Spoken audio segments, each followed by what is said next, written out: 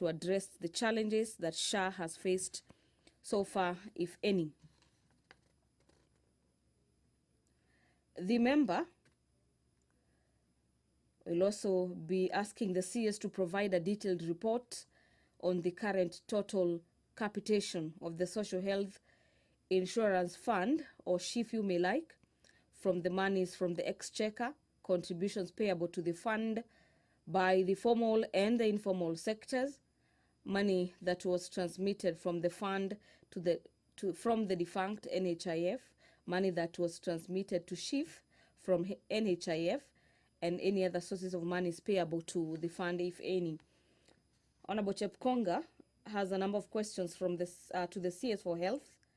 The member for Ainabkoi constituency wants Honorable Duale to provide the status of the primary healthcare PHC fund in relation to the facilities. This is Facilities Improvement Fund for the public health facilities.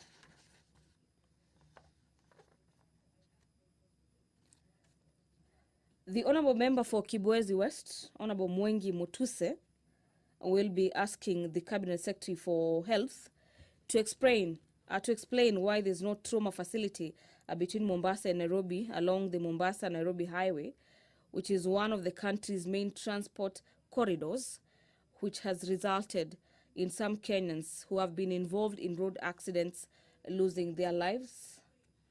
Away from the questions by Honorable Mutuse to the CS for Health,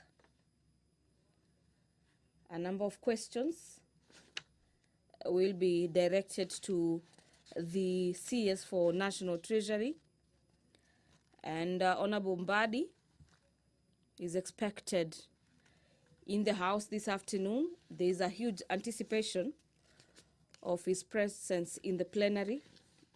The CS is supposed to answer questions and provide an update on the status of the disbursement of the funds under the National Government Constituencies Development Fund, NGCDF, for the financial year 2024-2025, being a matter that has raised concerns among members of Parliament, who for the better part of that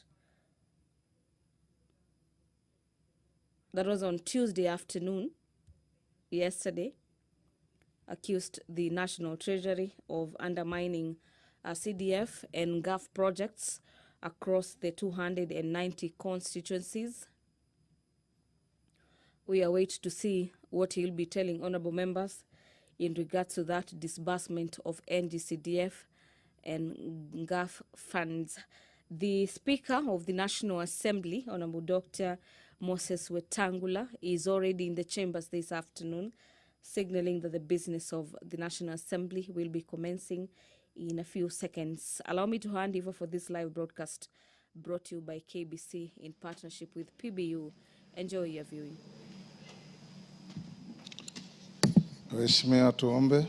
Ewe Mwenyezi Mungu ambaye kwa hekima na wema wako umetiwa nyadhifa za viongozi na mabunge kwa ustawi wa jamii na utawala wa haki wa wanadamu, tukusihi utazame kwa neema nyingi sisi watumishi wako ambao wameridhika kutuita ili tutekeleze shughuli muhimu za jamhuri yetu. Tukuomba uteremshie baraka zako zizi tuliokutanika hapa, na utujalie tuyatende na kufikiria mambo yote yatakayofikishwa mbele yetu kwa njia ya haki na uaminifu, ili utukufu na sifa zako siendelezwe, na ili kustawisha amani, ufanisi na heri ya nchi yetu na wale ambao hajasawa misikabidhi mikononi mwetu. Amen.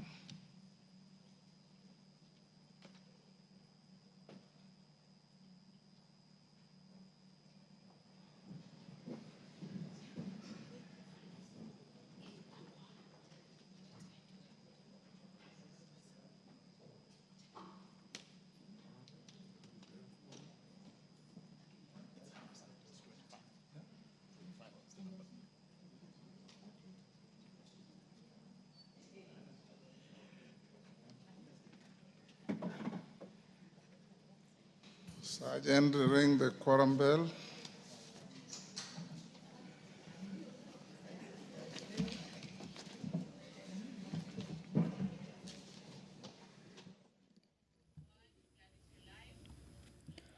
Five minutes, or about 5 minutes,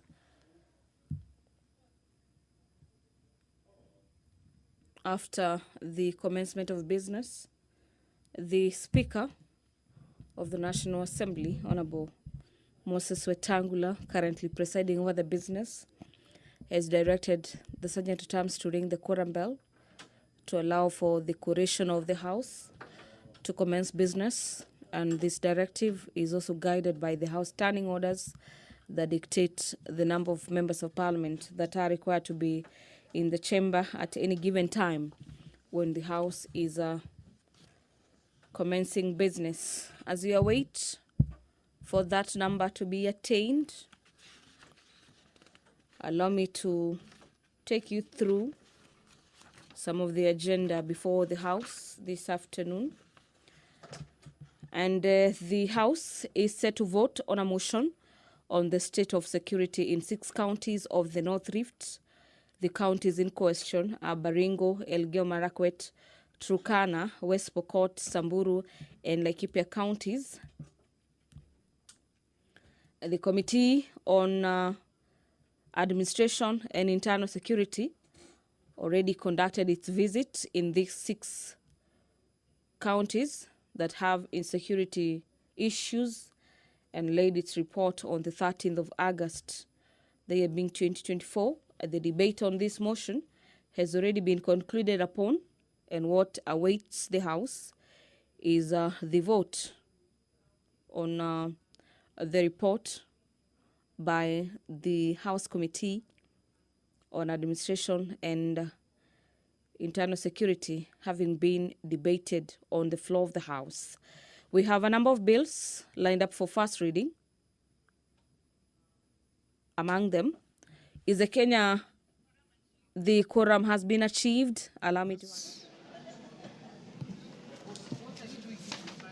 Clerk. Order number 1, administration of oath. Order number 2, communication from the chair. Order number 3, messages. Order number 4, petitions. Order number 5, papers. Majority Leader.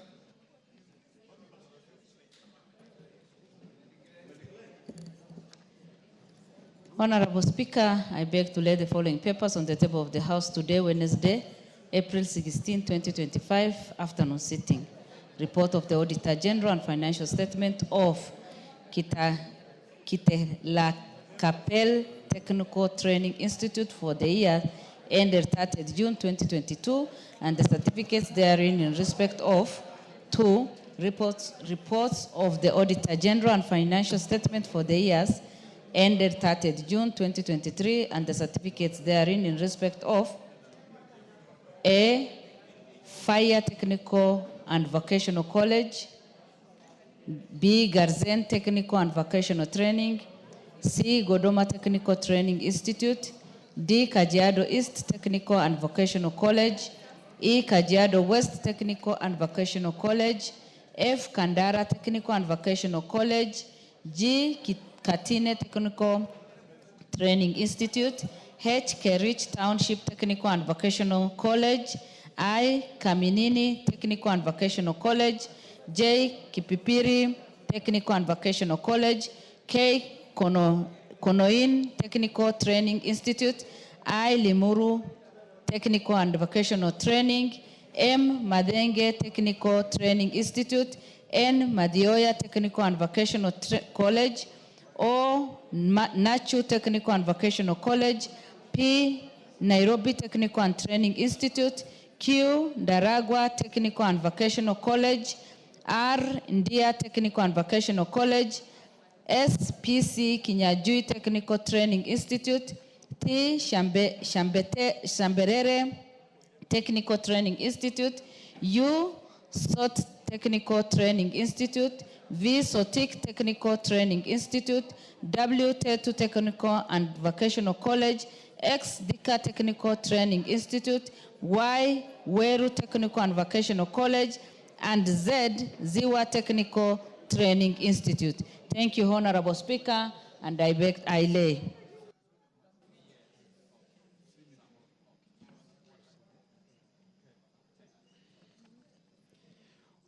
Order number 6, notices of motion. Order number 7, questions and statements. Honorable members, I will give 3 members at statement time, which is now. While I'll do that, as majority leader or whip, check and see if the Minister for Treasury is Minister for Treasury, National Treasury, is within the presence of Parliament. Let him not come in now, but let him be on standby. As soon as we finish the statements, we will then call him in. We'll have statements, one from John Kagusha. After John Kagusha, Wangare Mother, then close with a farewell statement from Honorable Ruku. He wants to say something to the House as he exits. So Kagusha, where is Kagusha? Wangare?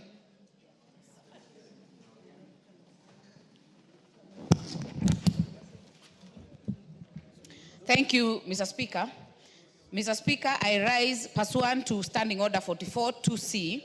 I rise to request a statement from the chairperson of the Committee on Finance regarding the measures being taken by the government in respect to its mandate of regulating and controlling gaming activities in Kenya, specifically the so-called aviator game of chance.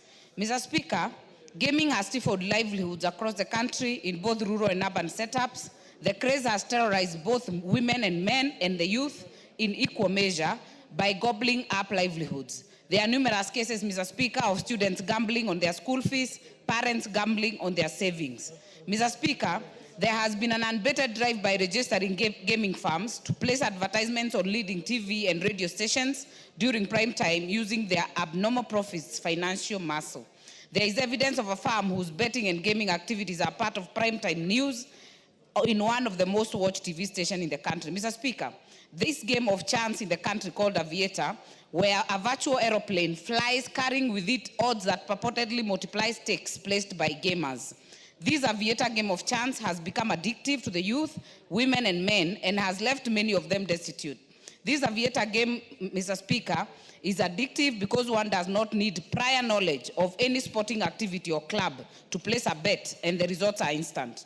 It is against this background, Mr. Speaker, that I request for a statement from the chairperson of the Finance Committee on the following. Number 1, what is the legal status of the registration of Aviator game of chance in Kenya? Number 2, how much revenue are we getting as a country from the taxes collected from betting and gaming activities in the country? Number 3, the statistics from the Department of Planning on how much Kenyans are spending per year on betting and gaming activities.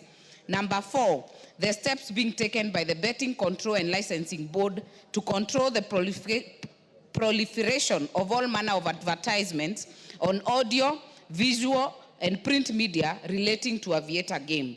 Number 5, table the criteria and regulations used by the Betting Control and Licensing Board to authorize and regulate the Aviator game of chance in the country.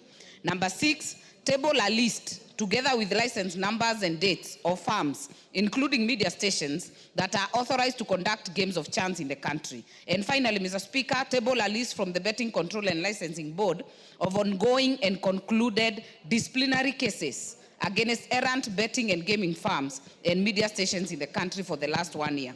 I thank you, Mr. Speaker. Thank you, Mother Wangari. Chairman Finance. Where is the Chairman Finance, Osoro? Tell the Chairman Finance to bring a statement response on Thursday.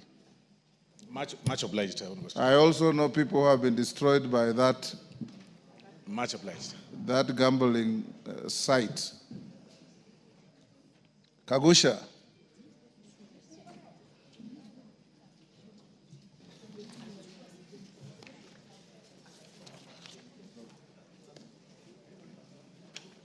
Thank you, Mr. Speaker. Mr. Speaker. I call you twice. You are not here. So the most decent thing to do is to apologize to the House Honorable, for not being here when we needed you. Honorable Speaker, I profusely apologize for not being here. Honorable Speaker,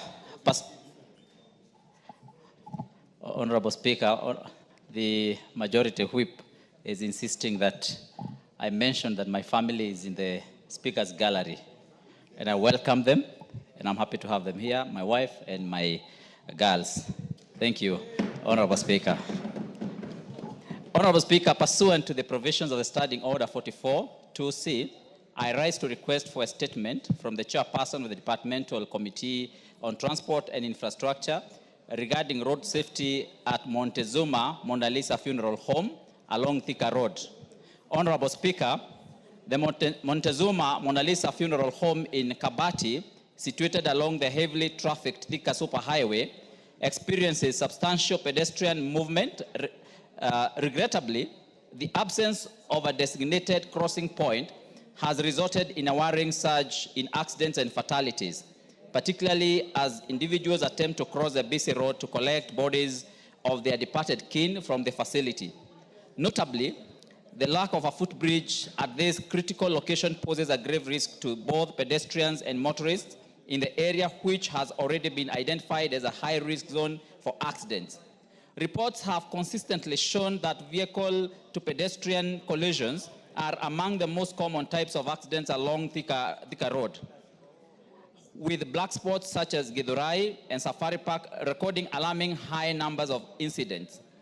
While efforts have been made to install footbridges along certain sections of the highway, the lack of a footbridge at Kabati area leaves pedestrians vulnerable to accidents. Honorable Speaker, it is against this background that I request for a statement from the chairperson of Departmental Committee on Transport and Infrastructure on the following. 1, a detailed report on the number of and nature of road accidents that have occurred in the Kabati area near Montezuma Mona Lisa Funeral Home along Thika Road over the last 6 months, including the contributing factors, and specific measures being put in place by the ministry to address road safety concerns near Montezuma Mona Lisa Funeral Home, Thika Road branch, including plans for the construction of a footbridge at the location to reduce pedestrian-related accidents, and the expected timeline for implementing these solutions. I thank you, Honorable Speaker.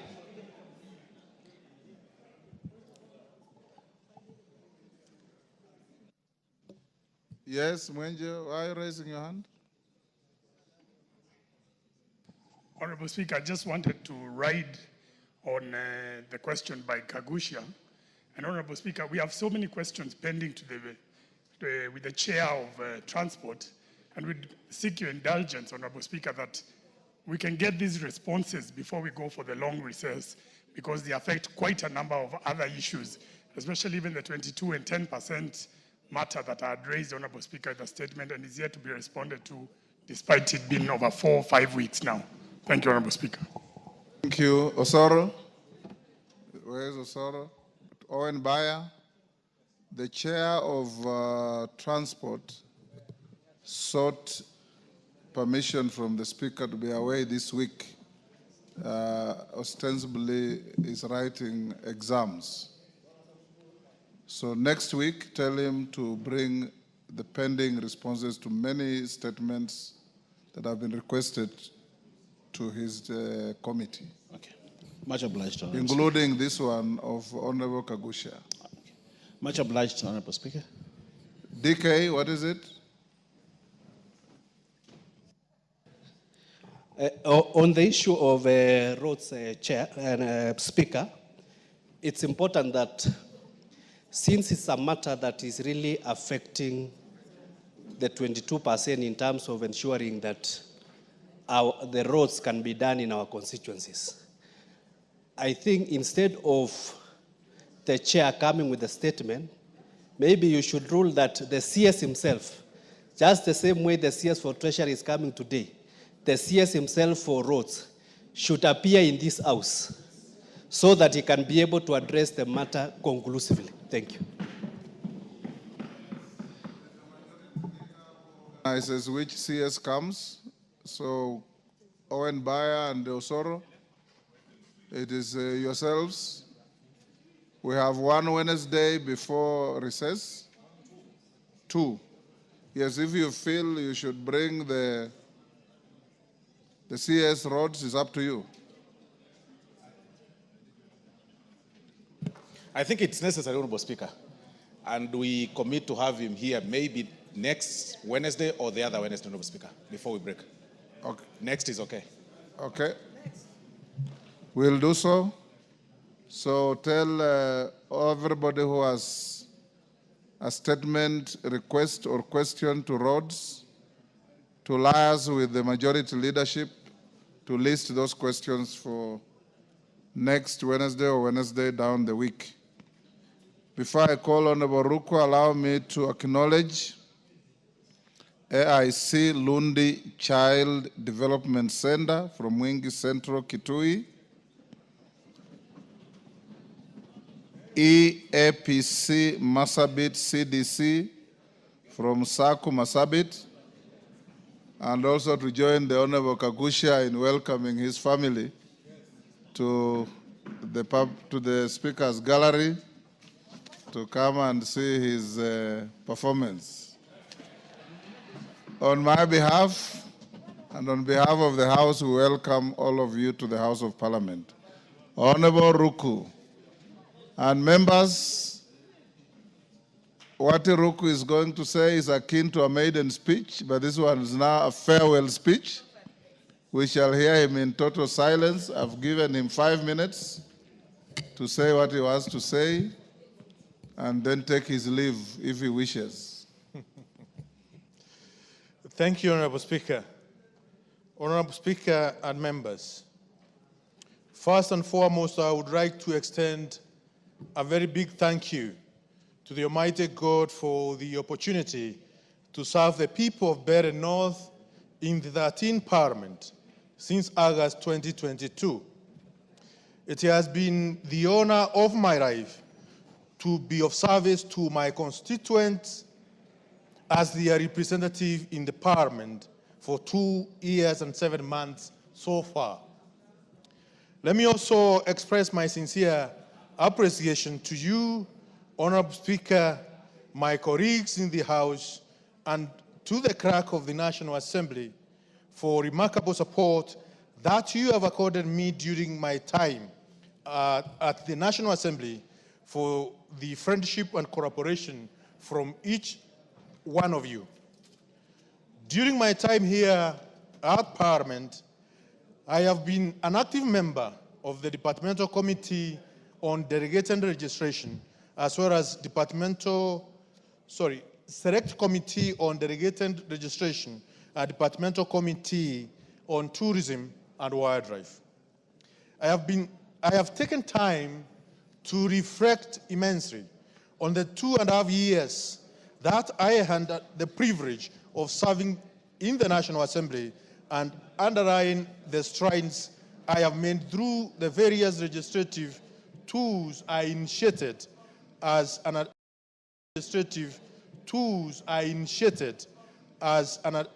undertaking of my constitutional mandate. In the regard to bills, as a first-time member of the National Assembly, I have been able to propose several bills that are in various stages of the legislative process, including the Anti-Corruption and Economic Crimes Amendment number 2 Bill of the National Assembly, number 40 of 2023, which sought to amend the Anti-Corruption and Economic Crimes Act number 3 of 2003 to remove the delays and undue criminalization of administrative action undertaken in the course of public procurement, which are as a result of frauds in the procurement laws. The bill sought to remove culpability, prescribes on persons in charge of administration, custody, management, receipt or use of any part of public revenue or property as administrative frauds, as this can be adequately addressed through other numerous existing provisions including the express provision in Article 2265 of the Constitution. Number 2, the Assembly and Demonstration Bill, National Assembly Bill number 28 of 2024, which sought to give effect to the provision of Article 37 of the Constitution, which provide for the right of a person to assemble, demonstrate, and present petition to the public authorities. Number 3, the Election Amendment Bill 2024, the Virtue Asset Bill 2024, the Data Protection Amendment Bill 2023, and Public Procurement and Asset Disposal Amendment Bill 2023, as well as Sustainable Development Bill 2024. I also tabled multiple motions in the period of my service. I proposed various motions seeking the resolution of the House on different critical national and regional matters, particularly motion on developmental policy and funding for junior secondary schools. This was aimed at addressing funding and policy gaps in junior secondary schools, inadequate infrastructure, shortfalls of technology in JSS, and which was adopted on 26 July 2023. The resolutions made by the House was to develop a comprehensive junior secondary school to ensure proper junior secondary school policy, to ensure proper establishment of the schools and also a clear implementation framework for the competency-based curriculum, and provide a funding plan for successive implementation of the curriculum. Honorable Speaker, I also had a motion on adoption of government-to-government model to acquire and supply fertilizer to farmers at a subsidized cost. Also, the motion on adoption of government-to-government agreement to facilitate local assembly of essential equipment for electricity connection. Motion number 4 on framework of government-to-government on importation and distribution of essential foodstuffs and goods, as well as adjournment motion on the new financing model for the universities, colleges, and technical institution students. Honorable Speaker, beyond registration and policy making, I sought accountability from an executive through 6 statements from chairpersons of various committees, namely 1, statement on payment of the last expense and death gratuity under the NHIF and Public Service Superannuation Scheme. This was in response to the plight faced by bereaved families, particularly the over 800 dependents of persons who died during the COVID-19 period, whom remain uncompensated despite being covered by these schemes. Number 2, statement on sale of Roundup in the country by Bayer East Africa Limited. Minister nominee, you have 2 minutes to finish. I expressed my concern over the continued sale of Roundup toxic herbicide in Kenya market, despite legal action and compensation in other jurisdictions. It still remains in Kenyan market. I question why the manufacturer was still permitted to sell the dangerous pesticide in the country. Number 3, statement on measures being taken to boost the manufacturing sector in the country. Number 4, statement on settlement of Gire Market squatters in Bere North constituency. Number 5, statement on tax incentives claimed by developers operating enterprise within the special economic zones. And number 6, statement on development of mass rapid transit corridors in Nairobi metropolitan area and the role of Nairobi Metropolitan Area Transport Authority. Honorable Speaker, as I continue to reflect on the role I have played in the House, I also wish to highlight the policy questions I asked to the Cabinet Secretaries, Constitutional Commissions, and independent offices. Public service in the area is an area that covers many facets, and being a representative of the people, I oversighted the area of agriculture, anti-corruption, and education, among others, as follows. 1. Question to the Minister of Agriculture and Livestock Development regarding the supply and distribution of subsidized fertilizer across the country in preparation of the planting season. Question 2, Ethics and Anti-Corruption Commission on the status of monies and properties recovered by Ethics and Corruption Commission under the Proceeds of Crime and Anti-Money Laundering Act. Number 3, question on the Ministry of Agriculture, Livestock and Development on the adverse effect of Roundup and Upside on the ecosystem on humans. How much of that statement is left? 2 minutes, Honorable Speaker. 2 minutes. 1 page remaining. You better finish, okay. Number 4, Honorable Speaker. Give him the mic. Number 4, Honorable Speaker, question on Teacher Service Commission on the inclusivity and recruitment procedures and affirmative action, safeguards to teachers from marginalized groups. Number 5, question to the Public Service Commission on action taken to mainstream marginalized groups and communities in the public service in line with Article 232 of the Constitution and the public service values and principles. Honorable Speaker, I'm fully convinced and confident that the role I have been nominated to in the executive to be an extension of the work I have begun here in Parliament. As a registrar, I was guided by the call to be faithful and diligent in the service to the people. As a Cabinet Secretary for Public Service, Human Capital Development, and Special Programs, the same oath will continue, only on the broader scale and with even more greater responsibility. I am reminded of the ones in the Gospel of St. Luke, chapter 12, verses 48. To whom much is given, from him much will be required, and to whom much has been committed, of him they will ask much more. Honorable Speaker, I am proud to have faithfully represented the people of Berry North and have contributed to legislative agenda and reparations whose impact will endure beyond my time here. Indeed, should my nomination be approved, which has been approved. Yes, your nomination has been approved. Indeed,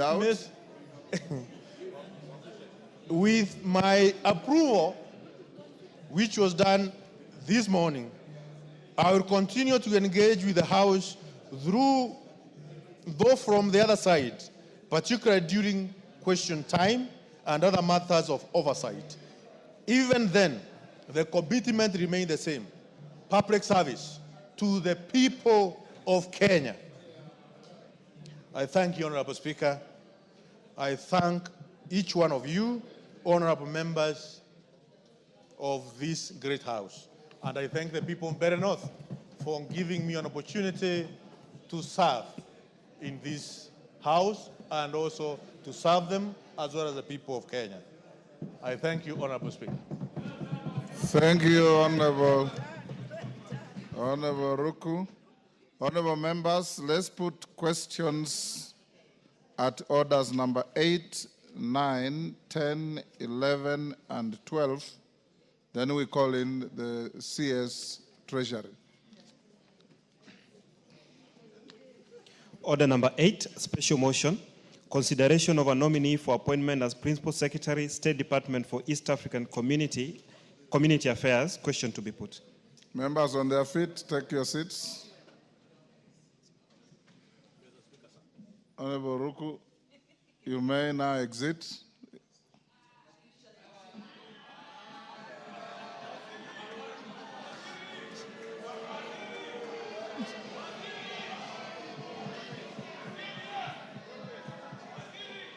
Order, Honorable Ruku.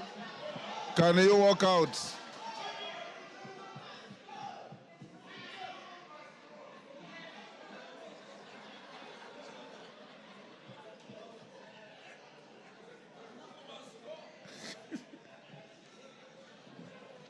Order.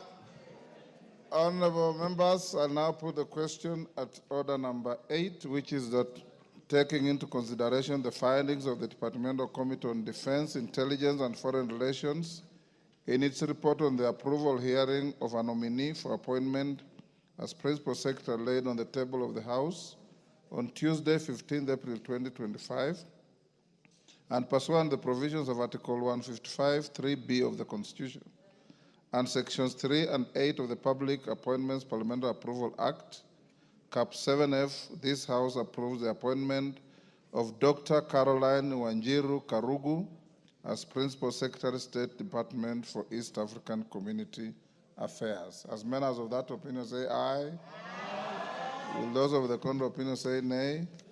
The ayes have it. Order number 9, special motion.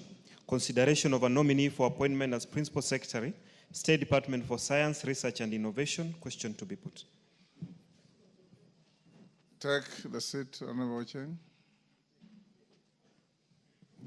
Honorable members, I now put the question at order number 9, which is that taking into consideration the findings of the Departmental Committee on Education in its report on the approval hearing of a nominee for appointment as Principal Secretary laid on the table of the House on Tuesday, 15th April 2025, and pursuant to the provisions of Article 155, 3B of the Constitution, and Sections 3 and 8 of the Public Appointments Parliamentary Approval Act, Cap 7F, this House approves the appointment of Professor Abdul Razak Shaukat as Principal Secretary, State Department for Science, Research and Innovation.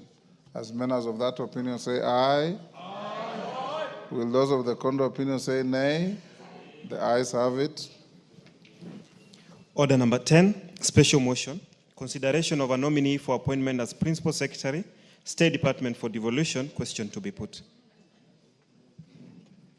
Honorable members, I now put the question at order number 10, which is that taking into consideration the findings of the Departmental Committee on Regional Development in its report on the approval hearing of a nominee for appointment as Principal Secretary laid on the table of the House on Tuesday, 15th April 2025, and pursuant to the provisions of Article 155, 3B of the Constitution, and Section 3 and 8 of the Public Appointments Parliamentary Approval Act, Cap 7F, this House approves the appointment of Mr. Michael Loakiamnu Lenasalon as Principal Secretary, State Department for Devolution.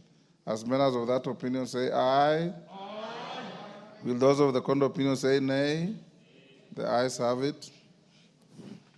Order number 11, special motion.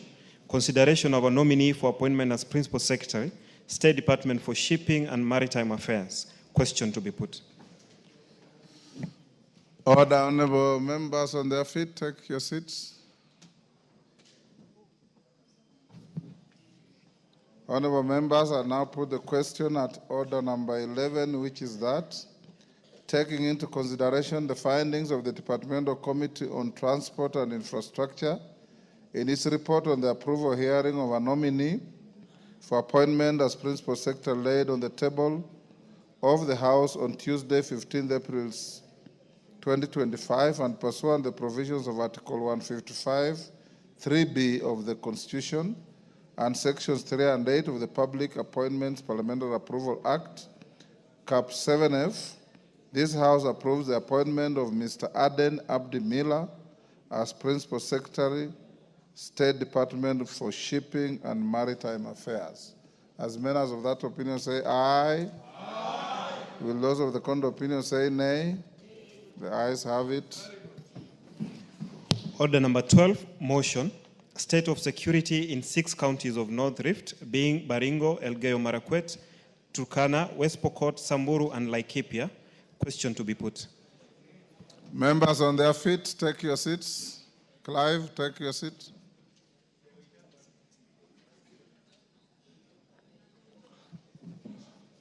Honorable members, I'll now put the question at order number 12, which is that this House adopts the report of the Departmental Committee on Administration and Internal Security on the inquiry into the state of security in 6 counties of North Rift of Baringo, Elgeyo Marakwet, Turkana, West Pokot, Samburu, and Laikipia, declared as disturbed, laid on the table of the House on Tuesday, 13th August 2024.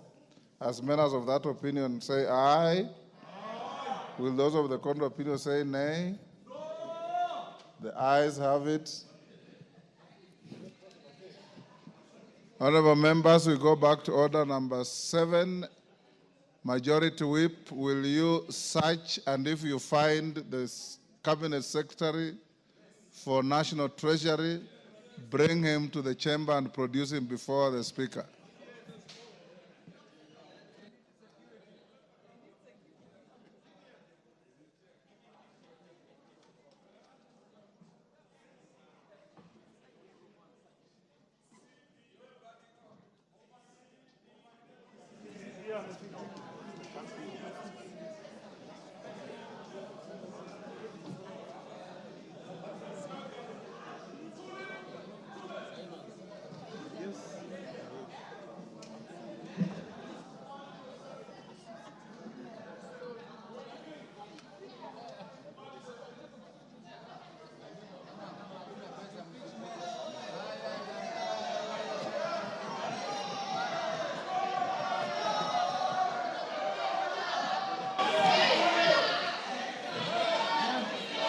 Order.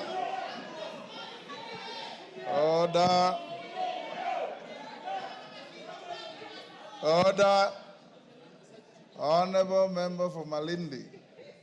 Where I come from, I'm an African man. Women don't shout at men.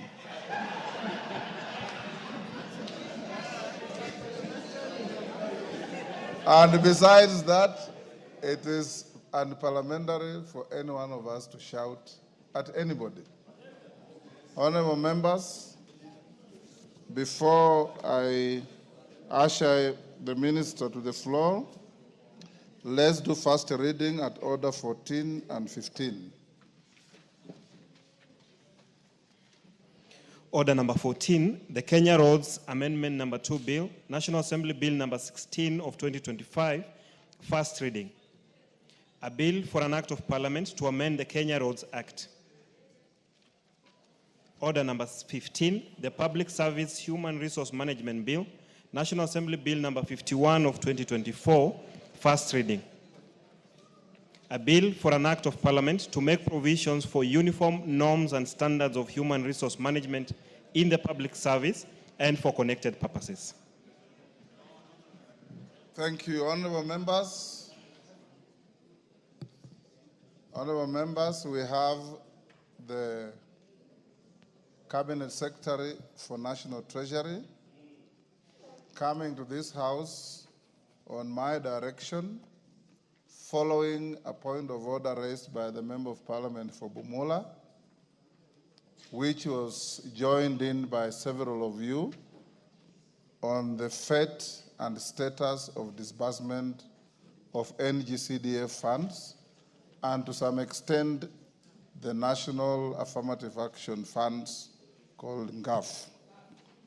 But the front banner is CDF.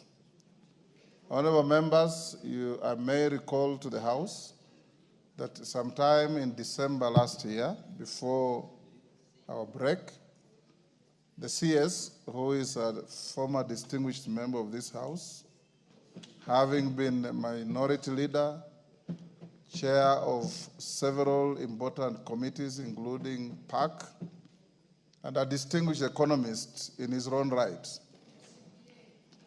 came to the Speaker's office and gave me a breakdown on how he's going to disburse CDF, and I allowed him for that.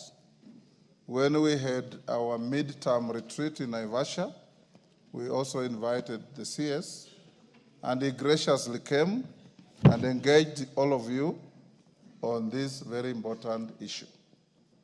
Today, Honorable Minister, you are here, and I'll give the House 30 minutes to deal with this issue, to give a full, candid statement on the status of disbursement of these funds and the future conduct on how these funds will be disbursed to constituencies. These funds, members, are not your funds. They are funds of the people of Kenya. And when they go to the constituencies, they serve the people of Kenya. And this is one of the most revolutionary, devolved function that we have ever had in this country. We will therefore, and I want to encourage you members, hear the minister's statement in absolute silence. Once he finishes, I will allow the member who raised the point of order, the first bite, and then allow a few members to ask clarifications or questions. And once we finish and we are satisfied, we'll let the minister go back to his office. Minister, welcome, and you can now take the podium.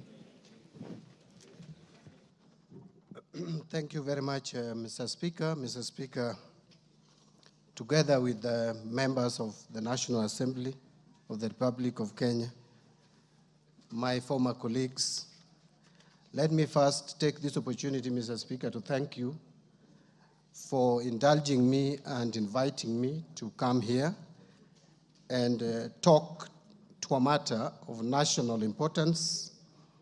And I want to agree with you, Mr. Speaker, that National Government Constituency Development Fund has been a revolutionary fund in this country.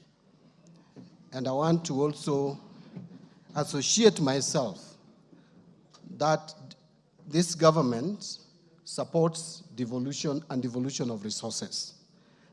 Devolution not in the sense of just county governments, but devolution of resources. And CDF, there cannot be any other better fund that is well devolved than, yes, you can use different terminology, decentralized, devolved, but the fact is that money goes to the grassroots. And so I still remain committed to devolution of resources and support to the National Government Constituency Development Fund and the National Government Affirmative Action Fund. Having said that, Mr. Speaker, at the policy level, I want to reiterate that we have a strategy on how to release exchequer, especially on devolved resources. Mr. Speaker, being a former member of this parliament, and it is not long ago that I was here, and I've been here for 17 years, and appreciating the role that CDF plays in our economic development and a support to various social aspects of the society, including supporting education of our children, I voluntarily came to your office without any invitation on a date I can't remember in December to discuss with you the challenges of the release of funds to the national government. It was on 5th December. It was on 5th December. Thank you, Mr. Speaker. And so when I came, we discussed, and I clearly took notes that we have not been able, or we were not able at that time to release constituency development funds to the constituencies as should be done. So I proposed a schedule on how the funds were going to be released. And so, Mr. Speaker, I just want to discuss with the members what has happened in terms of the release of these funds before I explain the challenges that probably we have encountered. First, Mr. Speaker, when I came, and this House will remember that there was carryover of CDF from the last financial year, money that was not disbursed, money that was appropriated to the National Government Constituency Development Fund, but was not disbursed. So for the 23-24 financial year, out of the total 57,931,500,000, only 44.4 billion was disbursed. That left us with a gap, a carryover of 13.531 billion. That was then added to the appropriation for 2024-2025 to give, which was 54,732,927,680. That gave us a figure of 68.233 billion for now, 24-25, to be paid or disbursed. Mr. Speaker, by the time I came to your office, out of this money, only an amount of 13.5 billion had been disbursed. So in the month of September, on 24th of September, we paid 5.5 billion. The following day, on 26th, 300 million was disbursed. That same September, we disbursed another 2 billion.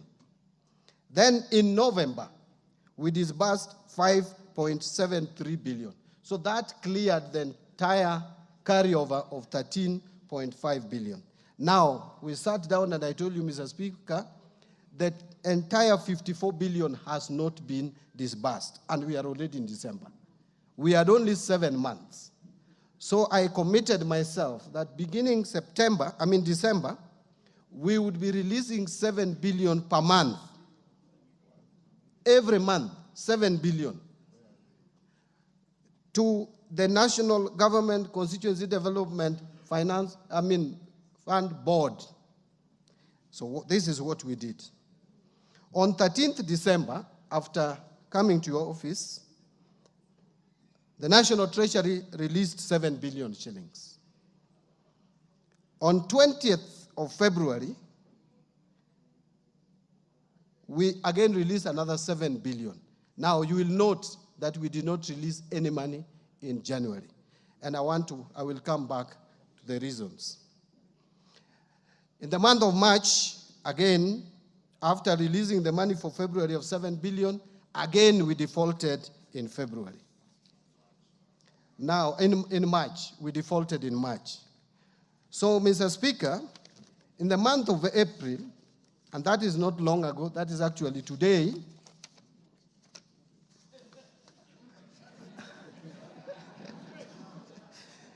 yeah, that is today. What I may not have here is the time, but I have evidence that we released another 7 billion shillings. Now, Mr. Speaker, this amount of 7 billion is to the National Government Constituency Development Fund. But then, for the National Government Affirmative Action, let me just touch on it. The budget was initially 3.2 billion. That was reduced to 2.7 billion after the supplementary budget. We had already released 1.6 billion.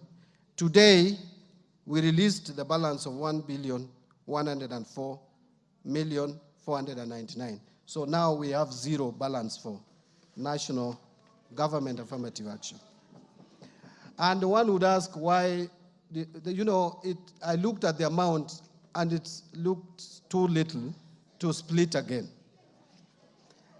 Now, let me come back to the National Government Constituency Development Fund.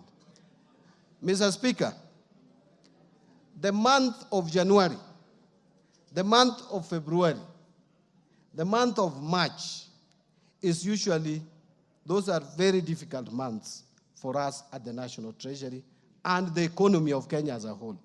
I want to explain to my colleagues that these are the months. First, you must pay capitation to schools in the first term.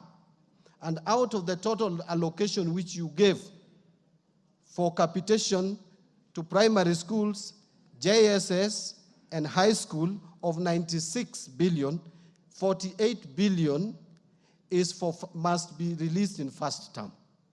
And that we did in total. We released 48 billion. Now, this second term, we will have to release another 14 billion, and then third term, another 14 billion to complete, 24 billion, another 24 billion. The same month of January, Mr. Speaker, this is the time that you pay most of the loans, especially the loans which we took bilateral loan, we took from China to pay for SGR. This is the month that we paid on 16th of January, 10.6 billion for foreign payments. The same January 17th, we paid another 59 billion. I want to jump other small amounts and indicate the same January on 24th, we paid 3 billion. The same January on 21st, we paid 1.1 billion. So if you add the total amount that we paid for loans in January alone is 75 billion. You pay 75 billion and you pay salary of 80 billion. Our salary wage bill has moved from 75 billion, the way it was in December, to 80 billion per month in January. Why? One, we onboarded JSS teachers at enhanced salaries. Omboko Mlemba, Honorable, with his team, agitated for salary increment, which they deserve, and they got it. We also had to adjust the salary of our disciplined forces. We also had to adjust the salary of lecturers who are in the streets with 4.3 billion. Now, that has pushed our salary figures to 80. Now, 80 added to 75, that is already 150 billion. I will tell you, you have not released any money to counties, and you have not released any money to CDF, and you have not released any money for any operations. Now, that tells you that the commitment we have in January is that high. In February, again, the story is the same. And I will tell you that in the month of February, we had a T-bill redemption, treasury bond, not bill, redemption of 51 billion. And redemption is redemption. You pay, it's not rollover. The month of April today, we have on 7th paid a treasury bond of 90 billion, 90.99 billion 100. So what am I saying in short? What I'm saying in short is that, honorable members, is not that National Treasury does not want to honor commitments that I make to this House. But sometimes you have to balance the needs that come before you. We all know that we had to struggle after the Gen Z's agitation. This economy was shut for almost 2 months. That affected revenue collection. But worse still is that external finances, we have not been able to receive external finances until now. Fortunately, now the doors are opening for external resources. Actually, when I gave this commitment in December, I was very sure that we were going to get external resources by February, March. Unfortunately, that has delayed. And let me just give you some examples. One, on IMF program, you know the 7th and 8th review delayed. 7th review was supposed to come in March. It didn't happen last year. May, it didn't happen. July, that didn't happen. September, it didn't happen. It happened in November, and that is the time we combined 7th and 8th review and got payment from IMF. After that, to prepare for the 9th review, it was not practical for us. So we mutually agreed to let go the 9th review and start another program. So the money that we were to get from IMF of 764 million US dollars, which is almost 100 billion shillings, that one is not coming. So we had to adjust. Now the World Bank disbursement of 600 million is coming in June. Why? Because you remember this House and the Senate delayed in a way, but we thank you for now finally passing the conflict of interest bill, which was a condition. World Bank could not give us money until that bill was passed. That bill has just been passed, and we thank you for it, but now it is unlocking. Today I was with the World Bank representative. It's unlocking 600 million to us. Another amount that has not come is the African Development Bank loan of 265 million US dollars. That, again, fortunately, is coming in a week's time. All the conditions precedent have been realized. So, and this year, financial year, I want to tell you here today and report that we have not made any commercial loan borrowing. We have not borrowed any money commercially. The money that we borrowed was to manage a liability. So it was like we used a Eurobond to pay off Eurobond, which is coming in 2027. And we did that because we want to be proactive. We don't want to work like we worked before, which put us in problems. Now we have paid Eurobond that is due in 2027 because we realized if we delayed it, it was going to cause shocks in our economy. So we have not borrowed any money. We have only borrowed money locally in the domestic market and within the framework, and that is why you can see the interest rates today. 1 year ago, the 91-day Treasury bill was selling at 16%. Today, it is 8.5% because of being careful, borrowing, with caution that we don't just go to the market. So let me come back to the issue of NGCDF. Honorable members, we have 2 months that we have defaulted now. If you take, and by the way, Mr. Speaker, this I can table so that I can demonstrate, because I think my credibility went down a bit. So I can hear a lot, but so this is evidence that we have transferred 7 billion. So this is my commitment. My commitment is that, and by the way, we also have other very pressing demands on Exchequer. One of them is also the transfers to counties. Counties also we have not paid February, March. I want to assume I didn't hear that. But then I want to give a commitment again, because you can see that we have the intention to make sure that there is money released to NGCDF. I want to give a commitment that in the course of this April, we will give again another 7 billion. So that I am in this month, so that I cannot promise next week, because next week we are paying salaries.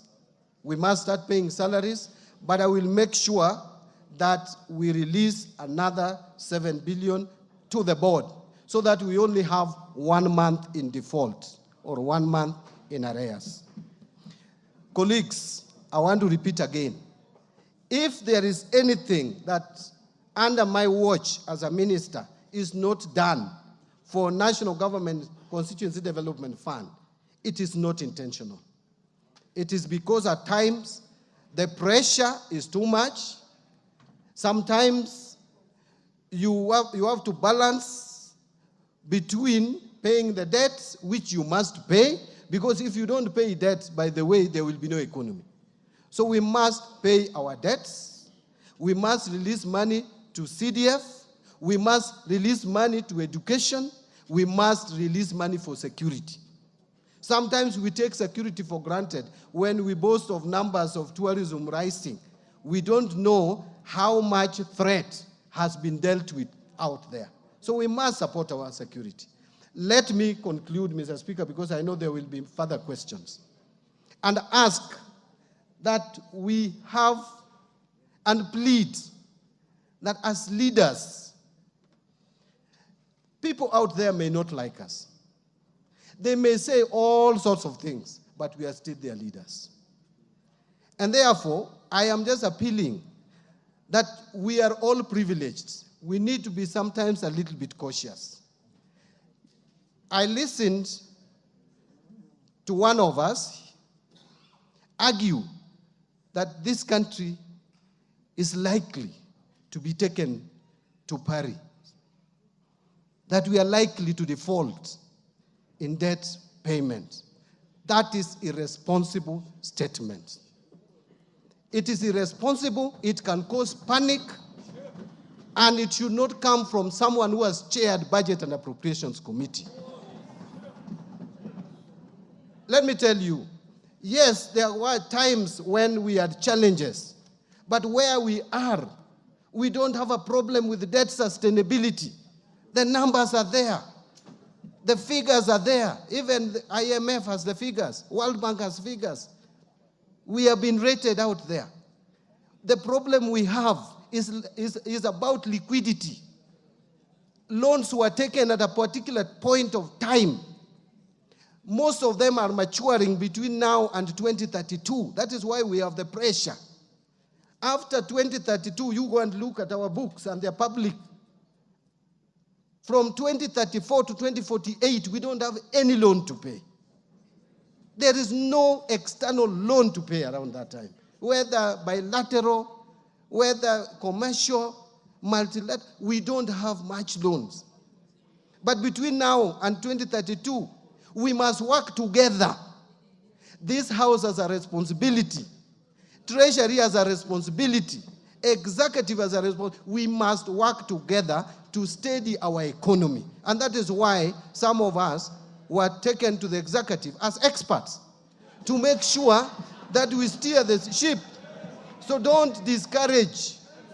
This process will continue. I am committed to it. There is no time we will default in our loan repayment. This country is strong economically. It is the strongest economy in the region. So let nobody scare people that Kenya is going to default. We may be struggling.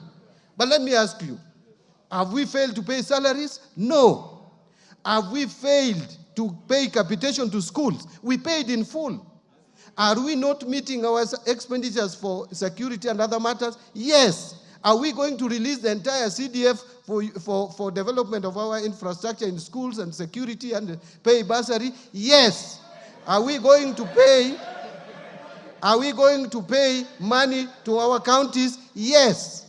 And by the way, let me ask. I have been in this house with you, and I used to sit there. That is my corner. I hope you reserve it for me. I will come back there maybe one time. This is not the first time we have had a delay. In fact, if you look at last financial year, it was worse. The last financial year was worse. And I'm committing to you, you will not have problems. I know there is bursary issues. We have released the 7 billion. I want to try release another 7 billion before schools open end of this month, so that you sort out the bursary and make sure that the balance we don't carry over to 2025, 2026. That is what I'm working on. Thank you very much, Mr. Speaker. I know I took longer than I should have taken, but now I can allow my colleagues, and I can take my water if you give me a bottle of water. Thank you very much. Order, honorable members. Order. Order, honorable members. Honorable members. The document provided by the minister, which I find authentic, indicates that today, for NGAF, an amount of 1,104,499,800 was released to the State Department for Gender. That is the route through which that money is ordinarily paid. And an amount of 7 billion was released to the State Department for Economic Planning. That is the route through which CDF is paid on its way to the board. The minister has also told you, and we will hold him to it, that before the close of the month, we have only 12 days to go, or thereabouts. He will pay another 7 billion.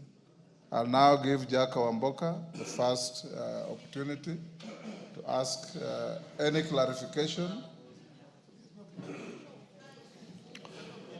Honorable Speaker, I want you to protect me from the Deputy Speaker. Honorable Speaker, I appreciate the Minister, one, for coming, and someone is distracting the Minister because the Minister should be listening to this. And first, two things, that we've been patient with the Minister with the things he has been saying. One, because he's a ranking member, former ranking member of this House. We would not have been tolerant, perhaps, if you didn't have those decorations with you. Two, I also must declare that the Minister is my very good personal friend, and we have many things we dream about together for future. Mr. Speaker, a lot of the things the Minister has said is what the Minister said in Naivasha. A lot of them. And Honorable Mbadi, we respect you. When you went to the Treasury as an expert, with Mbadinomics, we expected you, by the time you are giving commitment to this House, you are sure about the things you are saying. You have put our Speaker not in very good light. You are lucky that we also trust our Speaker and we love him so much, because you have been using him as a shield. It does not make sense, Honorable Mbadi, my good friend, to say you gave the Speaker a plan on how you are going to disburse these monies, then later on you are bringing in the issues of disbursements of capitation. The Mbadi, I know, you should have foreseen that. You are an expert. By the time you are giving that commitment, Honorable Mbadi, those are things that would have been on your fingertips, Mheshimiwa Mbadi, with due respect. And before even I continue, what we are expecting from you today is 21 billion. The bare minimum and take home, as we speak, is 21 billion. All these other things you are saying, capitation, county money, it is your responsibility as government to send these monies. The year is coming to an end. Mheshimiwa Mbadi, please do that is needful to our people, and don't bring a lot of issues, Honorable Speaker. Lastly, Mheshimiwa Mbadi, a lot of college and university students, most of them missed exams because we did not facilitate their bursaries. They will be forced to defer a whole year. A whole year. So how are you going to restitute that? That these students have been deferred and they continue now to live the way they live. So, Honorable Speaker, our bare minimum, don't talk of 2032, 2048, because loans will still be taken by those governments that are coming, we don't know.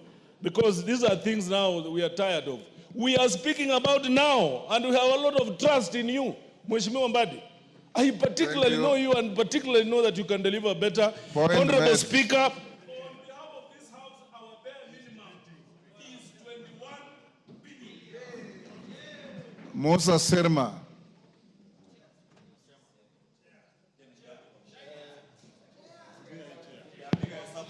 Thank you, Chair. Thank you, Mr. Speaker, for the opportunity you have given me. First and foremost is to thank you for bringing the CS Treasury here through your initiative and also the demand by members. Mr. Speaker, the amount of 7 billion translates into 23 million per constituency. And the balance which we had been given before, that is 14 billion, shows that every constituency has an average of 46 million. The average amount of bursary to be given by the members at the 40% of what is in the Act, Mr. Speaker, 75. Comes between 70 million and 80 million. Yes. And yet, with this 7, we shall just be about 60. So, Mr. Speaker, we would have liked to release the children who are going to school when these bursaries have come up. So, Waziri, we need you to make up on that amount before even we move out of, by getting that 7 billion. Honorable members, I'm giving you an opportunity to seek clarification or ask a question to the minister. Yes. Not to engage in debate. I am giving information, Mr. Speaker, as it is, because I have to translate the figures which we have been given by Waziri into actuals and what it means to the members of parliament and also the public outside. Mr. Speaker, we would like to ask the minister to be able, can he be able to sort out this bursary issue first before we even go for any development, so that the members are able to walk free in their constituencies and be able to do development for the Kenyans there. Thank you, Mr. Speaker. Zamzam. Asante sana Mheshimiwa Spika. Kwanza nimpongeze waziri kwa kuweza kuja katika bunge hili kutupa uwazi wa mambo ya maendeleo mashinani. Mheshimiwa Spika, mimi nataka nikuulize waziri, pesa ya ngafu 3 billion ni pesa kidogo sana. Sasa hata kwa udogo wake, uchache wake, sisi tulikuwa tumeambiwa na rais kuwa atakuja kutuongezea. Tunatamaushwa sana, kwa nini umepunguza milioni 500? Utupe sababu kwa nini umepunguza, zimeenda kwa nani, na kwa nini umeangalia ngafu peke yake wala si pesa zingine. Asante sana Mheshimiwa Spika. Yes, Bowen.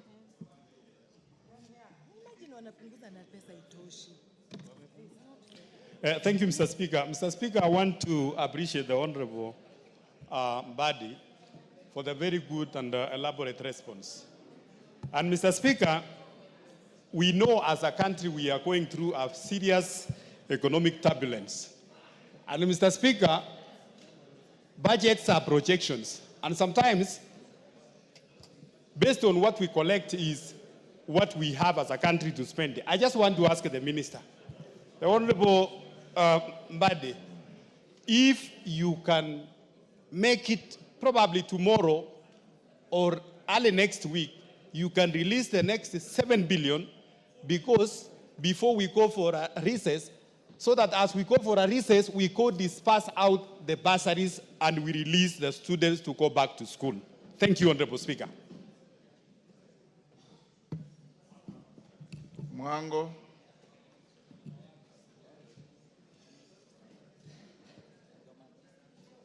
Thank you, Mr. Speaker, for giving me a chance to weigh in on this issue. And for me, I want to seek clarity from the CS, Mr. Mbadi, on the exact date that we are going to put this money in our accounts, because for planning purposes, we need to get clear dates and we need your commitment. And then there was a question that was asked on further commitment on how these funds will always be dispersed to our constituencies. Thank you. Mwango. Maklap. Thank you, Mr. Speaker. Mr. Speaker, I want to get clarification from the Minister. One, our constituency that has 3 wards. How much will it be when you break down the 7 billion, 4 wards, 5 wards, 6 and 7 wards? Because, Mr. Speaker, we need to know the exact breakdown of that money that will be able to justify. Two, Mr. Speaker, from the analysis of the Minister, Mr. Speaker, from the analysis of the Minister, he has said in January, February, there is a lot of loans. Why don't we exhaust all the money of CDF between the first quarter of the financial year so that we can't go to those months where there is issues of loans in the country, Mr. Speaker. So, Mr. Speaker, God willing, remain the Minister of Finance, but release all the money within the first quarter of the financial year so that children of Kenya cannot lynch members of parliament for non-release of funds, especially for bursaries, Mr. Speaker. And finally, Mr. Speaker, I can also confirm, I sit in Committee of Debt, that the World Bank report, the IMF and the World Bank report scored Kenya out of 34 conditions, 22 conditions Kenyan government was able to succeed, translating to 64.5%. It means we are in good books. Therefore, Mr. Speaker, the minister should be able to finance TCDF once and for all, and we are done. Kisairo. Thank you, Honorable Speaker. As one member said, actually, we listened to the Honorable CS, courtesy of him having been our colleague, and we accorded him that respect. Honorable Speaker, in February, the CS was categorical that he was going to send 2 tranches of 7 billion in the month of February, and from that month, it was be 7 billion monthly up to the time he completes sending the amount for this financial year. Honorable Speaker, the CS has now said in February he sent 7 billion. Today, he has sent another 7 billion, which has not reached the board, so we cannot count it. And he's saying, after sending another 7 billion at the end of this month, that he will be in default or he'll be behind by 1 month. What happened, or which calculation is he using? Because if he could have sent twice in February, once in March, which he only did once, skipped the second one, skipped March, we are in April, how can he be 1 month behind at the end of this month? He will be 3 months behind. CS, what we want is 21 billion before the end of this month, if not today, and the rest to be cleared by the end of next month. Otherwise, this is just going to be in circles. This is another promise, and we are not going to achieve anything. It is the members of parliament who are being hogwashed out there in the constituencies. Honorable Speaker, let the CS give us a clear roadmap. What he has given us is speculation. Thank you. Mary Masse. Thank you, Honorable Speaker. First, I want to appreciate the CS for at least doing something today. But, Honorable CS, you have said that the passing of the bills has unlocked external financing or funding. So in another week or 2, you will have enough resources. I want to propose that you clear with CDF. Honorable Speaker, our problem is not only bursaries. In my constituency and in many of these members' constituencies, we still have our students, the grade 9s, learning under trees. I do not have enough classrooms. So we need the money to be able to construct those classrooms and all the other development projects. Thank you. Let us have the money before the end of this financial year, for this financial year. Thank you, Honorable Speaker. Farah Mali. Mr. Speaker, I do understand that collections of revenue in the country itself is a very tricky thing. And any Minister for Finance will always be on a serious balancing act. There's so many competing priorities that essentially everybody is asking for something, but the Minister is in a very difficult situation.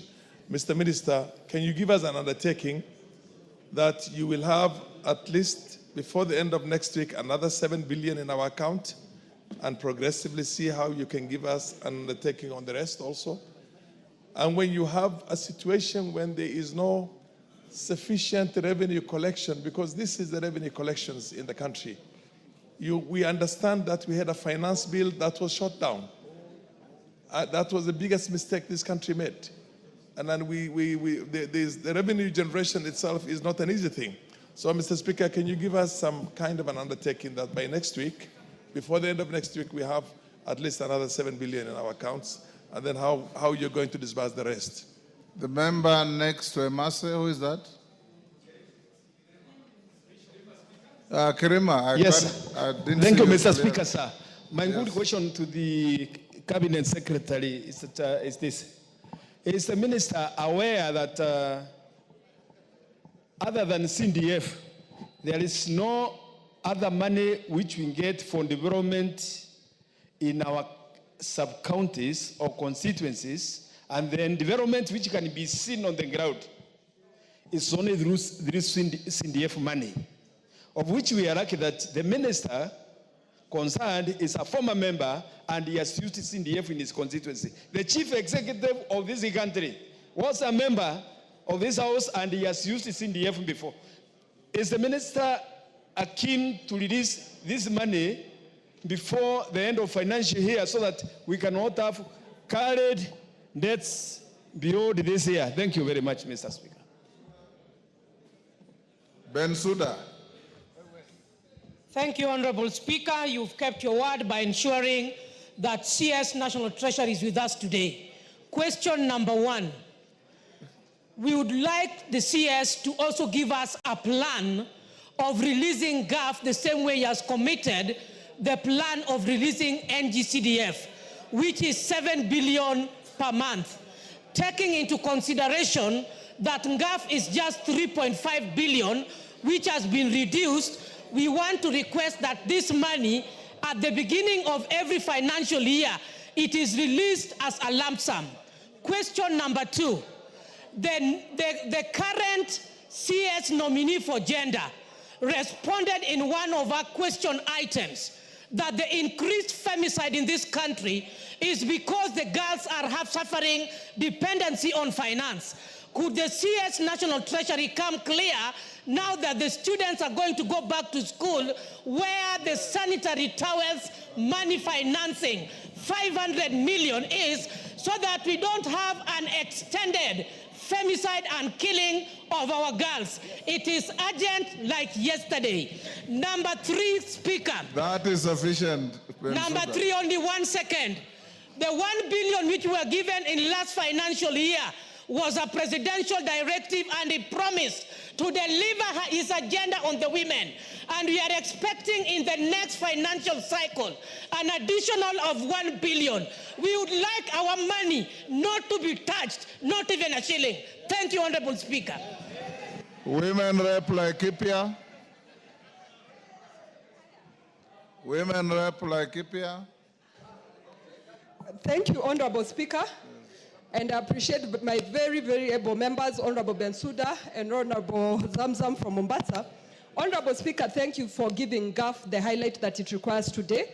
Because, Honorable Speaker, this is a fund that in the last 1 year took care of 50,000 children.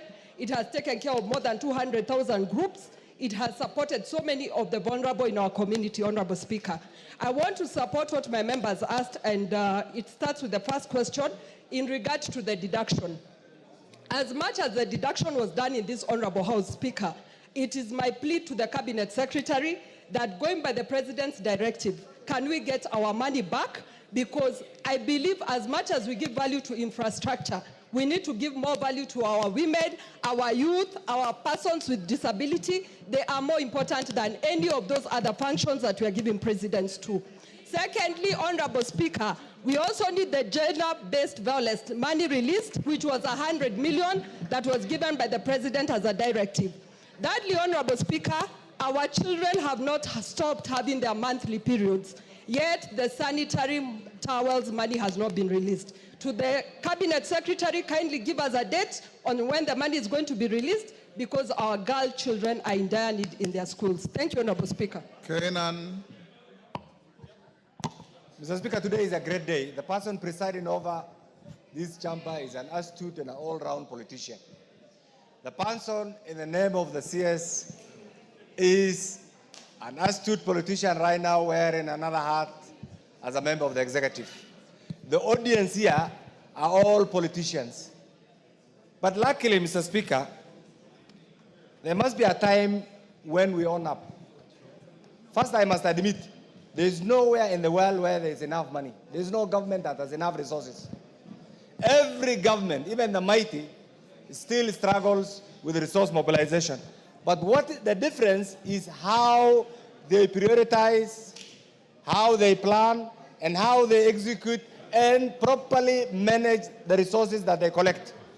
Mr. Speaker, as among the members of parliament, having been around here, I have been reluctant to participate in the launching of my bursary fund.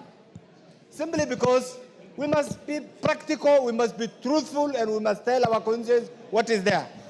We appreciate you, Waziri, because the alternative will have been to print fake money. The alternative will have been to mint fake money that the economy cannot accommodate. And therefore, we're in a stage where we must live with what we have.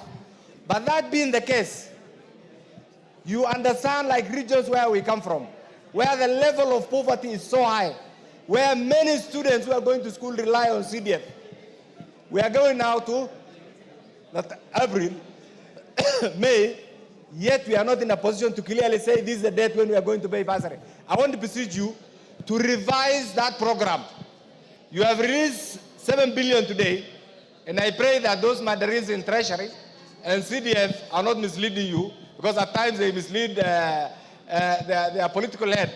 Can you release, because members, you know the timing, we have been around here. Go on. The check, the letter is dated today, and I'm a realist. I hope that letter was not meant just to give you a public PR face before you appear here, because the person we are going to hold accountable is none other than the Honorable Mbadi.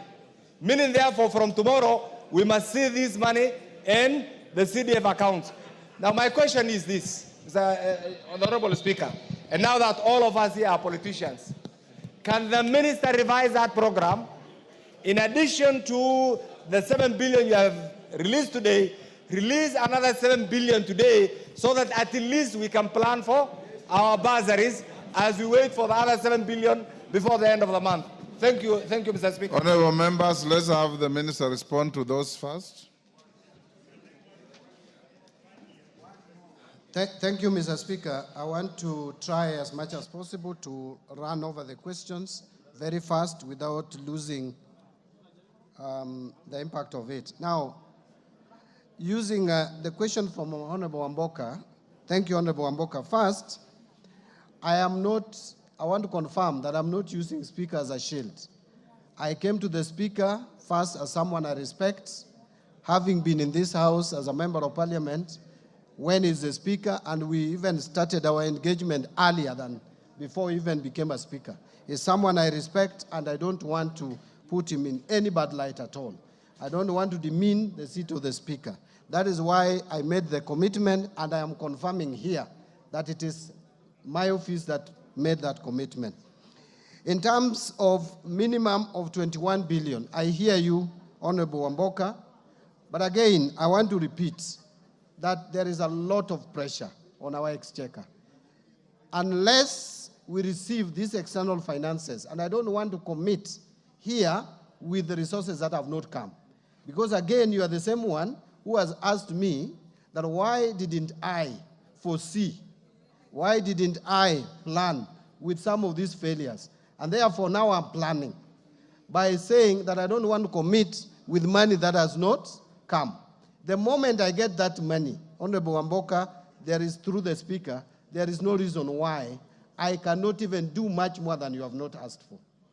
Secondly, I think now the other question is by Honorable Musa Sirman. I want to agree, Chairman, that bursary issue is of serious concern and that you probably need much more. In fact, we shared with you and you told me that at least we should make available 14 billion. At least for you to be able, for members to be able, for CDF committees to be able to cater for bursary for our school-going children. Let me say this. I want to persuade members to allow me, not for next week, because next week I know the kind of commitments we have, but the following week, latest by 29th, that we make another disbursement of 7 billion. And I want to tie that to respond to Honorable Kainan on the question that you raised, whether the mandarins would mislead me. The advantage you have is that the CS at the National Treasury is an accountant and is an auditor. And therefore, I cannot be misled. It's not possible. What I have brought to you is not a letter. This is a transfer. This is an IFMIS spreadsheet that has been given to me. I did not want to come and give you a letter. I wanted to table before this House evidence that we have made the transfer. And we will make another transfer. What you can do, honorable members, you can tell your committees to go ahead and vet the students if you have not vetted them, even make provision. You know how 14 billion can be split. There is already 7 billion. The other 7 billion, I will make sure that we try as much as we can to release it by 29. But next week will be too much pressure on our part. We may not be able to manage next week. Now, on the question by Zamzang, reducing the budget of NGAF to 2.7. Honorable Zamzang, you may not be aware of this. This NGAF money is my creation. It's not even a creation of women MPs. It is John Mbadi standing before you here today. Women MPs approached me, and I took them to the minister then, the CS Rotich, who was my friend for many years. And I convinced Rotich, because the budget committee had rejected any creation of money for women representatives. And we persuaded Rotich. We were with Governor Wanga today. We were with Kajuju, the former MP, and Nyokabi. 4 of us. That is how this money came about. So I support it. We allocated 3.2, not 3.5, according to the records I have. But it was reduced. It was not National Treasury, it is this House. The moment this House reduces a budget, there is no power I have under the sun. In fact, the Constitution is very clear. No one, not even the President, has the power to appropriate money. Money is appropriated not even by any other house. It is the National Assembly of the Republic of Kenya. Kindly talk to your friends, beginning with those who sit in the Budget Committee, to protect any money that is allocated to NGAF, so that you don't have this. This money is very little. So if your colleagues here, through Honorable Atandi, who is now the new chair, can protect that money, I will disburse. Mine is to bring proposals, budget estimates, you approve. Once it is approved and appropriated, then the other job I have is to disburse. I think I have already addressed the question that Honorable Kangogo Bowen asked about releasing the money by next week. Honorable members, I want to beseech you not to make me commit to something that, again, I will appear before you here and you hold me to. Kindly hold me to my commitment for the last week of April. Honorable Mwango, when will we put money to the account? I think I've again addressed that. Honorable Makelap, breakdown of the money, how it goes to 3 wards, up to 7 wards. That one, the formula is there. And actually, I think you can walk to the chairman of the CDF committee, Honorable Sirma, would be able to share with you. Why not pay all the NGCDF money by the first quarter? In fact, it is a very thought-provoking idea, which I've already thought about, because we have a very constrained period between January and May. That period is usually very bad in terms of exchequer releases. I am thinking of trying to do as much as we possibly can between July and October. And that we will do in the next financial year. How I wish the pressure that is being applied to me today was applied in the last financial year. Because the pressure was not applied, carryover of 13 billion came to me. Now, if you added that 13 to what I've disbursed, Mr. Speaker, of 21, we would be at 44 billion. We would be almost nearing 70% of the NGCDF. And all that, the money that was supposed to be disbursed in the last financial year, I have disbursed it now. I'm not getting any credit for it. But let's put pressure on me so that the next financial year we don't have the same story. Honorable Osero, 21 billion, I think, is a repetition. Honorable Mase, you have asked about external finances. Yes, it is true that now it is coming out clear that we are unlocking the external finances. There were some conditions precedent which we have met. But again, I want to stop at, I want to hesitate from making a commitment with money that has not come. If that money comes, I will do more than I've promised. Because I want to make sure that by end of this financial year, we clear all the allocation, the 68 billion for the CDF. That we can only be able to do if, when we get money, then we make sure that we enhance the allocation. On undertaking of 7 billion by end of next week, again, Honorable Farah Malim, I think I've addressed that. Honorable Kirima, am I aware that there is the only development in the constituencies is through NGCDF? I am a Kenyan. I work in these villages. I know what is happening. But we also hope that counties use their monies prudently. Because actually that was a sense of devolution. And we cannot go back on devolution. It is there in the Constitution. We gave it to ourselves. I don't want to use such strong words, but I want to say better prudent use of government resources. Instead of getting a lot of cash stashed in people's houses, how I wish that we could see better roads, more water provision, health facilities in most of our villages, because that is what Kenyans called for. On the issue of plan of releasing GAF, you know now we don't have a plan for 2024-25 because we have zero balance. Yes. So I wouldn't have a plan to release zero balance. But going forward, the money is not so much. At least you should be guaranteed that if it remains at that level of about 3 billion or so, we will be releasing it in 2 tranches so that we don't again spread it too thin. We can't have monthly disbursement for 3 billion. Honestly, it would not make sense. On the issue of sanitary pads, I think this is a policy decision that women representatives can discuss with the line ministry and come to some solution. It is not hard. You can just invite the cabinet secretary, the principal secretary, and you agree. I don't even know and understand why there should be issues around this. To me, it is a matter that can be resolved very quickly, and because what those children need are sanitary pads. Quality sanitary pads, both at reasonable prices.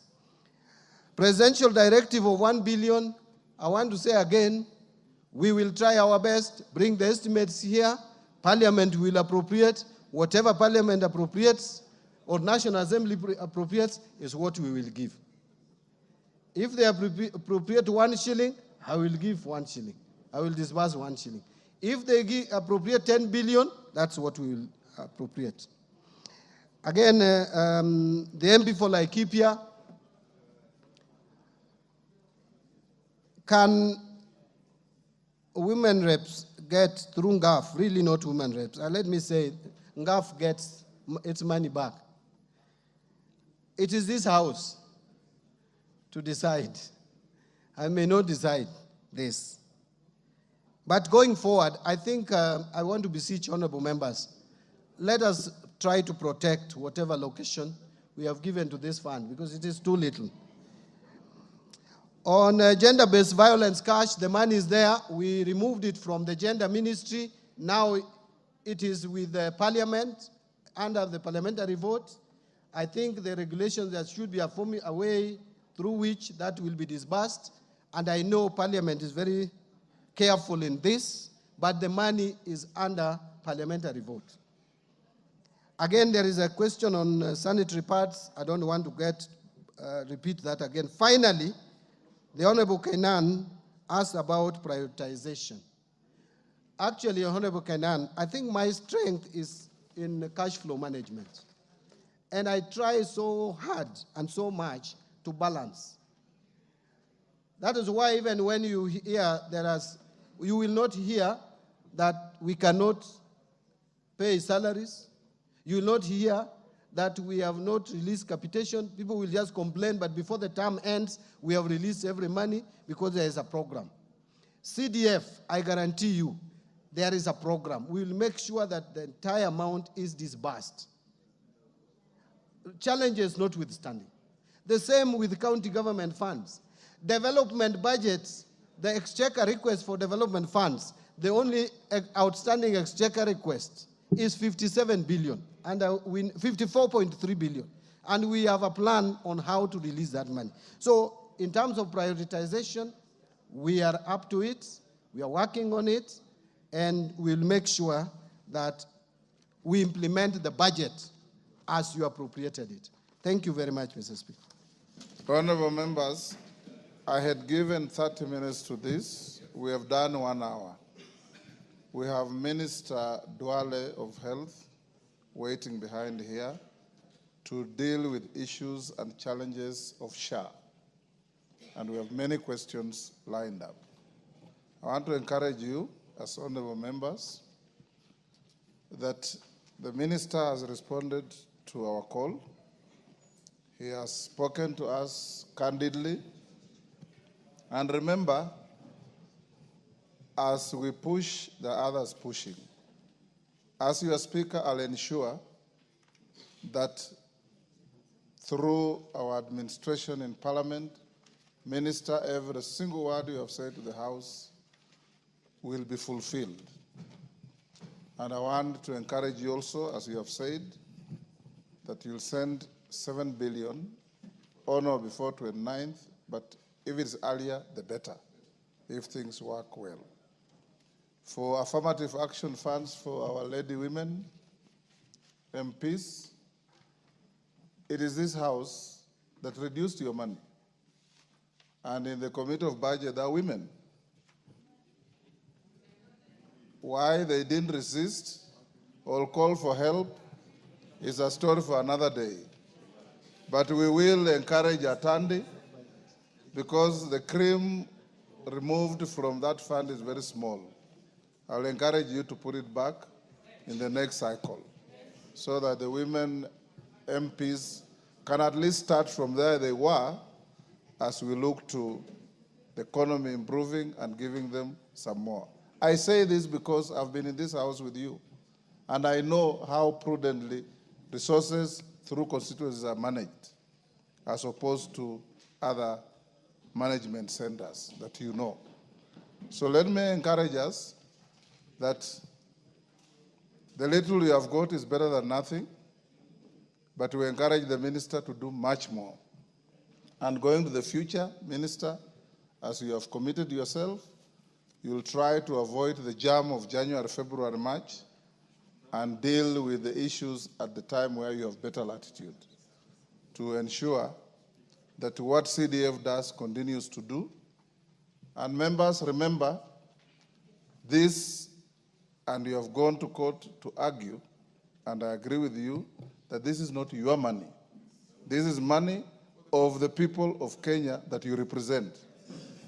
And that this money is managed through committees that are independent of you. I don't want anybody to pick the Hansard and go to court to pretend that MPs have now said they control CDF. because that is how your detractors have been fighting you. This money comes to your constituency. This money is run by committees, and this money benefits the people you represent. You only come back to oversight that money. That's why we have reports that come here.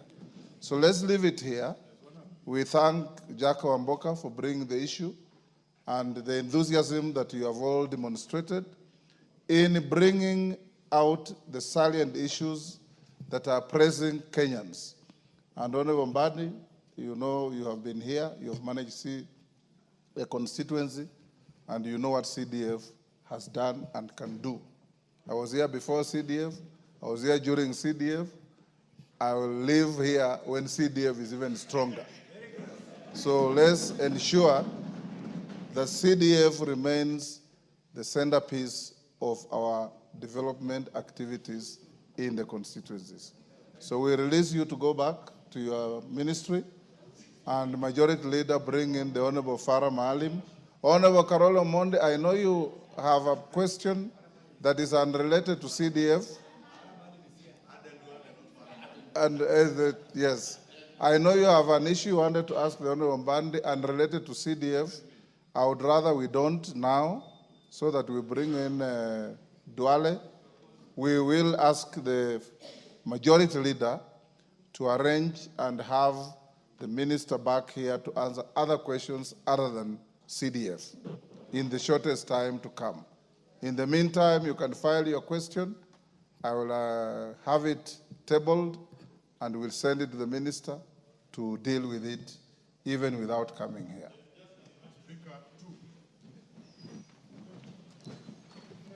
Minister, you can now leave. Can you call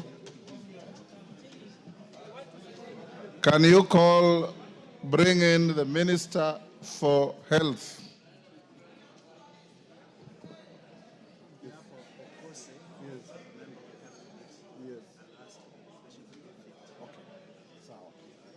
Honorable members, take your seats. The CS for Health is coming in.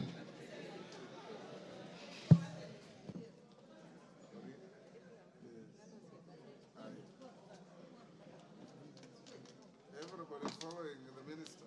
I thought you wanted to roast him.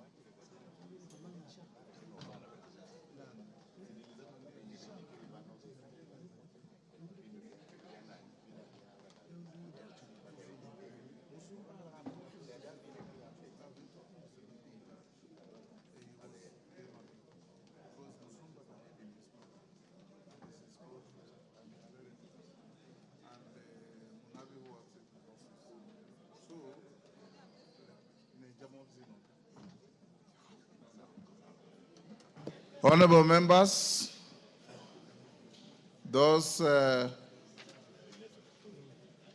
we now have the CS for Health, the Honorable Aden Duale, to respond to your questions. And this afternoon we are dedicating largely to issues relating to SHA. I know there are other questions. If we reach them, well and good, but I want us to focus on the SHA issue because of the public interest around it. Honorable Duale, you're welcome to the House. And I'll invite the first questioner, question 002 of 2025, Honorable John Kawanjiku. Are you Kawanjiku or Wanjiku? Yes, Kawanjiku is my name. Yes. I've misspelled your name. Thank you, Honorable Speaker.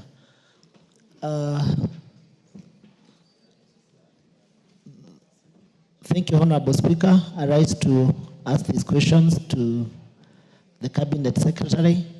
Could the Cabinet Secretary provide an update on the operation of the Social Health Authority, including key milestones achieved and challenges since inception, and what legal reforms could be proposed to address the challenges that SHA has faced so far, if any?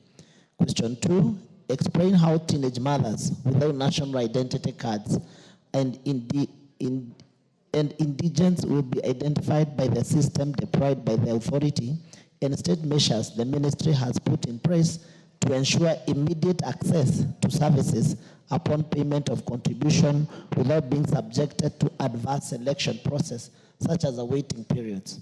Question 3, state the nature of covers offered by the authority at all levels of public health. Hold Kawanjiku, clerk or sergeant, can you check why we have an echo on the sound system? Use the next mic. Go on. Okay.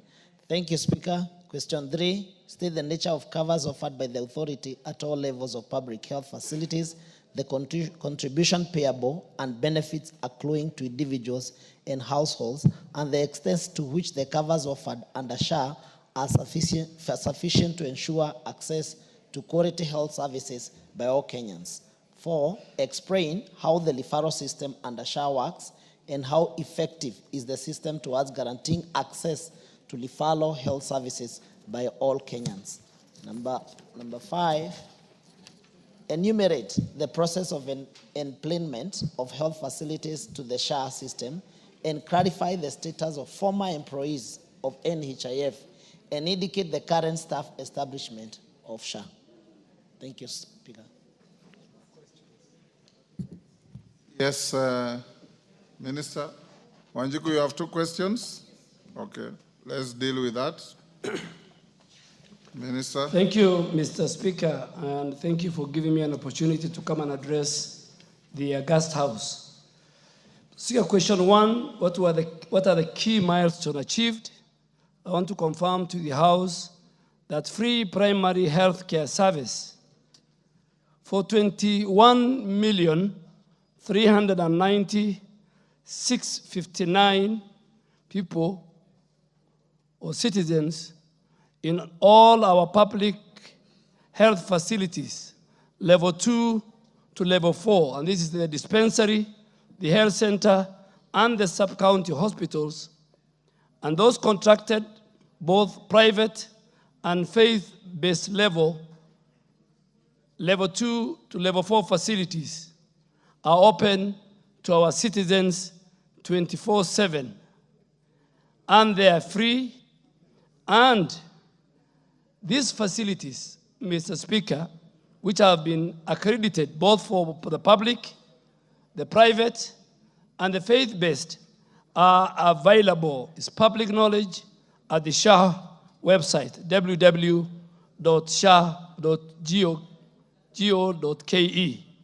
2, the other milestone is universal health coverage for primary health care in 6 months since SHA started in October, is at 40% within the last 6 months. So 40% of our citizens have accessed the universal health coverage. The actual numbers I have said is this 21,390,659, they're part of it.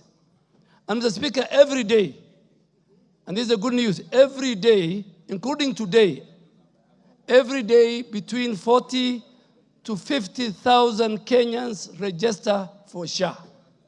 As I was waiting for my colleague to finish, 38,000 have registered for SHA. 18,000 have gone through the mean testing, and it tells you the kind of reception and publicity and the eager Kenyans wants to access this facility. The third very important milestone is that improved health benefit packages are offered by SHA as compared to the defunct NHIF. Which are these services? ICU, today 28,000. If you are a member of SHA and you go to an ICU, 28,000 will be paid by SHA. Under the defined NHIF, it was 0. Today, you can use SHA for cancer treatment. Today, all surgeries are partly paid by SHA. Today, maternity is paid by SHA at a very good figure of 30,000. All these benefits were not available under the defunct NHIF. And we will keep improving the benefit package until we weed out all medical Harambe WhatsApp groups in our country. And as a former member of parliament, Mr. Speaker, this is one of the biggest challenges leaders and members of parliament of this house go through every weekend and every day in various WhatsApp groups raising funds for the sick from their constituencies. 4, the operationalization of free emergency services in any health facility as envisaged under Article 43, Sub-Article 2 of the Constitution. In that Bill of Rights, Article 42 says, no Kenyan can be denied an emergency. For example, you get a cardiac arrest, you get a stroke, you get an accident. Before, when you go to a hospital, the first thing they used to ask you was the deposit. Under this SHA, this is the first administration that has operationalized, actualized Article 43(2) of the Constitution. No hospital, Mr. Speaker, let me say it unanswered, can deny a Kenyan admission. The public, the government is going to pay for you. And if a facility denies a Kenyan who has an emergency, I want to assure this house that facility we will be registered. For the first time, I am proud to say that a provision in the Bill of Rights has been achieved.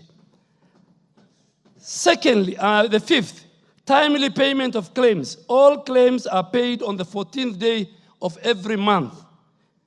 Mr. Speaker, 14th of this month, which was 2 days ago, I want to assure all facilities that both public, private, and faith-based were paid. I stand and I want this house to hold me to account.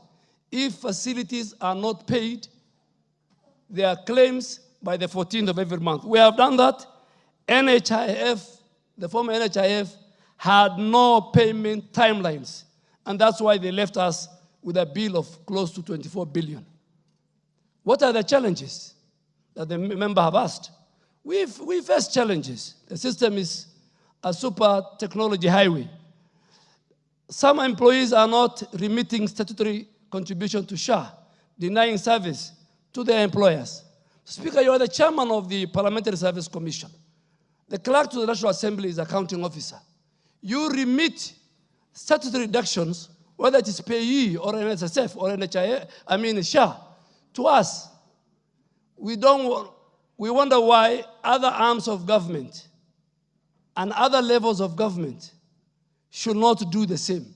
But I want to confirm to the House that under my leadership, at least for SHA contribution, whether you are in private, in public, in the county governments, and I had a discussion with the Minister for Finance, it should be a check-off system. The Minister for Finance can remit SHA for all public servants from their salaries. Secondly, we have a very inadequate awareness on SHA.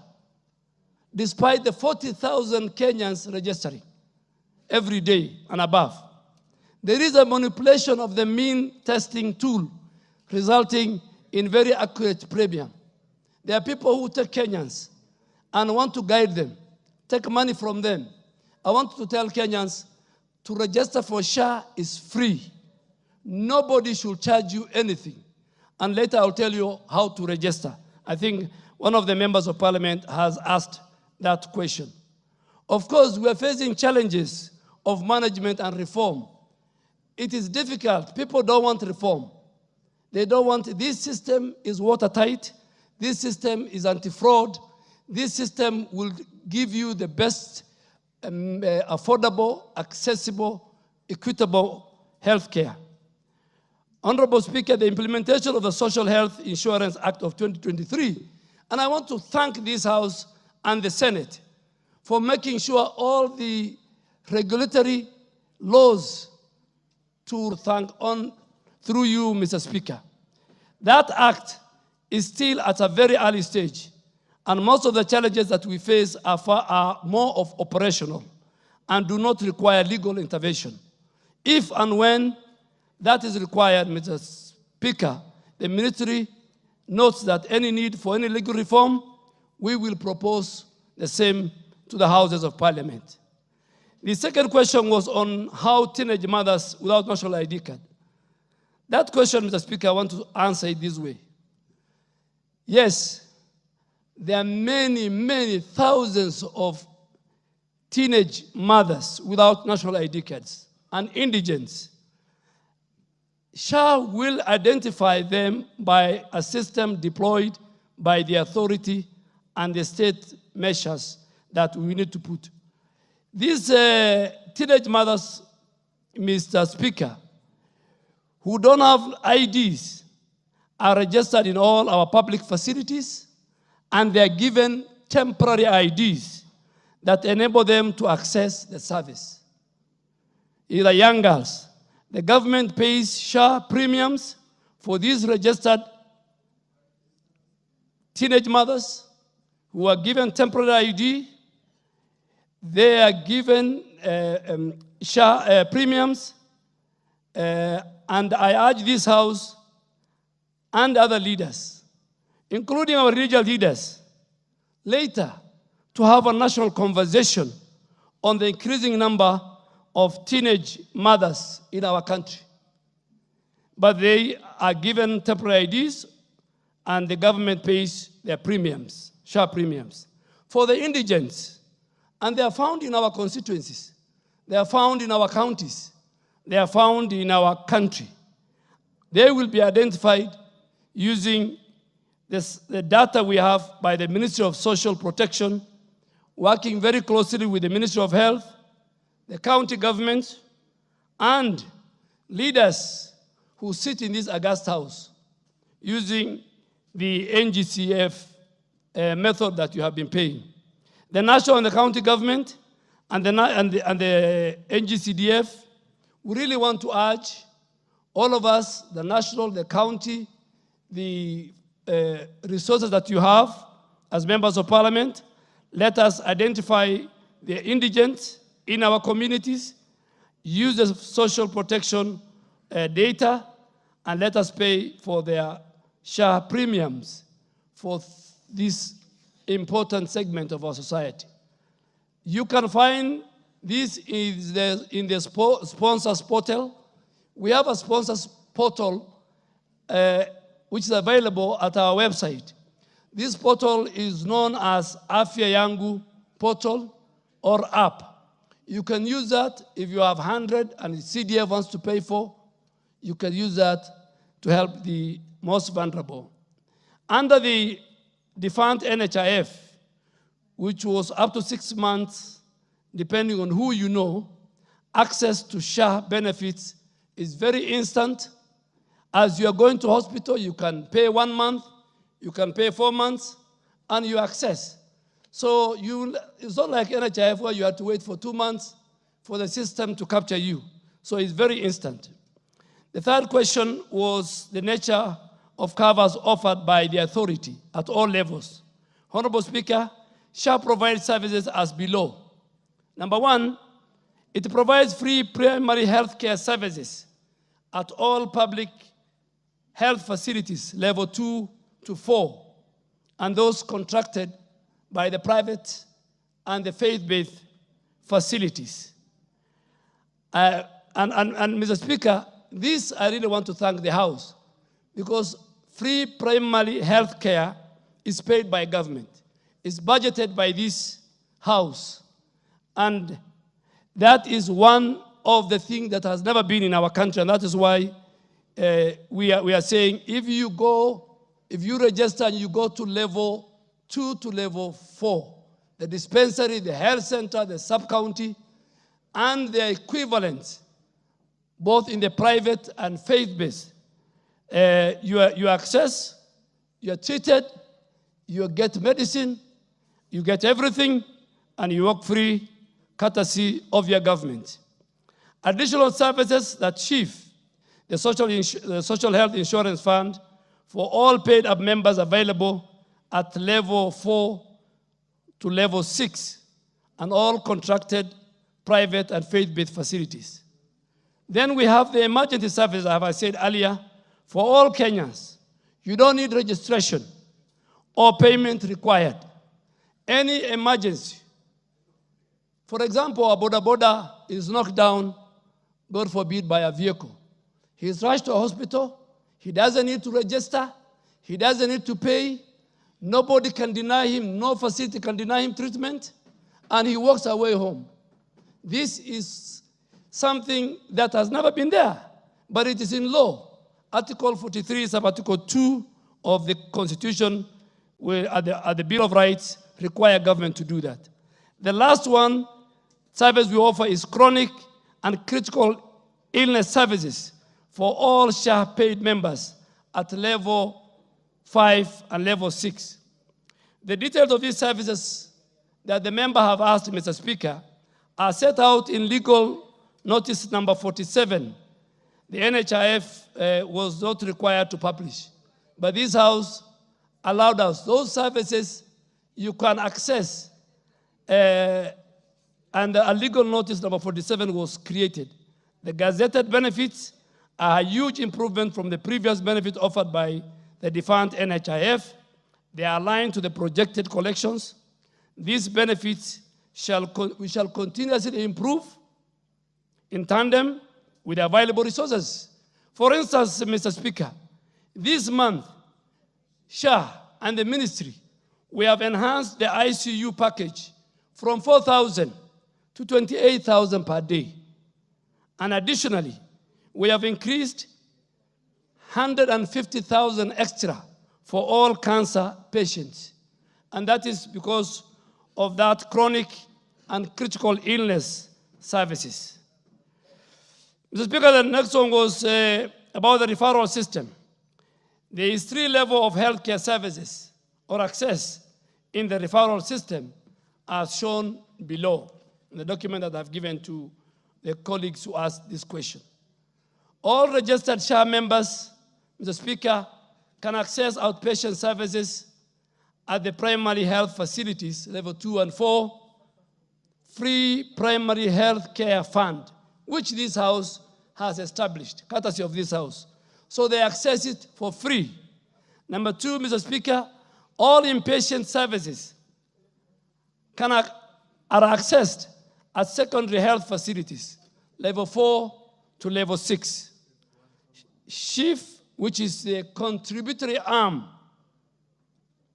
of the universal health care or the Taifa care, and paid by Kenyans,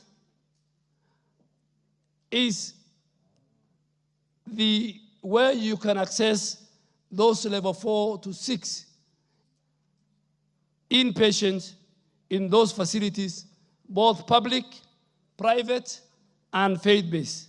For indigents, they will be paid by government of Kenya. They can be paid by our members of parliament through their NCGF. They can be paid by our county governments. They can be paid by Good Samaritans and sponsors. And the last one is all specialized services are accessed at our tertiary facility, level 5 to 6. That is where we have emergency, chronic, and critical illness, which is again, courtesy of this House, is funded by the government of Kenya. So this referral system, Mr. Speaker, is aimed at decongesting the specialized facilities to allow them to focus on the provision of specialized services as contemplated under the Health Act of 2017. Mr. Speaker, let me explain this.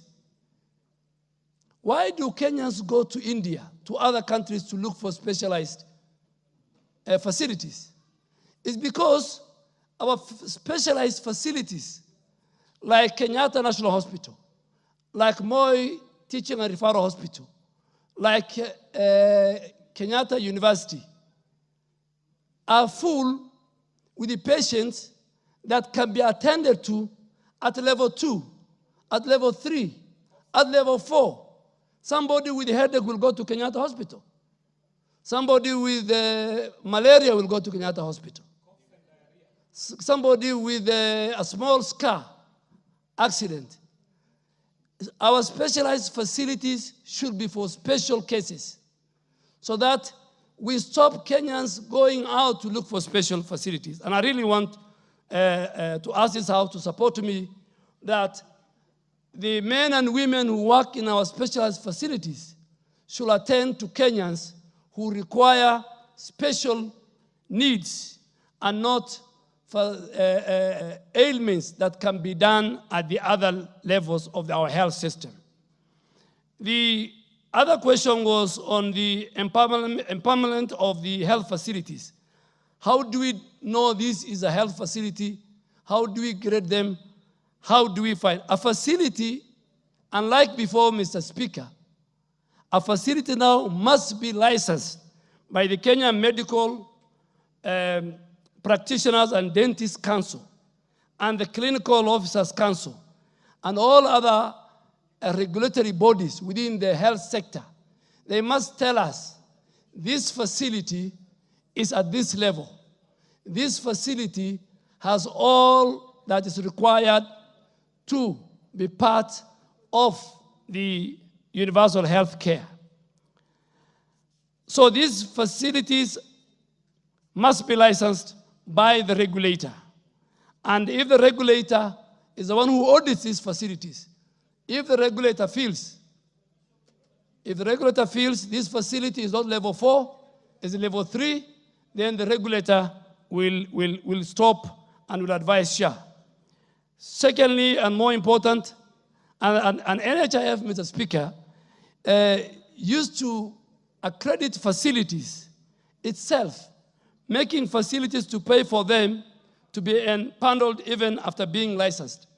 So it was who you know, it was how much money you pay for your facility to be accredited by the defunct NHIF. Now it is different.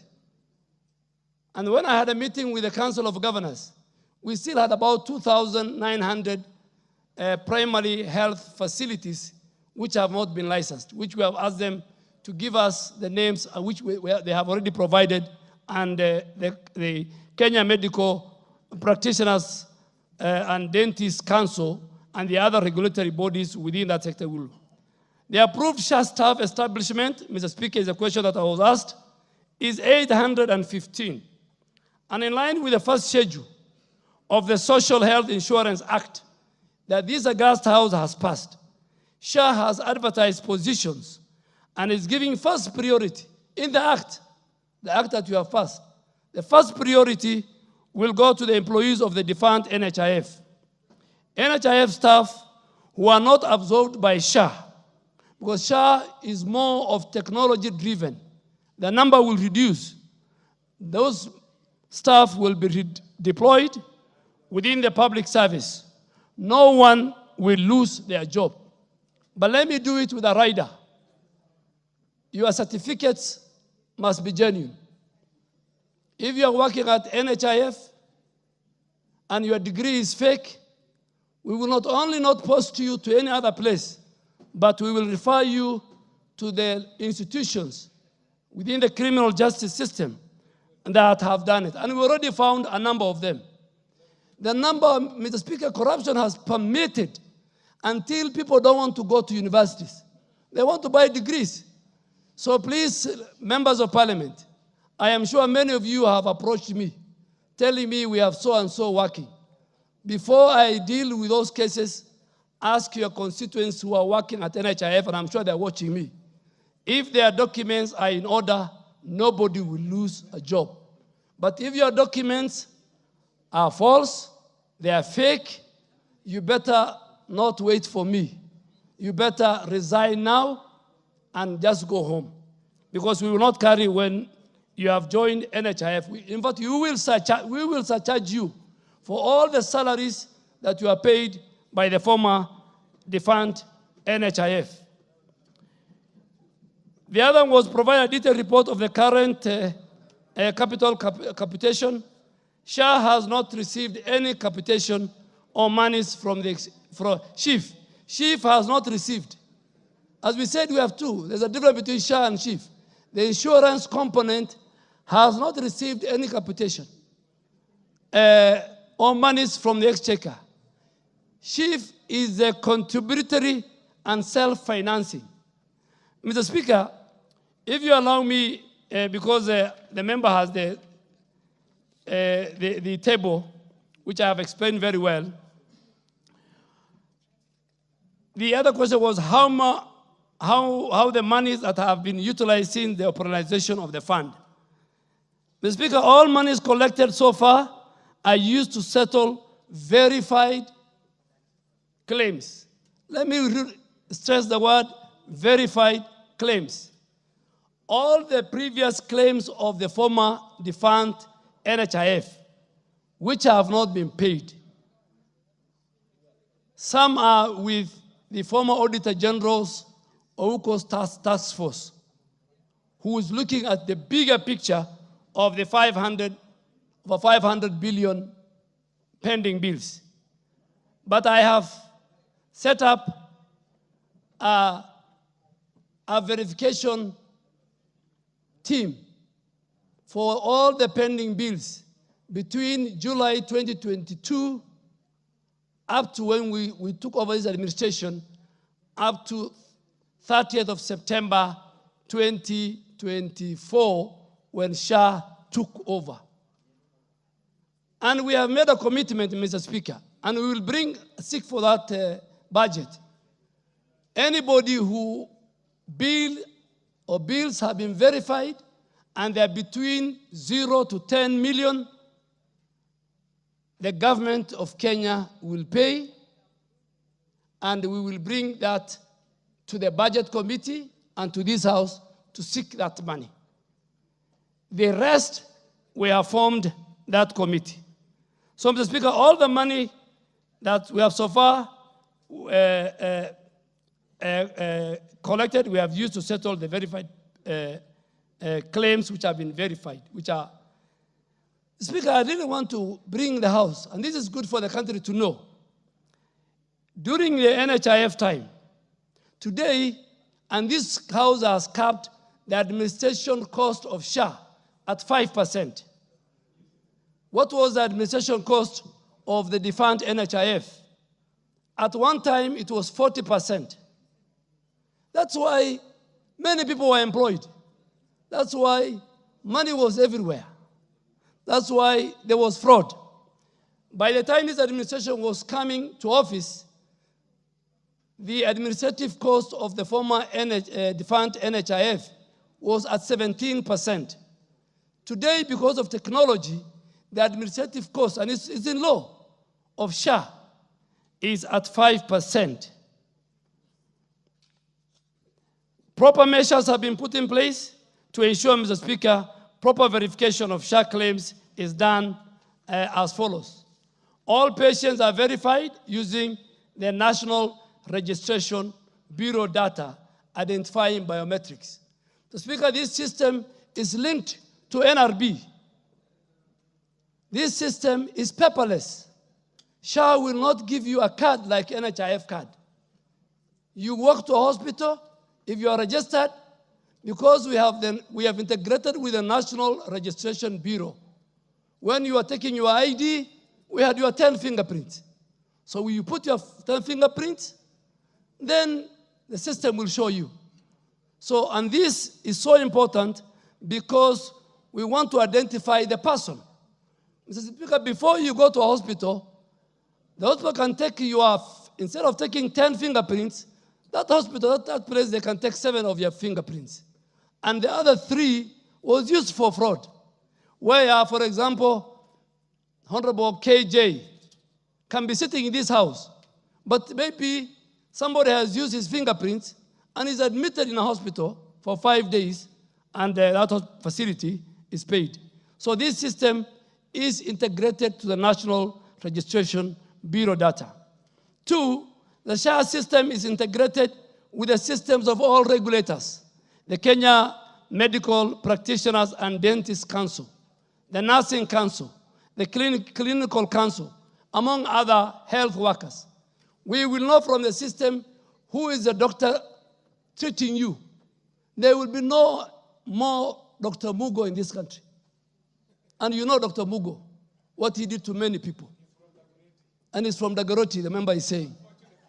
We will know the doctor who did the surgery. And the speaker, I'll give you a good example that we have seen. Crazy thing. For a doctor, a surgeon to perform hip replacement, he needs, and there are doctors in this house, he needs 8 to 12 hours. Under the former defunct NHIF, we had a facility that had a doctor who performed 10 hip replacement in 1 day. That must be a very meticulous magician doctor.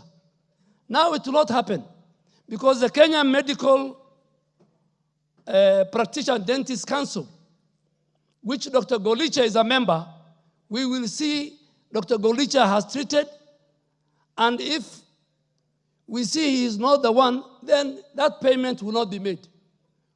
The Nursing Council, we know which nurse is treating our patients. We know which clinician is treating. So all their database, if their license is cancelled because of malpractice, then the system, through these bodies, it will delete him. The Speaker, and that is to ensure the correctness of the facility and the doctor providing the service. Even the facility are identified by the regulators. The Speaker, a claim verification office with qualified doctors has been designated to undertake additional verification and settlement of claims. In fact, the leader of the claims department, most likely, I don't preempt, when recruited, the director must be a medic. All SHA claims, Mr. Speaker, as I said earlier, are settled by the 14th day of every month. All claim status are available at our facility portal. Every facility, every claim can be seen on the dashboard. The other question, Mr. Speaker, was state the current liabilities of the fund. Because Honorable Ojiko had many questions. Mr. Speaker, the ministry has appointed a verification committee to review the claims and make recommendation on the same to be settled within 3 months. And the Speaker was very clear to the verification committee. If they allow and present a fake, fictitious claim, Mr. Speaker, they will be held responsible. Clarify how SHA is enforcing the payment of contribution by employers. The Speaker, SHA sends reminders, SMS, every 15th and 30th of every month to employers and employees. SHA has also designated officers to follow upon on the payment of the contribution. Finally, Mr. Speaker, state the percentage of the SHA funds that shall be paid to medical equipment suppliers vis-a-vis public health facility. Speaker, I want to say here, the National Equipment Service Program, known as NESP, is completely delinked from SHA. It's a different program. It is a replacement of the old system known as MES. And I'm happy, Mr. Speaker, if you allow me, to engage the House and table a full report of the National Equipment Service Program, which is a joint venture between the national and county government, and so far 45 counties have signed the IPAs to join the program. Only 2 have not, which I am talking to them. I will update the House on that. So that program, Mr. Speaker, is not part of the SHA. SHA is not paying for. SHA is not a partner. SHA does not know. SHA only pays for its members when they fall sick, when they require surgery, when they want to deliver, when they have cancer, when there is an emergency. SHA and the primary health care.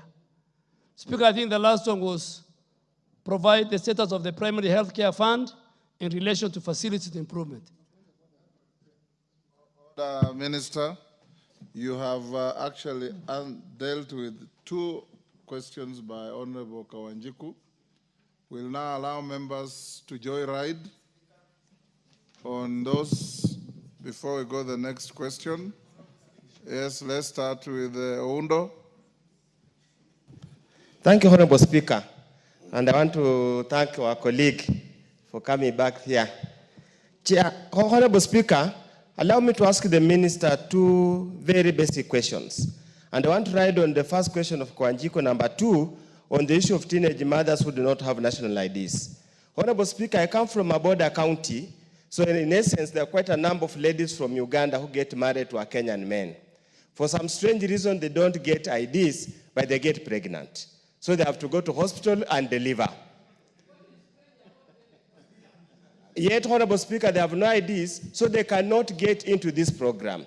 What measures is the minister or the government doing to ensure that they are attended to like any other person?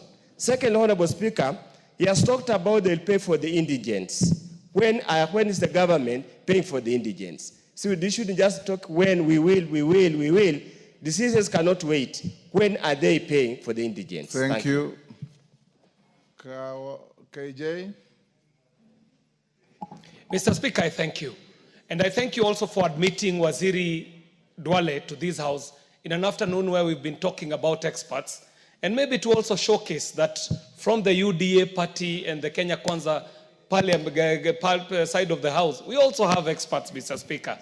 This is a gentleman who has done an amazing job in environment. We are waiting to swim in Nairobi River, and as soon as he had set up the plan, he's now in the Ministry of Health, where we hope he's going to clean up Afia House. Mr. Speaker, the job that the Honorable Duale has done today is a job of advocacy and sensitization. We have also seen him on TV doing the same. Mr. Speaker, our concern is, today as you speak about SHA, the only story that is out there is about the teething problems.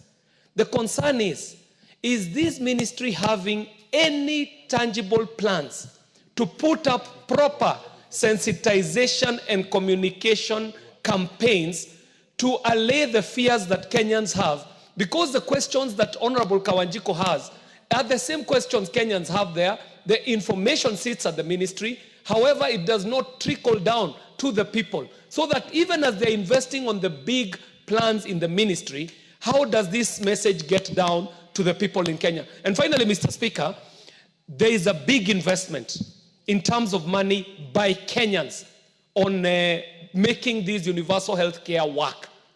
We are still very dependent on remedies, therapies, and medicines that come from outside Kenya. While we very well know, Mr. Speaker, that even from our traditional medicine, from our culture, we've got therapies that are better than even medicine that we import through KEMSA. Is there a component of the monies that we're investing in this plan going into research and development so that we can be able to develop our own naturally grown remedies and therapies for our country, so that we do not export all the monies that we are raising through this very beautiful program to international pharmaceutical companies? I thank you very much, Mr. Speaker. Professor Jaldeza. Thank you. I know I should have given you the first bite. I'll come to you. Thank Professor, you. Thank you, Mr. Joyriders, Speaker. ask one question each. I just want to inform the minister that so long as the county governments are on strike, Kenyatta National Hospital and other referral hospitals will be overcrowded with patients who are not supposed to be there. But my question is, when we thought of this SHA, the main thing that we were assured of was that patients' medical bill will not be a bother anymore. It will not be a burden to the society. It will not be a burden to the members of parliament. Unfortunately, most of the disease that people have that gives you very high bill is the critical, chronic, and emergency infectious, which is under CCIF fund. Now, many of our patients have huge bills turning into millions of money, yet SHA can only pay a maximum of 300,000. What steps are you going to make sure that these patients or the relatives who have lost their relatives in the hospital or somebody has been discharged cannot be detained waiting for that money to be paid? Because that is the major problem. We are not talking about level 1, level 2, level 3 health facilities. The major problem people have in this country is public health facilities, level 5, level 6, and they accrue a huge bill. And because they are indigents, as Mheshimiwa Wanjiku said, and yet the relatives, when they want to bury their dead, they cannot be allowed to carry the body until they are paid. And yet, these people are paid up SHA members. Thank you, Mr. Speaker.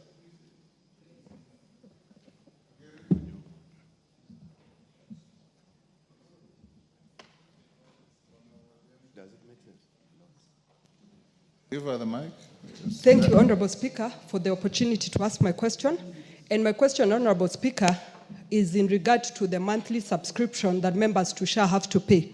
Honorable Speaker, when I go around my county, the greatest question I get in regards to SHA is members who are unemployed, the elderly, and those who are self-employed also, asking why we cannot give a flat rate on SHA, where they pay a flat rate of a monthly subscription. Honorable Speaker, I would want to give a very short example in my county, where we have people who rent houses, maybe in the slums, and the floor is concrete, the walls are concrete. When they go for the means testing, they will be charged that they are actually wealthy, yet maybe they are not wealthy as they are assumed. Then we have another group that live in a mud house, thatched, but with 1,000 head of cattle, for example. This person will be assumed by virtue that they are living in a mud house, they are supposed to be paying less. Honorable Speaker, my question would be, why don't we have a flat rate for the unemployed, the self-employed, and the elderly? Thank you, and the indigents. Thank you. Thank you. Bissau. Thank you, Mr. Speaker, sir. For me, to the CS, we have situations whereby SHA is not working, especially in counties. Trans Nzoia County, where I come from, as we speak today, we've just buried a Miss Alwoj, 21-year-old girl, who yesterday when she was being moved from the morgue, there was a lot of riots. And it's because if you took even the staff from the county, their monies have been deducted, but they have not been remitted to the ministry. So what are you going to do to ensure that such counties, the funds are actually remitted? Number two, there is a collapsed health system. If you look at our Article 187, where one function fails in a government, if it's like county government, it can be moved to the national government. So Trans Nzoia, it has completely collapsed. What are you going to do to help us rejuvenate the health system within Trans Nzoia? And lastly, Duncan Lumumba, a kidney patient, only his dialysis is covered. He's moved from Trans Nzoia, is now living in Eldoret, and we have to contribute for his medicine. Why isn't SHA covering such patients with such an ailment? Thank you. Thank you. Pauline.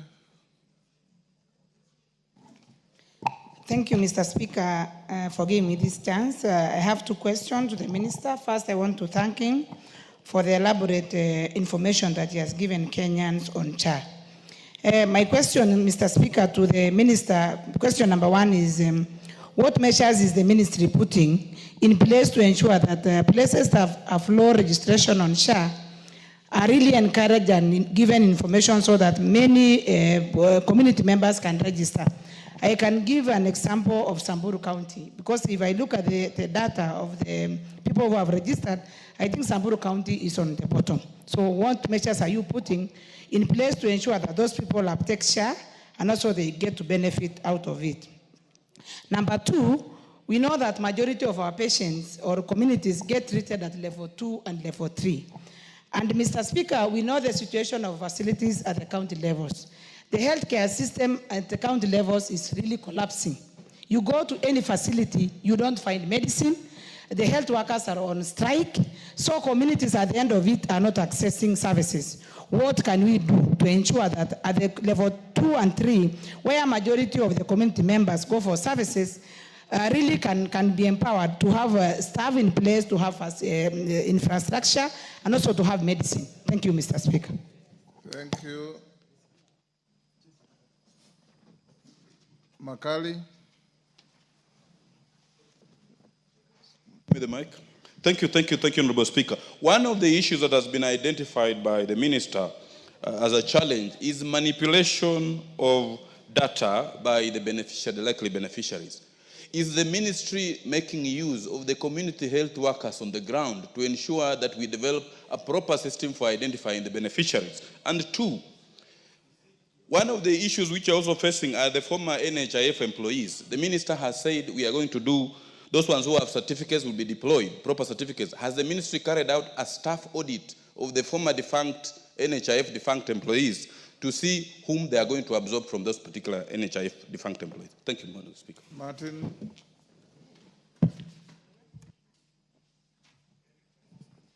Thank you, Mr. Speaker, and I want to thank the CS for the energy has come to the docket. And it is true, Mr. Speaker, if the level 2, 3, and 4 can work, then we can have early disease detection and deal with these diseases and prevent more expenditures. But the reality is, CS, it anchors on two things. One is the human resource for health. And you know very well that the United States government have taken out so many health workers who are in their payroll. That's a fact. A dispensary may have now one nurse. If goes on training, there's nobody. The other factor is the fielding rate for KEMSA. So we have HR and we have medicine. If those two are missing, then the flare-up you are talking about to level 5 and 6 is true. So what measures are you taking as a ministry to ensure that the HR are there and also the field rate for KEMSA is as needed? Thank you, Mr. Speaker. Mumbi. Wamumbi. Thank you, Mr. Speaker. Mr. Speaker, last week we had a debate when we were asking whether a non-teacher person can go with students to drama festivals. And when we asked that, they asked, is Honorable Duale a doctor? I want to confirm today from the presentation and the way Waziri Duale has handled the questions that indeed he is a doctor. My question, yes. We know he isn't. Just say he is like a doctor. He is like a doctor, yes. Mr. Speaker.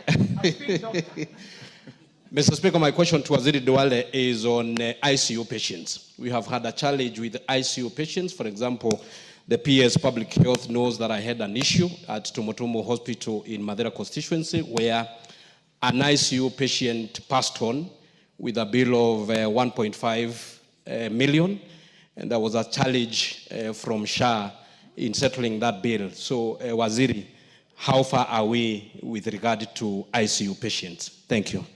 Mama Nairobi. Thank you, Mr. Speaker. To the CS, through the Speaker, I want to talk about what Honorable Awanda was talking about. It's children. We know that in Kenya we have a lot of defiled children and a lot of children who engage in sex before they reach the age of 18.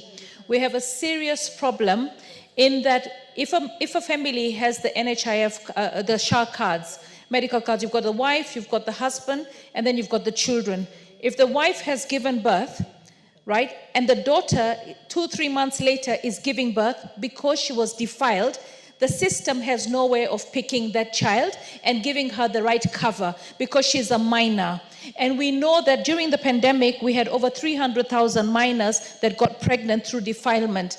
Now, that's problem number one. How do we address giving services to a minor who has been defiled and is giving birth under a medical card that is actually owned by her father and her mother has given birth?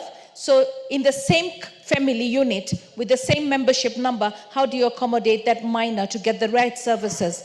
The next thing, when it comes to the same minor, this is a minor who's probably 10, 11, 12, who has given birth because of defilement. And the society will look at her as an adult. They will look at her as a full-grown woman, yet she's a minor. By the age of 18, this minor will have been defiled and misused over and over and over again. We buy commodities as a country.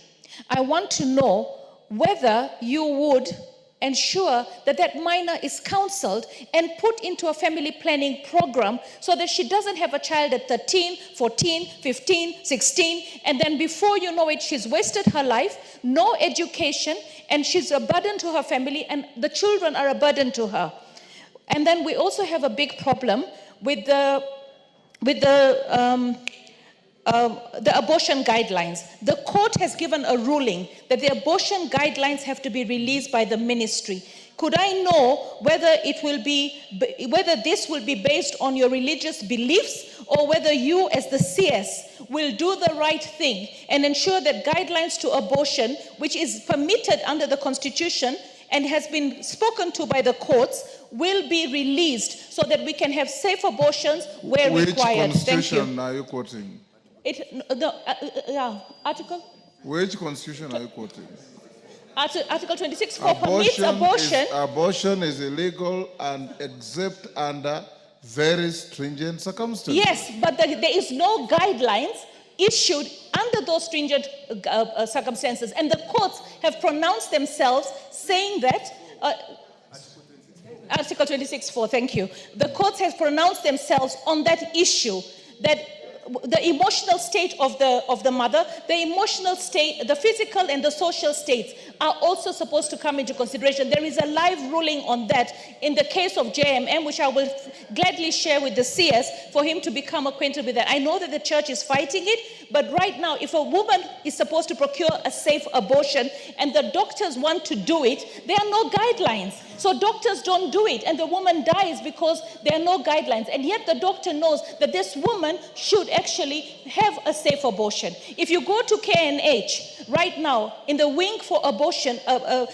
medical care for post-abortion, it is full. We spend over 500 million to $1 billion post-abortion care. Women are suffering because of unsafe abortions. Let us be a civilized country. You are making a speech. Yeah, okay, thank you. Minister, I think the point is... Minister, can you now respond to those 10? Speaker, let me start with my good friend, the Women Rep of Nairobi. All these abortion, emotions, all these are coming to this house. There is a reproductive health bill that is coming to the house. I'm just going through it, and a lot has been done by Honorable Midi Odhiambo when she was and very passionate. She's very passionate when I was the leader of majority. And there are a number of policies. I will engage you and we. And as the Speaker has said, abortion is illegal under certain medical conditions. Those medical conditions, the framework, the Director of Medical Service, the head of the technical advisor on technical matters to government, and the CS is on my left, Dr. Amoth, who this house has vetted. On teenager mothers, I can only deal with the question that Honorable Owundo also has asked. It's more. Teenager mothers is another national conversation. The numbers are huge.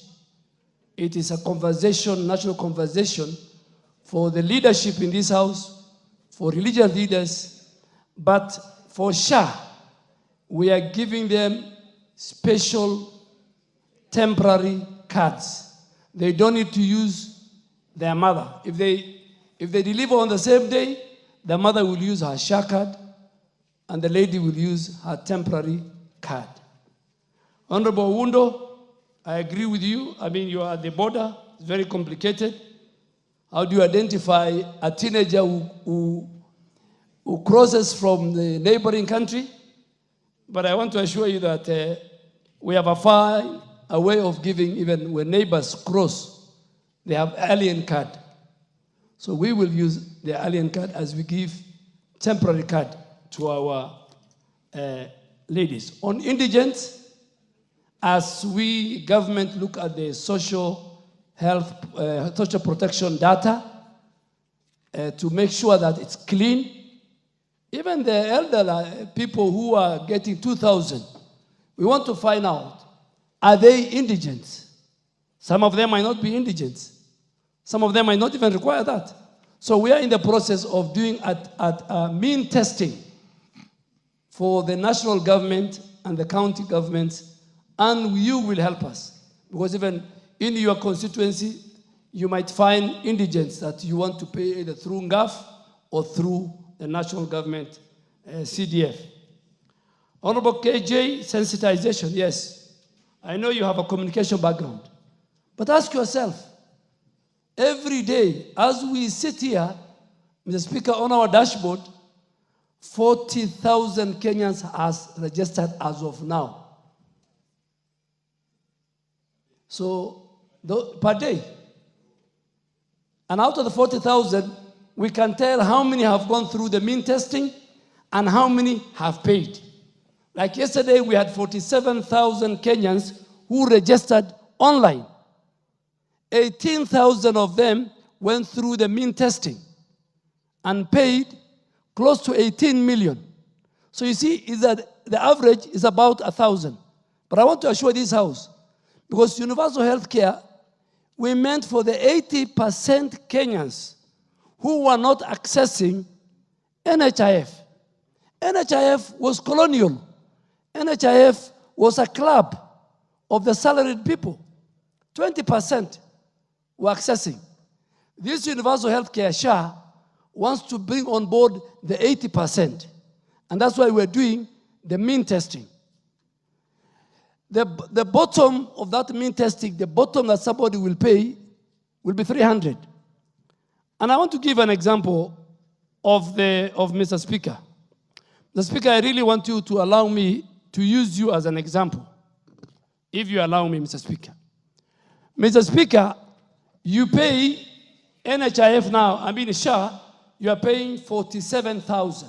The Speaker of the National Assembly. 47,800. 47, to be specific, 800, based on the 2.7% of his income. The good lady, the maid, the house girl who cooks for him, who earns maybe 5,000. I'm giving an example, Mr. Speaker. I'm not saying you give her 5,000. You might be giving her more. But I'm giving an example. Minimum wage, 5,000. I'm just, it's hypothetical. I'm just using 5,000. That lady, if she pays 300 or 500 SHA, and she wants to go and deliver in Pumwani maternity, SHA will pay 30,000 shillings. She will deliver and she will walk home with her baby. She will not pay a coin. Mr. Speaker, if your wife or wives go and deliver at Aga Khan, SHA will pay 30,000 because the first charge is SHA. The 170,000 is what your insurance premium that Parliament gives you will pay. But you have a choice, your wife, to go and deliver in Pumwani. So, the rich and the poor must access a universal health care. The choice is yours. So he's paying 47, the speaker is paying 47,800. Indirectly, he's paying for the many who are going through this mean testing. I used to pay, we used to pay 1,700 for those who, if you earn a million shilling, under the former NHIF. That was 0.01%. But when Mama Mboga pays 500 for NHIF, or 300, for 500, let me use 500, she was paying 10 times what the speaker was paying. And that's why, for equity purpose, the law you amended and said, for everybody to access equitable, affordable, accessible, quality health care, the formula should be 2.5% of the income that you earn. So, Mr. Speaker, Honorable Udo, my good friend in former Public Accounts Committee, I think Indigents for national government, we are rolling out, we are doing the mean testing. And we are using the social health protection database. Honorable KJ. Mwalimu, what is your point of order? Thank you, CS. And you have excited my support for SHA. When you were still the leader of majority in this House, and when we were trying to make the original law of universal health care, you remember I was moving an amendment that the then de facto NHIF becomes the first charge on the medical bills of the patients. I'm so happy to hear, and I wanted to confirm, not just to the House, but to the country, that SHA is the first charge before the private medical cover. Remember, that was my baby then. Thank you. That was more information than point of order. Yes, Millie? Thank you, Mr. Speaker. I'd actually pressed the button earlier, but I thought you wanted to let the CS speak a little more. Mr. Speaker, I just wanted the CS, in speaking, he referred to a reproductive health bill that the ministry has. Mr. Speaker, I just wanted him to clarify on that because I already have a bill, a reproductive health care bill, which then, pardon? Order, Professor. I know Professor is confusing. Actually, I have a bill which has appeared before their committee, which is assisted reproductive health care bill. That deals with only assisted reproduction. But I have family reproductive health care bill, which is comprehensive. The reason I'm asking that, Mr. Speaker, is so that we don't waste human resource time, either theirs or mine. If they have a comprehensive bill, me, I don't have a problem. I can give them my ideas. We are in the business of giving expertise. I've given the Ministry of Children Affairs before. But I need to know if they have and where it's at, because mine is pre-publication, the family reproductive health care. A lot of research has gone into it. And so I would like to know if they are serious about it, if then the way we can go about it, so that we don't waste either their time or my time. Minister. Mr. Speaker, this is my 15th day at the Ministry of Health. And I want to assure Honorable Millie Odhiambo, your bill plus the ministry's bill, your good ideas, we have combined. It's at the AG's office, and you know me. I'm going to fast track, and when it comes to the committee of the whole House, please, if there's anything we have left, you will propose. Reproductive health bill is very important. Yes, so I will push it. Honorable Jaldesa, Dr. my good friend from the north, I want to confirm to you that no Kenyan will be or should be detained as long as they have registered with SHA effective 1st of April this year. And a thorough budgetary allocation has been provided under what you did in this house, the ECCF. And this has enabled facilities to be reimbursed. For example, we have increased critical cancer to 550,000, to ICU to 28. And I want to give an example, because there was also another case of ICU. Now, if you have a patient in hospital and your bill is 1.1 and SHA pays $500,000, is that a very progressive healthcare? That was not there during the defund NHIF. I think there was also the one of teenage mothers I have answered. Honorable Speaker, on the strike by Dr. Jaleza, I want to assure him that the success of the universal health care or the Taifa care is how we handle the human resource aspect of our health system. That's why I've met the KMPDU leadership.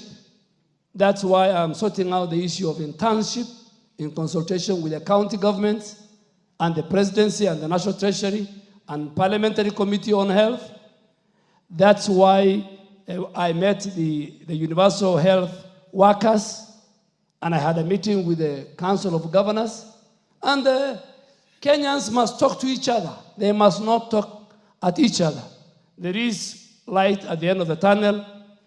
We want the doctors, we want the nurses, we want the clinicians, we want all the health workers in our country to be the champions and the promoters of universal health care named Taifa Care. Honorable Kagiri asked about mean testing, flat rate. There's nothing called flat rate. We must assess. The bottom is 300. There are those who cannot even pay 50 shillings. So we must pay for them. So we don't want those who can pay 800 or 1,000. And that's why we have put this system as you can pay a month, you can pay 2 months, you can pay 3 months. Those who can pay must pay. Those who cannot pay, then the rest of us is a pooling system. That's why the Speaker is paying 47 plus. That's why members of Parliament, I'm sure they're paying 32,000. That's why Mama Mboga will pay 300. Even within the Mama Mboga spectrum, there are those who have a kiosk. There are those who are carrying their merchandise on a mkokoteni.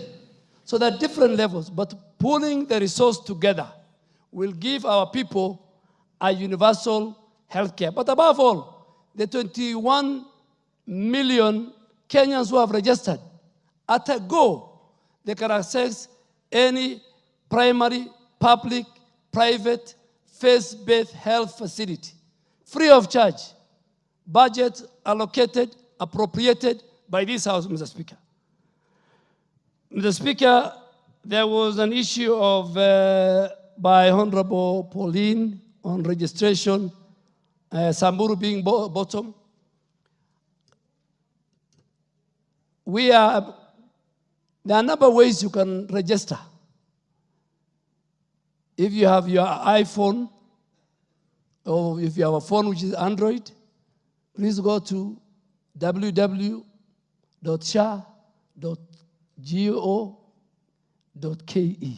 Minister, Asamburu herdsman. I'm coming to it. I'm coming to it. Yes. I'm sure I'm giving the 4, if you wait. Those who don't have phones, like the herdsman, like the ones who look after my own cameras, Mr. Speaker. In every village, we have 107,000 community health workers. In every village in Kenya. You go to them, they will register you. Those who have kabambe or mulikamwizi, they just need to do *147#, you are registered. Those who have computers, Those who have iPhones, we are upgrading an app on iPhone in the next 1 week. So there are many ways you can register. You can walk to the nearest Huduma Center. You can walk to the nearest SHA. So Honorable Pauline, I think, and then we'll make sure our counties, I agree with you, our counties, and when you go to Samburu and many others, you are sitting next to my member of parliament. This weekend, that's why I'm here, Mr. Speaker. This weekend, I want the members of parliament to be also helping us register. Yesterday, I asked the Council of Governors, let us publish the 10 counties, the best counties. And I want to thank the leadership of Mombasa County, and Nyeri, and Bomet, and Kirinyaga, and Elgeyo Marakwet, and Kericho, and Nandi. Mombasa, and my sister, the woman Rebizia, the governor and the leadership took deliberate.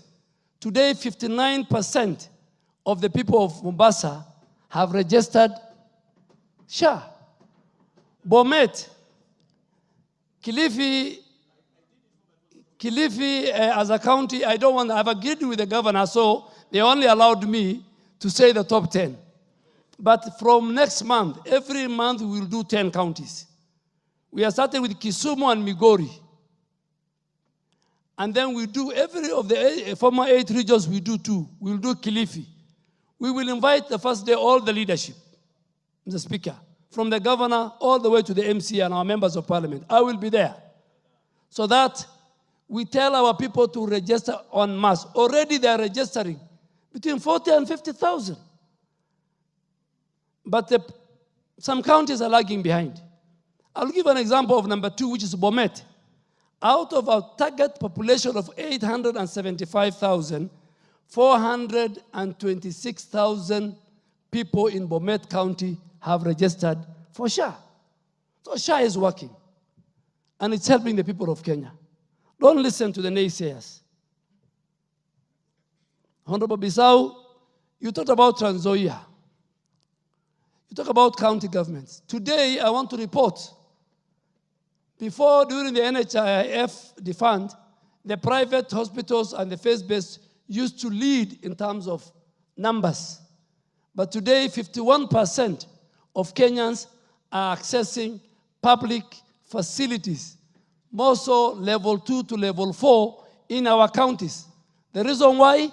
The drugs are there, the doctors are there, the facility is paid. We are not paying the county treasury. The facility is the one that is paid by SHA.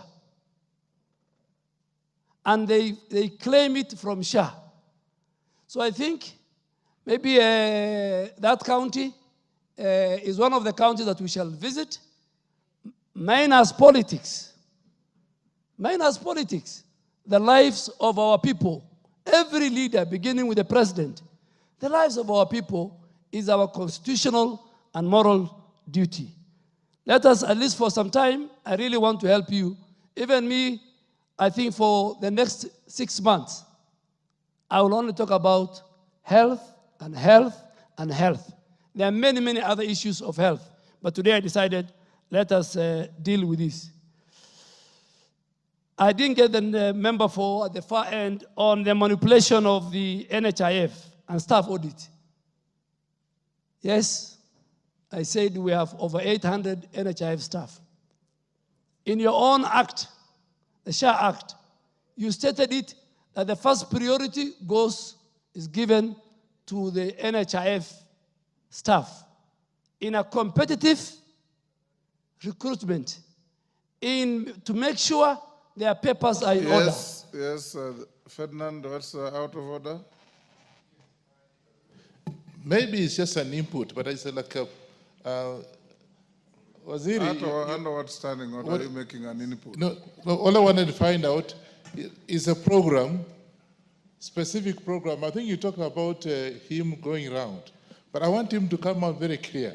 What programs, apart from what you are saying using health workers, what specific programs are you putting in place to be able to educate the people on the ground to be able to register themselves with the SHA? Because it's important, and you are doing very well. but what specific program do we have?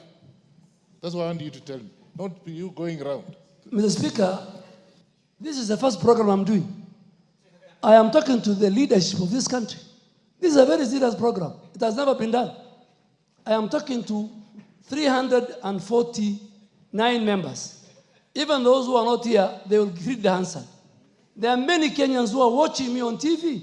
That is a program. As I told you, we will do a rollout for 13 counties. 13 counties. Western Province, we will do Kakamega and Bungoma. We have already done Elgeyo Marakwet and Nandi. We are going to do Kilifi. We are going to do Garissa and Wajir. We have done Embu for Eastern Province. Those are programs, Honorable Member for Kwanza and my old friends. So by talking to you, you'll help me talk to the people this weekend. And thank you, Mr. Speaker, for giving me this opportunity, because I think this is the best program. Honorable Speaker, my good friend, the Honorable Member... Hold on, what is the problem? Speaker, I just want to ask the Cabinet Secretary. Actually, the main saboteurs of this program are the staff of NHIF.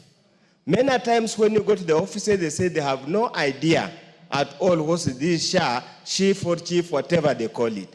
What measures is the Cabinet Secretary and the entire system put into place to educate and learn and encourage the NHIF staff to take over this program as if it's their own? Thank you, Honorable Speaker.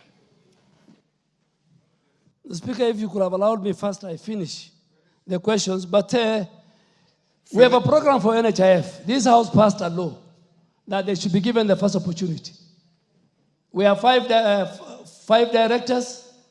Already we have appointed 4 who are from within NHIF in a very competitive recruitment. But don't use the word saboteurs. Saboteurs is a big statement. Yes. Why are they fighting the system? Because they were used to fraud. I'm not saying all NHIF staff. There was a fraud from the facilities to inside trading within NHIF. And that's why we felt technology will solve all these problems. We must secure the health of our people by making sure the facility is right. And I'm coming to the issue how we are going to deal with the KEMSA. Somebody has asked on the refill.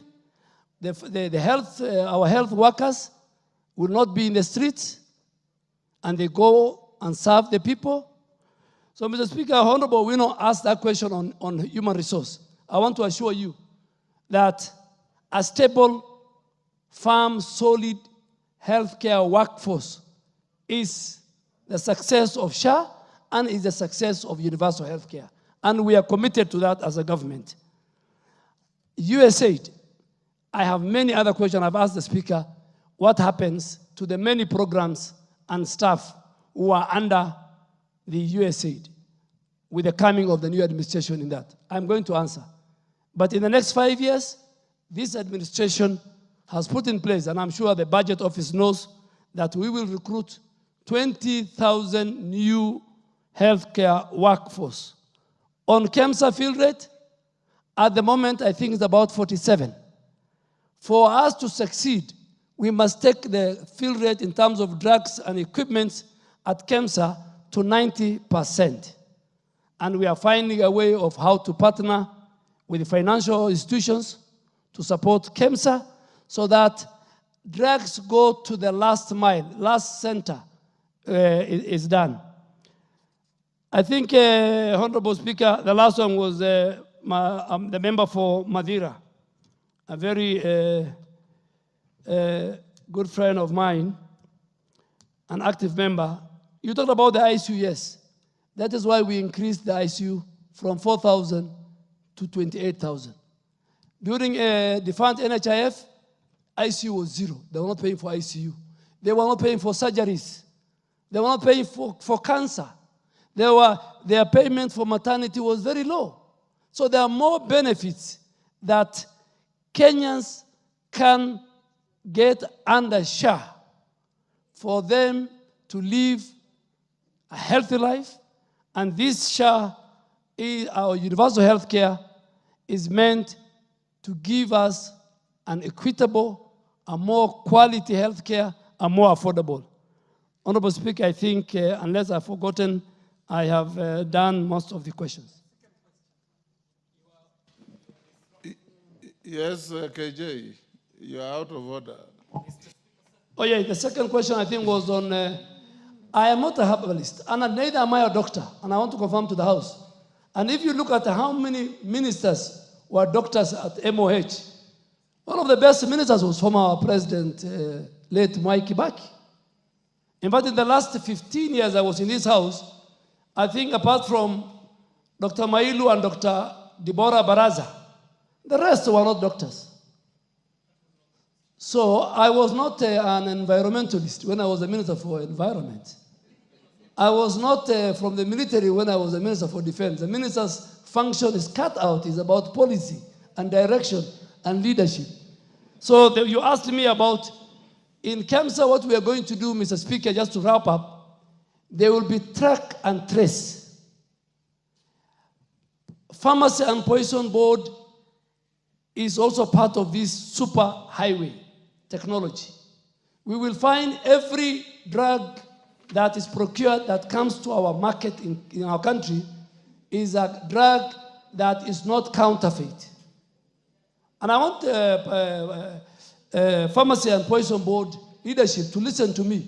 It will not be business as usual. Mr. Speaker, I want to give you a good example. Why is maternal mortality rate in our country very high? Why is it very high? Yes, KJ. Mr. Speaker, the minister has forged a question and attempted to answer a question that he did not ask. I asked a question that was in line with the bottom-up economic transformation agenda, of which the minister is one of the proponents, initial proponents of the BETTER program. And I was asking, the massive investment that Kenya will make on the SHA program, is that money going to contribute to continue the extractive economy that Kenya has suffered in importing medicines that probably Kenya would be able to manufacture?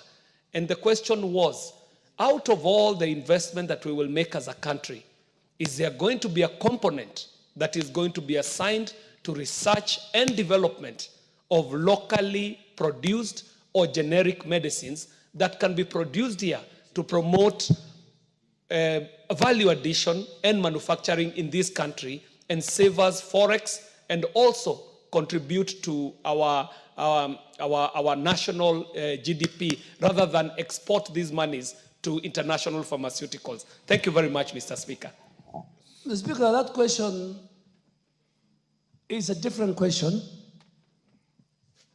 It's not very much related to SHA, because SHA, our main focus is how to increase the refill rate of KEMSA, a government institution.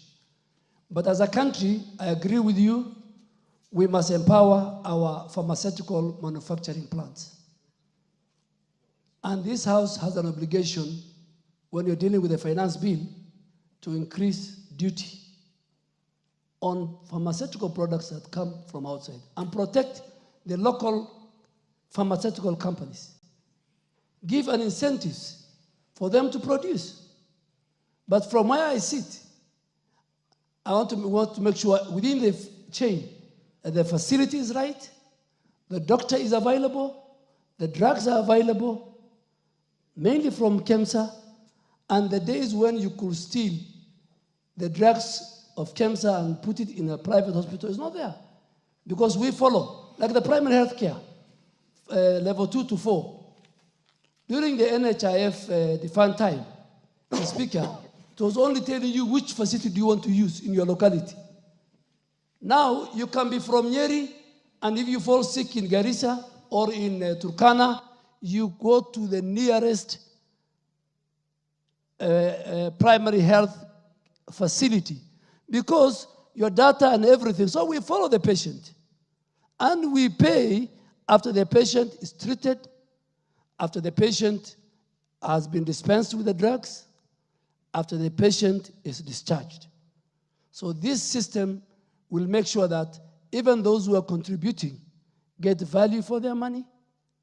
And this pooling resource together, from the lowest who can pay, to the Mamamboga who's paying 300, the one who's paying 500, the one who's paying 800, members of parliament who are paying more. When we pool these resources together, then we cover the 80% of the citizens of our country who are not covered by NHIF, which in my own opinion was very colonial, was a private elite salaried club, when members of parliament and other leaders, we had many Harambes.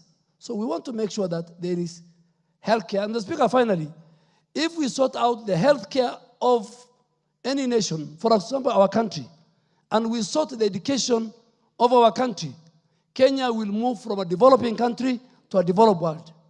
The two main indicators, the prosperity of a nation is found in the health of its people.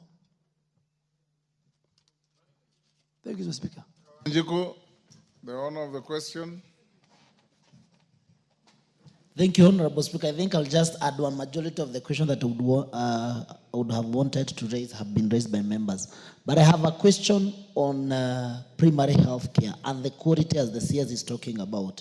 We have realized that the money that is supposed to go to these hospitals, the county government, and I don't know whether they have been able to establish that system and how that system will operate between the county government and the national government. Because the reason why we are paying excessively is to make sure that we get quality health care in our primary, in our level 1, level 2, and level 3, and level 4 hospitals. But as it is, Mr. Speaker, in those hospitals that we are really paying a lot of money, there are no drugs, there are no doctors. I have a level 4 hospital in Karori Hospital, Mr. Speaker.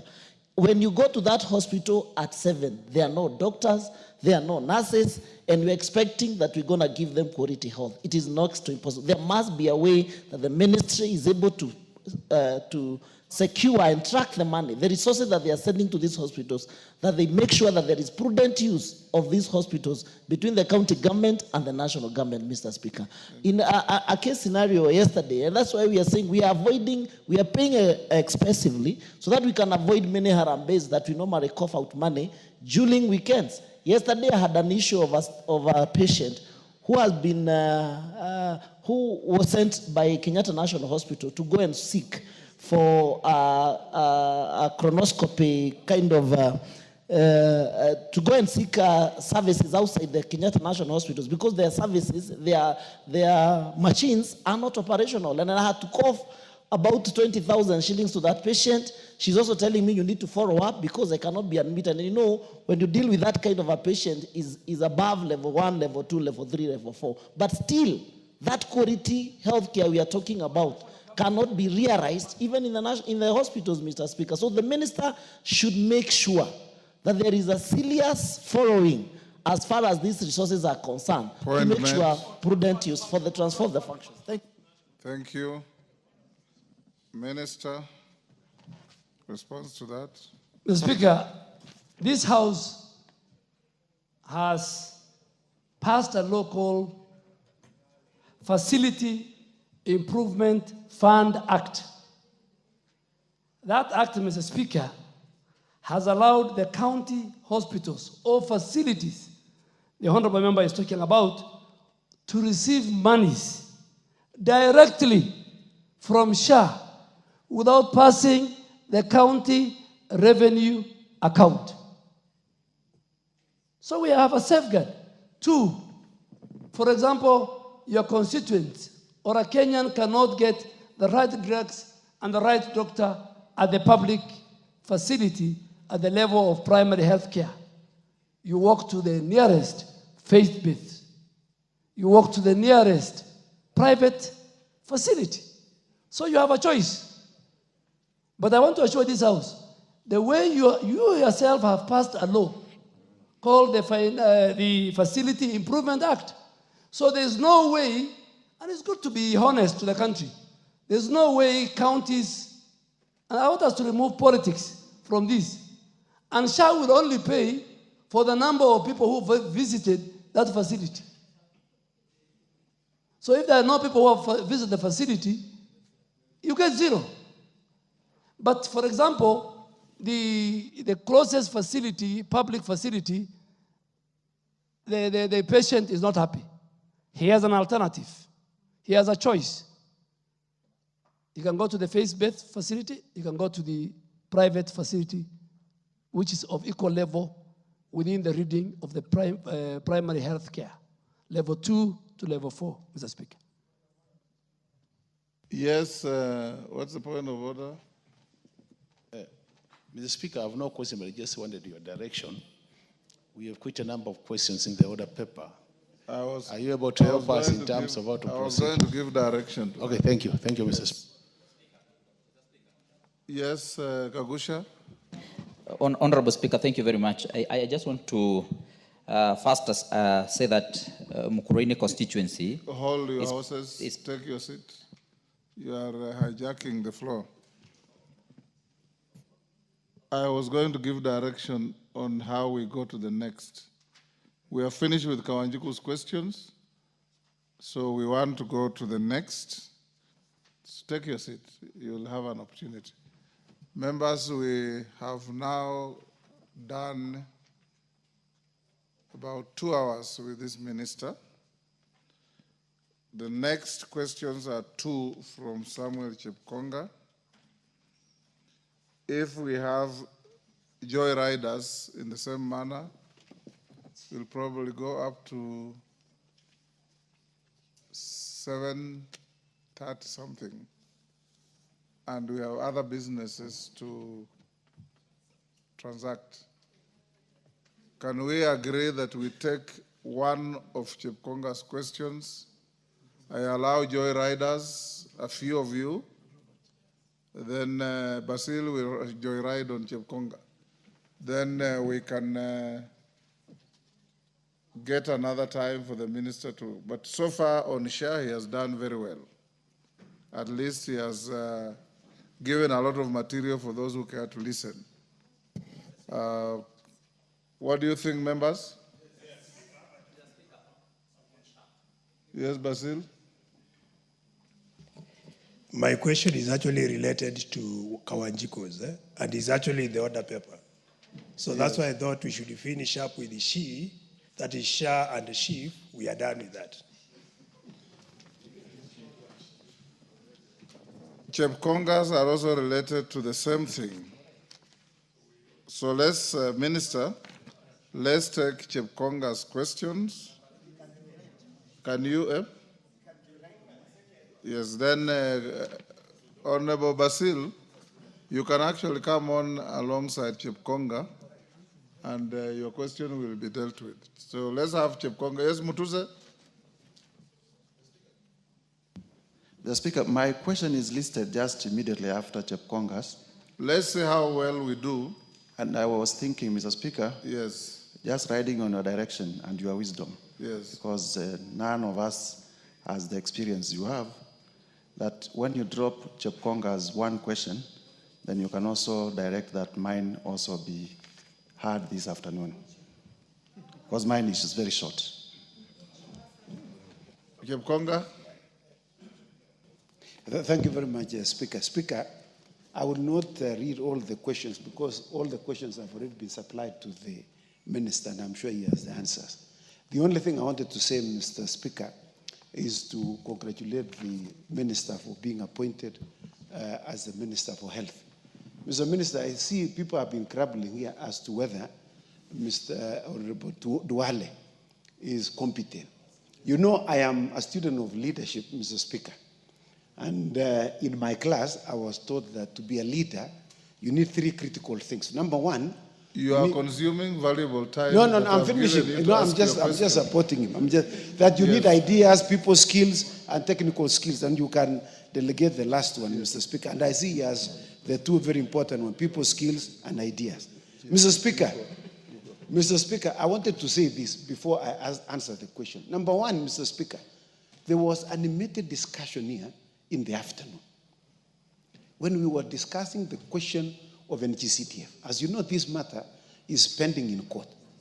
It appears that some people thought that this money is being remitted to the parliament. It is not being remitted to Parliament. The law is absolutely very clear, Mr. Speaker. And I think there is a misnomer.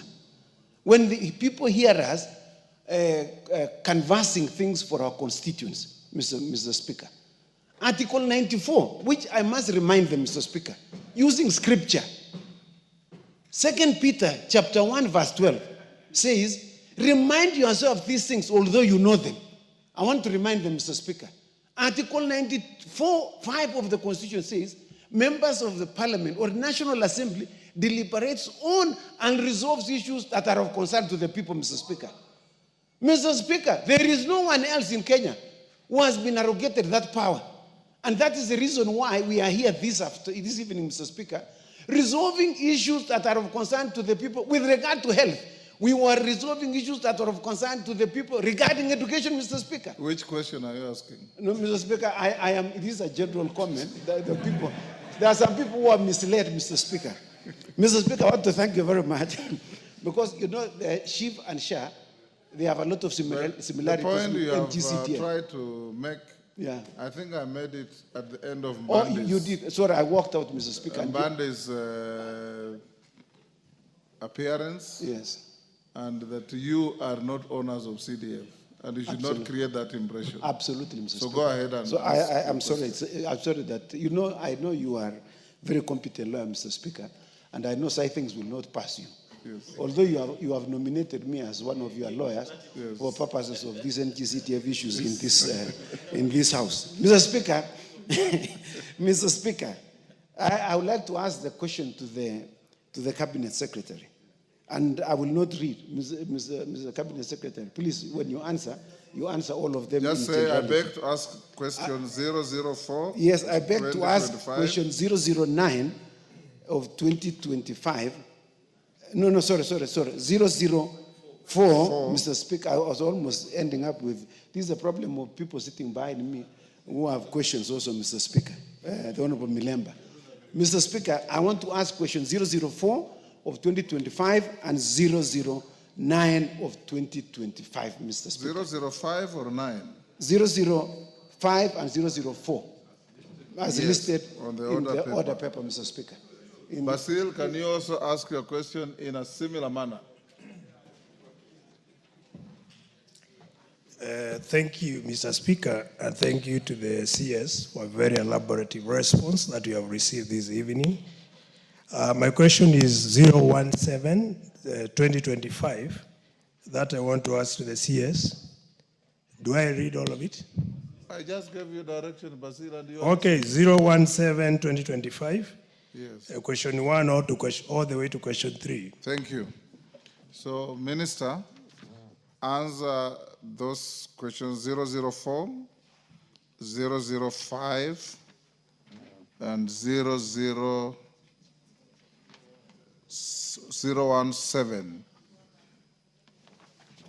Honorable Speaker, let me start with the questions by the Honorable Chepkonga, an old colleague who I've learned a lot from, and he learned a lot from me. Honorable Speaker, this question, and you're a seasoned lawyer, the issue raised in this question is subject of a matter of ongoing judicial proceedings under petition number E513 of 2024, Okia Omtata and 2 others versus the Cabinet Secretary, Ministry of Health, and 7 others, and cannot thus be, in my honest opinion, be deliberated on until a final determination is issued by the court. Discussing or commenting on the same could consequently amount to sub judice and could prejudice the outcome of the matter. And I cite, Honorable Speaker, with your permission, Standing Order 89 of this House and various rulings of speakers, including you, that we have the answer, but we don't want. 05, Chepkonga, I'm sure you... By the standing order, He just needs to state the case number, not the He parties. has just done so. He stated only the parties, Mr. Speaker. No, he said he read the petition number. You did? He did. Sorry, I was waiting for you to respond. I thank you, Mr. Speaker. Honorable Speaker, Honorable Chepkonga will never change. Go to 005. So let me go. It is petition number E513. Chepkonga is just teasing you. Go to 005. Thank you, Mr. Speaker, for protecting me. Honorable Speaker, the question by Honorable Robert Basil was why Kenyans require to register for the social I thought health? you said 004 is the one that is being litigated on in court. 005. Yes. You can answer. 005. The 104 billion investment system. It's the same, Mr. It is Speaker. the same one. All the questions of Honorable Chepkonga are all on this matter of the court. So go to Basil. Honorable Basil is asking why Kenyans are required to register for social health insurance fund despite formally contributing to the defined NHIF. Honorable Speaker, Kenyans who are contributing under the defined NHIF and who have clean records were transitioned to SHA. There were 9 million Kenyans who transitioned to SHA out of the 12 million records in NHIF. And they only needed to do only one thing for you to transition. You just dial *147#. Automatically, your NHIF registration goes to SHA. There were 3 million, Mr. Speaker, and I'll explain later. This registration, all other Kenyans who are not members of NHIF, the defined NHIF, the 9 million, are required to register afresh with SHA for the following reasons. Number one, Mr. Speaker, we want to improve accuracy and integrity of the member data, to clean the NHIF database and align it to the National Registration Bureau so that there will be no more fraud in the healthcare system that is being managed by SHA. We must register Kenyans. Two, the NHIF database, Mr. Speaker, had 12 million members. 3 million of these were found to have fake records, including their biometrics were fake. So these are the people who are siphoning, who are being used, who their biometrics were being used for insurance fraud. Two, Mr. Speaker, why are you asking other Kenyans to register, apart from the ones who we transited to SHA from NHIF? We want to prevent fraud, and we want to have an inclusion of a very fictitious beneficiaries, and just establish a source of truth for the identification of all Kenyans. Today, we will use your national registration biometrics. When you took your ID, we have the database, so this system has that database. If it is treating X, it is treating X. The days when, and this I have to make it very clear, the days when your card can be used by or use your daughter's card and you're not registered, it won't work. The system will lock you out. And even if you're treated, the facility will not agree. Two, Mr. Speaker, we want to improve the free primary health care at level 2 and 4 funded by the Exchequer. This House has appropriated, has budgeted to fund the free primary health care at level 2 to 4, which is funded by the taxpayers. The registration will support in the identification and verification of members who are eligible to access these services, and this also assists government and also parliament, both in planning and budgeting for the provision of free primary health care. This year you have budgeted 18 million. If the number at the rate it's growing every day increases, this house will use that number to budget for the free primary health care. The Auditor General will use that data. And that is why we don't want every coin will count. That is budgeted and appropriated for the free primary health care. Finally, Mr. Honorable Speaker, it will bring equity as envisaged in the Taifa Care model. We want to democratize access to health service in a manner that all Kenyans have a right to access primary health care services regardless of their social status. And that's why we need people to register. And I really want to ask colleagues here, my former colleagues, who some of them I was their leader, please help me and I'll come to your counties and we will invite you at all the functions we have, at the funerals, at the weddings, CDF launch of bursary, NGAF launch of bursary.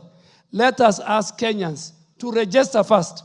If they register, first they will access the free primary health care, free of charge, at the dispensary, at the health center, at the sub-county hospital. If you are not happy with the public facility, go to the private facility. If you are not happy with the private facility, go to the faith-based facility. This is free. It's from the exchequer. It is this house which has. And that is why Nyeri County is number 3 or number 4, I think. I'll check it. Despite many opposition. It's number 3, in fact. Mombasa is number 1. Bomet is number 2. Nyeri is number 3. And I really want to thank those governors. And many of other governors will pick up. And all of us together, we will help. Honorable Speaker, Kenyans are encouraged to register, add their dependents, spouses and children, pay their contribution to enable them to access full benefit. Under SHA, for example, Mr. Speaker, this question has not been asked.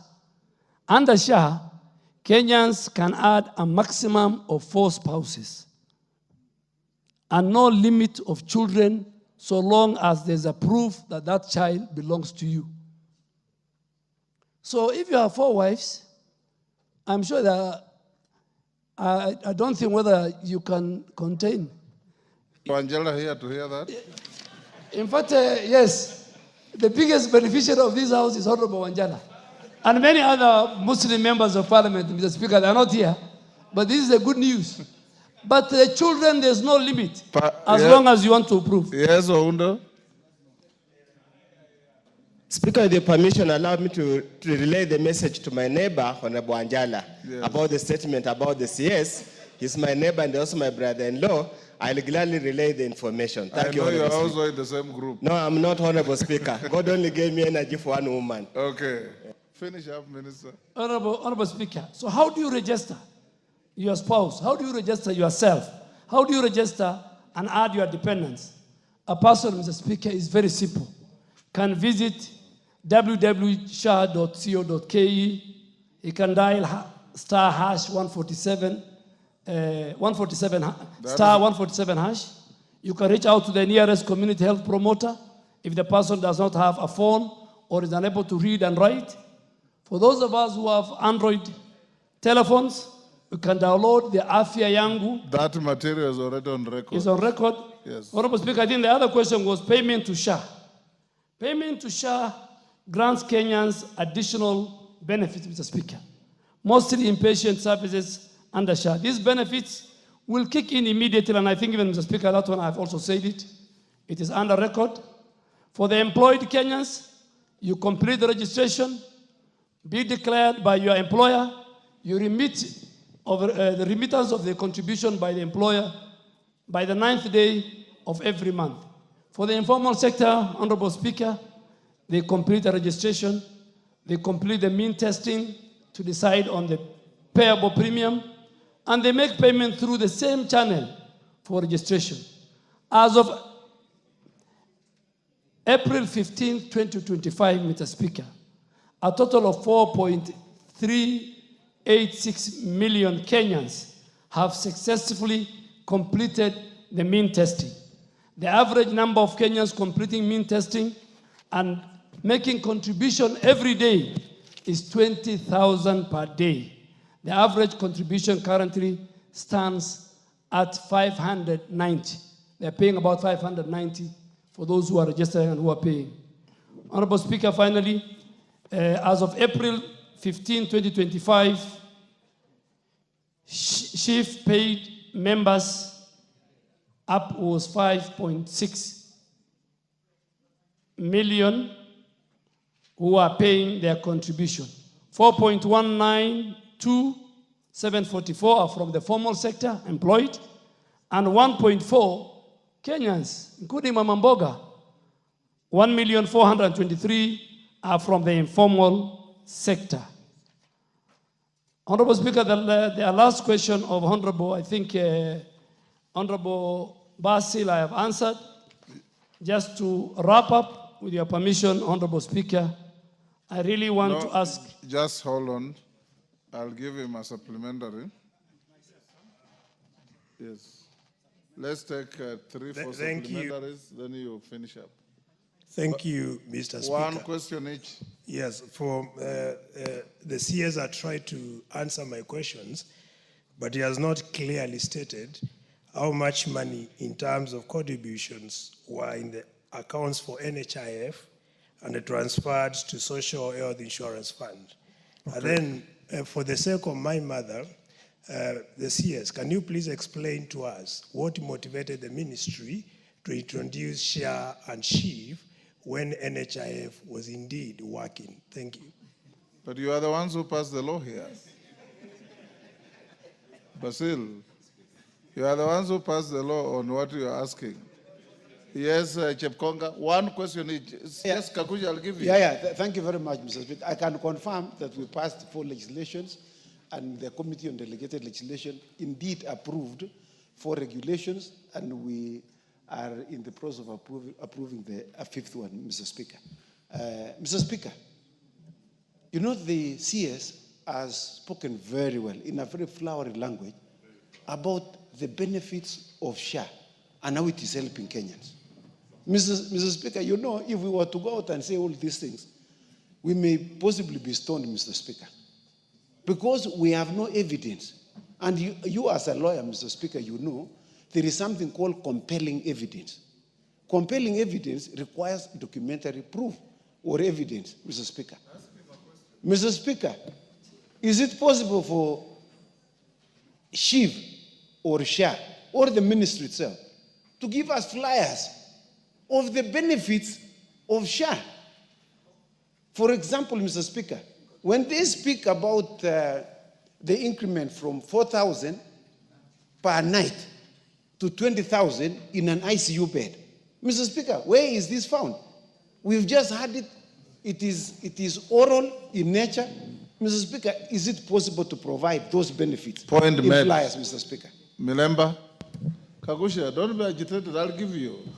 Thank you, Honorable Speaker. In fact, the Honorable Minister one question each is quite clear on the way he's answering question and bordering flamboyance, the way my Honorable Member put it. But there are some specifics, and I'm happy, Honorable Speaker, the country is watching, that, and your technical team is here, Honorable Minister. You know, Vihiga referral, or Vihiga, the big hospital in Vihiga, is performing very poorly in terms of drugs.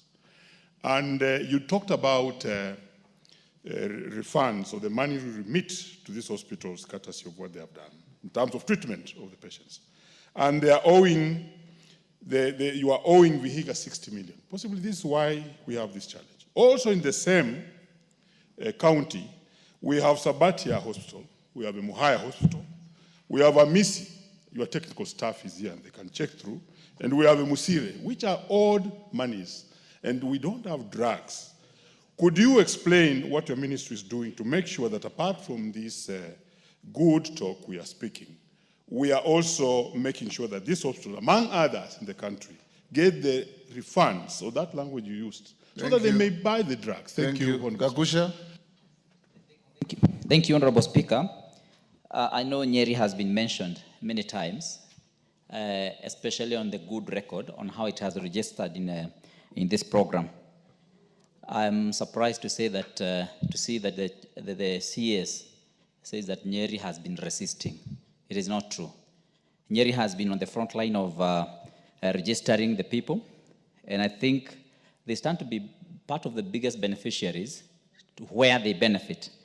What we do in Nyeri is to follow this program to ensure that it is working properly. Honorable Speaker, as of last week on Thursday, and I want to follow on what the Honorable Chepkonga has raised on the issue of ICU bed, and what is the answer here on the issue of Honorable Kawanjiko, that the ICU bed has been raised from 4,000 to 28,000. Honorable Speaker, we got a circular on 15th of December where the ministry did state that the maximum you can get from an ICU bed is 4,400, I think. And I think the lowest should be 3,300. Honorable Speaker, we do not have any other circular that has cancelled or improved or changed that particular circular. And I want to demonstrate practically.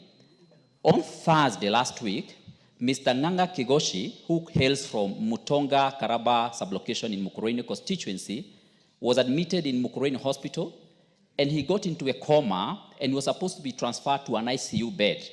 And the only ICU bed that was available was in Madari Hospital and Tumutumu Hospital. Mr. Nganga Kigochi could not have been transferred from Mukurweini Hospital to either of those two hospitals because they all required a deposit of 80,000 for the patient to be admitted in an ICU bed. Eventually, the patient died in the process of, getting him an ICU bed. And the family had been forced to get between 60 to 80,000 shillings for him to be admitted in an ICU bed. So I think the Honorable Minister will need to be clear on this issue of the benefit on ICU.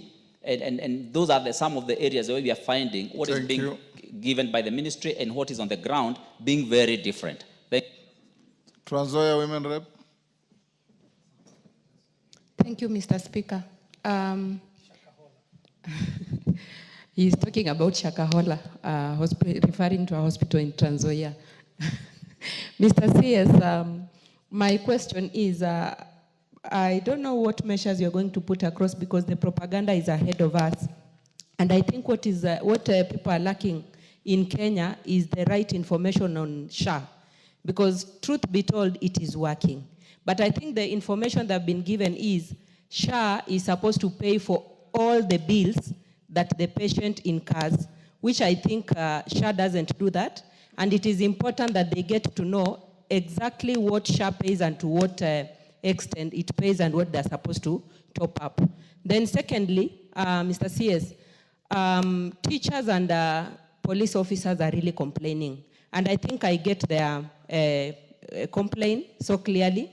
And if there are people who can easily finish this SHA thing and propagate very fast are the teachers, because majority of the teachers are the ones who are chairmen in most of the meetings in our villages. So how I wish, because their complaint is they have been given very few choices on the hospitals they go to, which they feel it is not fair to them. The options that they have been given. Point made. Finish your question. Okay, my question is, I wanted, if possible, they be given vast options for them to choose so they can be attended to a good number of hospitals in this country. Thank you. Mukunji, one question. Thank you, Honorable Speaker.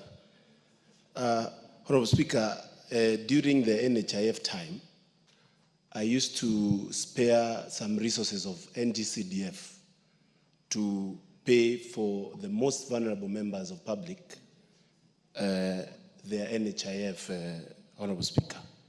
But this time, Honorable Speaker, it has been very difficult. And this aligned also with, I sit in the Committee of Constitutional Oversight and Implementation, where we asked the teachers why they preferred using a private cover other than the NHIF that we were using before.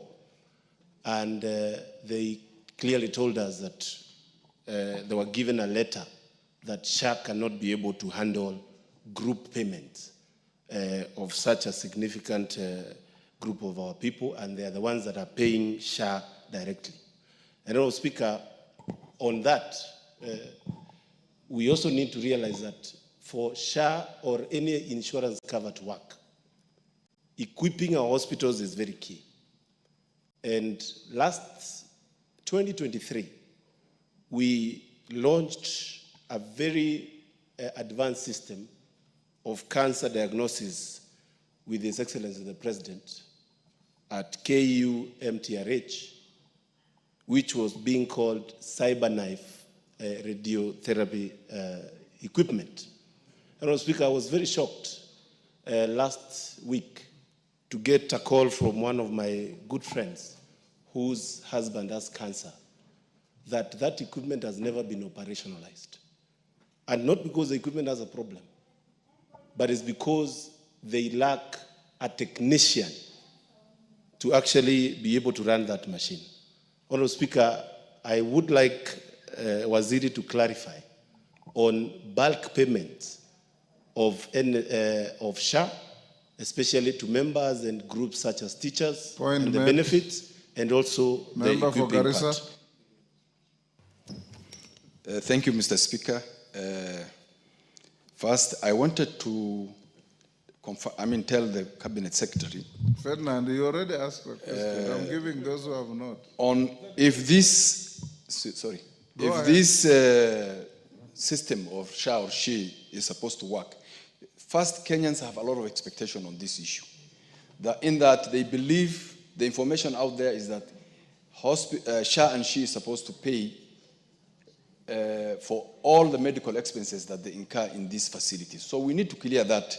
And since health services is a devolved function, the only way this thing can also work, especially on that level of specialized treatment, is to have level 6 hospitals, which is a national government function, are the former regional hospitals, PGHs, professional general hospitals. Otherwise, this thing is going to be difficult for the national government to run it at SHE and SHA level. Point made. Sorry, and Mr. Speaker, one issue that was raised on the issue of cancer centers. There are 4 regional cancer centers in this country. One of them is in Garissa, and it has stopped functioning the last 2 years. Garissa County government had written a request for the national government to retake it back. So I want to ask the minister if it is possible, if they can take back that facility so that the people of Garissa County and generally in that region of northern Kenya can access facility of that magnitude, an investment that has been made by the national government, transferred to the county government, and they are unable to run, so that the people from that region can access that facility easily instead of coming all the way to Kenyatta Hospital, which sometimes is difficult for them to access. Thank you. Pasaris, I thought you had asked questions earlier. I have a burning, thank you, Mr. Speaker. Mr. Speaker, as we are sitting here right now, and I want to bring this to the attention of the CS, Kenyatta University Teaching Referral Hospital had stalled for 8 years, and I was in the health committee in the last parliament, and I was instrumental in making sure that we got it funded and we got it opened after stalling for 8 years. But today, I just want to ask the CS, right now, there's a young man at Kenyatta University Teaching and Referral Hospital that had an accident. He was in a car going somewhere, woke up in Kenyatta, all right, in the referral hospital. The family has been given a bill of 400,000. All right. So the reason why he's been given a bill of 400,000 and they've paid 100,000 is because they're saying, the hospital is saying that they only cover food, that SHA only covers food and bed. So, and this happens to be a deaf patient. What I want to know, because we say that SHA is better than NHIF in the sense that it doesn't have a waiting period like NHIF before you had to wait for 3 months. So now that you don't have a waiting period, assuming that this young deaf man did not have SHA, when he is admitted in hospital, is it the duty of the hospital to ensure that they register him at that particular point in time so that he can enjoy the benefit of being in the hospital? It's an emergency, it's an accident, and now the family is being forced to pay 400,000 shillings. SHA is only covering for bed and food, and that is a public hospital that should actually be offering the services for free to our members. And then you talked about Esther, I gave you only one. Sorry, this is burning because the whole public will need to know this. You talk about the website, you talk about the star 147. I myself, as Esther Passaris, have never been able to get my membership online because it just seems to give me a lot of problems. I just want to know, is there a customer service number that the public should know of, and is it working 24 hours? So if there are issues like this, they can be solved online through telephone. Thank you. Minister. Mr. Speaker, let me again start with Some Honorable. have just been comments. Yeah, let me start with Honorable Passaris. Respond. As you sit there, just if you are in NHIF, just do star 147 hash. It's working. We even have a call center. You can call 147, where the waiting time is 0. Mr. Speaker, and what I'm saying, I want this house to take me tomorrow. The waiting time when I was, last week was 12 minutes. Today, the waiting time of that call center is 0. And the Honorable Mukunji has tried, it's working. The phone. Go No, on. Honorable Speaker, she carries a very beautiful Yes, Android yes. type of a phone. Bissau, yours is working? It's actually working. Okay. It is working. It's working, thank you. Go on and answer the others. Honorable Speaker, the member for Garissa, I'm going from behind. The member for Garissa asked whether we can take level Garissa PGA to level 6. If the county leadership have agreed and they have written, then we will have a discussion and take it. It's important what he said. The whole of the northern counties, Mandera, Wajir, Garissa, Isiolo, Tana River, all those counties could have accessed that national referral, but that must come to us. 2, on the Honorable Kunji, I think I have another day to come and explain. It's outside SHA, the equipment, the national equipment program, which we have signed with 45 out of the 47 counties. This equipment program are in 45 counties, including Garissa, including Embu. The last 20 I have signed on behalf of, after governors have signed. I am ready, Mr. Honorable Speaker, anytime to submit even tomorrow for members to have the documents and come back to the House.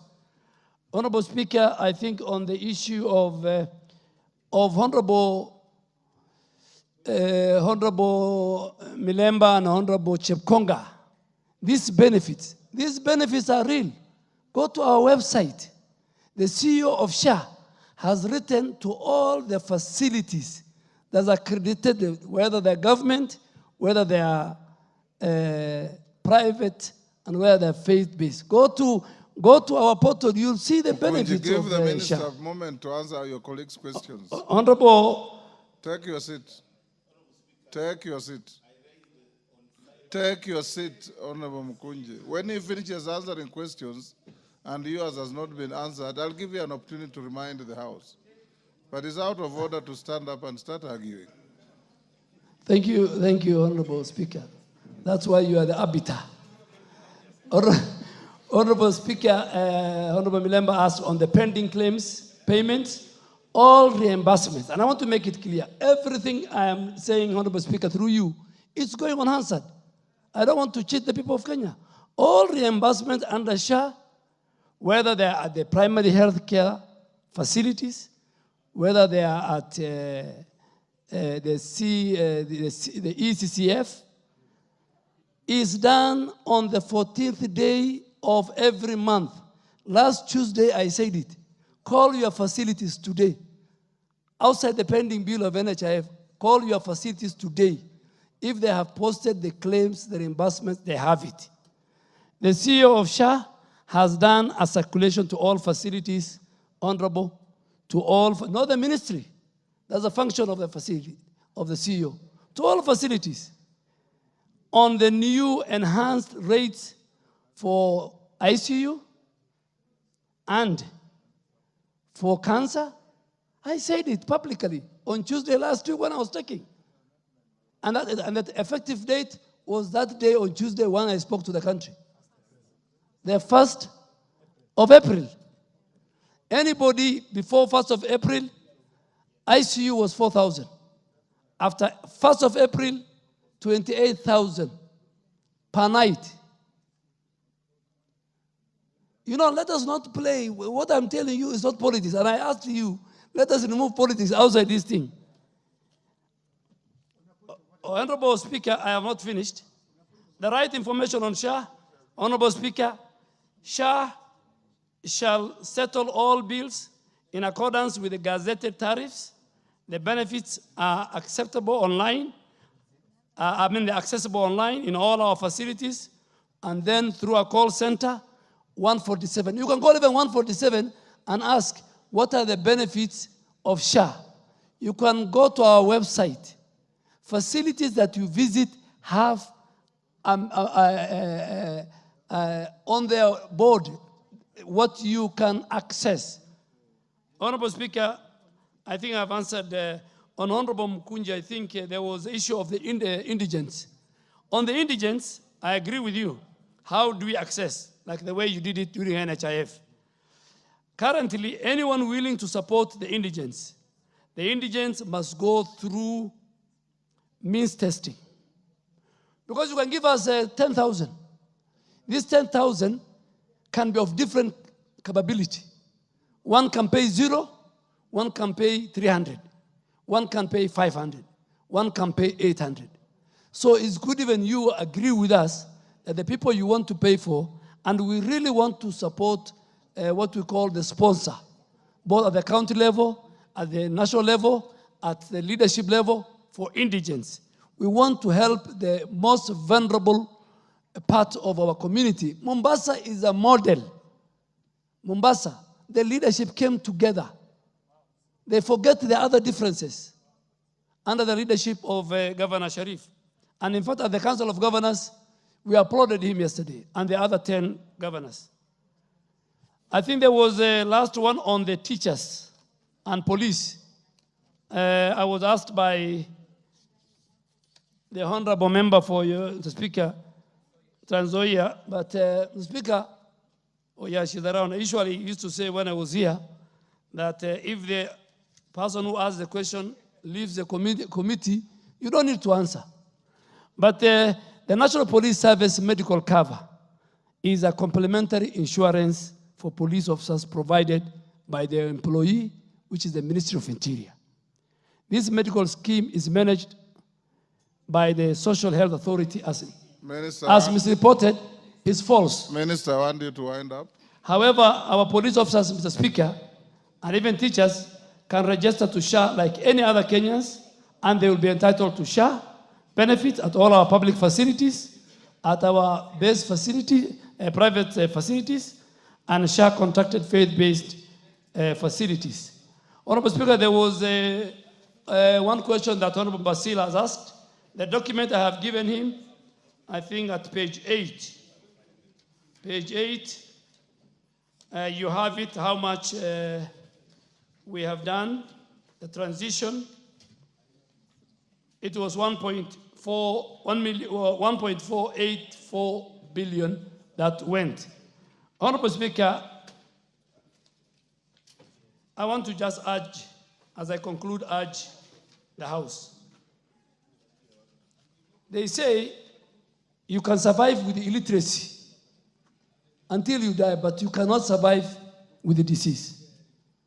We require a very robust health care system that is accessible, affordable, equitable, and quality to our dear citizens. Don't listen to the naysayers. Over 40,000 Kenyans are enrolling in SHA every day. Take charge of your health care and enroll to SHA. Universal health coverage, Taifa Care is working, is good for our people, is a legacy. All our leaders, led by the President, we are going to leave. And I commit, Mr. Speaker, that as a Minister for Health, among many, many other issues I have to deal with the health docket, universal health care will be. But the members who have passed, as you said, should tell the difference between SHA is the authority, SHIF is the insurance fund. That is the difference. But it is this House that at the beginning of the bill defined it that way, not me. Minister, you'll extract the Hansard and respond to the issue raised by Pasaris about the deaf patient at Kenyatta University Hospital. We don't have verified facts. Extract the Hansard and check. Also the case of Kagusha, extract the Hansard, and you can write to the clerk, order Kagusha. I'm helping you. We are coming to an end to this session, and I don't want your matter to go under the carpet. It is something that is very important. If what you said is correct, it's something that the minister must act upon. So we'll extract the Hansard, clerk, and send to the minister in relation to the matter of Pasaris and the matter of Kagusha and the matter of Mukunji, so that the minister can send us some written responses to those matters. The remaining questions will be deferred, and the majority leadership will decide in consultation with the Speaker on when next the minister can come and answer those questions. We have other business, pardon? Pardon? No, one clarification from you will be one clarification from everybody. I will not allow it. What I advise the, yes, Atandi. Honorable Speaker, I wanted to say that Honorable Duale has remained progressive in the executive, the same way he was progressive when he was our leader in this House. Honorable Speaker, I want to confess that I'm proud of Duale, and I believe that his leadership of this critical ministry is going to help the broad-based government to achieve its vision for Kenyans. Honorable Speaker, this House, under my leadership as Chairman of Budget and Appropriations Committee, I want to promise Honorable Duale that I'm going to do my best to ensure that my committee supports him for him to realize the vision of the ministry and for the presidency. Thank you. Honorable Minister, if you listened to the members very carefully, and even from the streak of your own very eloquent answers, it does appear that the elephant in your room is poor communication. Information flow is flawed or non-existent. But you rightly said that you want to go out on a serious public awareness campaign. That's something you ought to have done yesterday. Because out there, those who propagate propaganda, misinformation, disinformation, fake news are running 10 times ahead of you as a ministry. So you need, the ministry has perpetual succession. Those officers sitting on my right and left have been there. So we want, as a House, to give you support to help Kenyans. And for members, given the importance of this matter, I will sometime when we resume after the recess, have a Kamkunji, where Honorable Duale and his team will come here in an informal setup and take each and every question and answer them, so that the country can get to understand and appreciate that this innovative program works, but nobody will know it works until you go out there to tell Kenyans how it works. Even Jesus said you can't light a lantern and put it under the stool and expect people to see it. You have to go out there with the information. When Idi Amin was once asked by a British journalist why he liked blowing his own trumpet, he said, who else do you expect to blow it? It is my trumpet. So you must be ready to go out there and blow your trumpet for all and sundry to hear. These members and this House will support you, but we support those who support themselves. Thank you, and you are now released. You can go. That's what you wanted. I'm capable of reading your mind. Next order. Order number 13, special motion, consideration of a nominee for appointment as Principal Secretary, State Department for Broadcasting and First, let's Telecommunications. not leave. Let's finish this order. KJ, hope you have a mover, a seconder, and we'll... Mr. Speaker, I really thank you. We had very important business this afternoon, and this is equally important.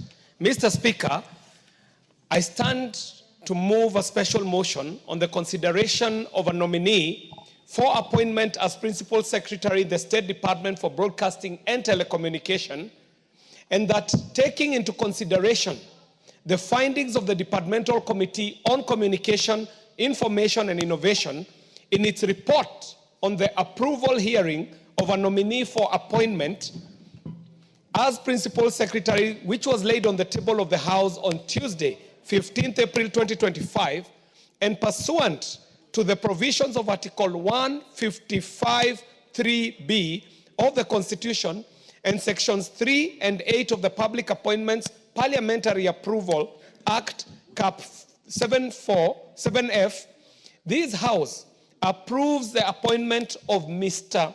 Stephen Motari Isaboke as Principal Secretary, State Department for Broadcasting and Telecommunication, subject to the following condition: that in order to avert any potential conflict of interest with respect to the claims made relating to part ownership of GoTV Kenya Limited, the appointing authority reassigns the nominee a different state department upon taking oath of office.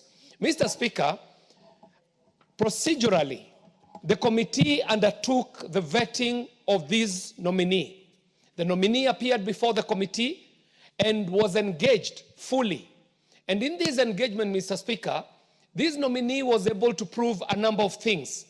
For starters, this nominee has been cleared by all agencies that are required to clear him for this office.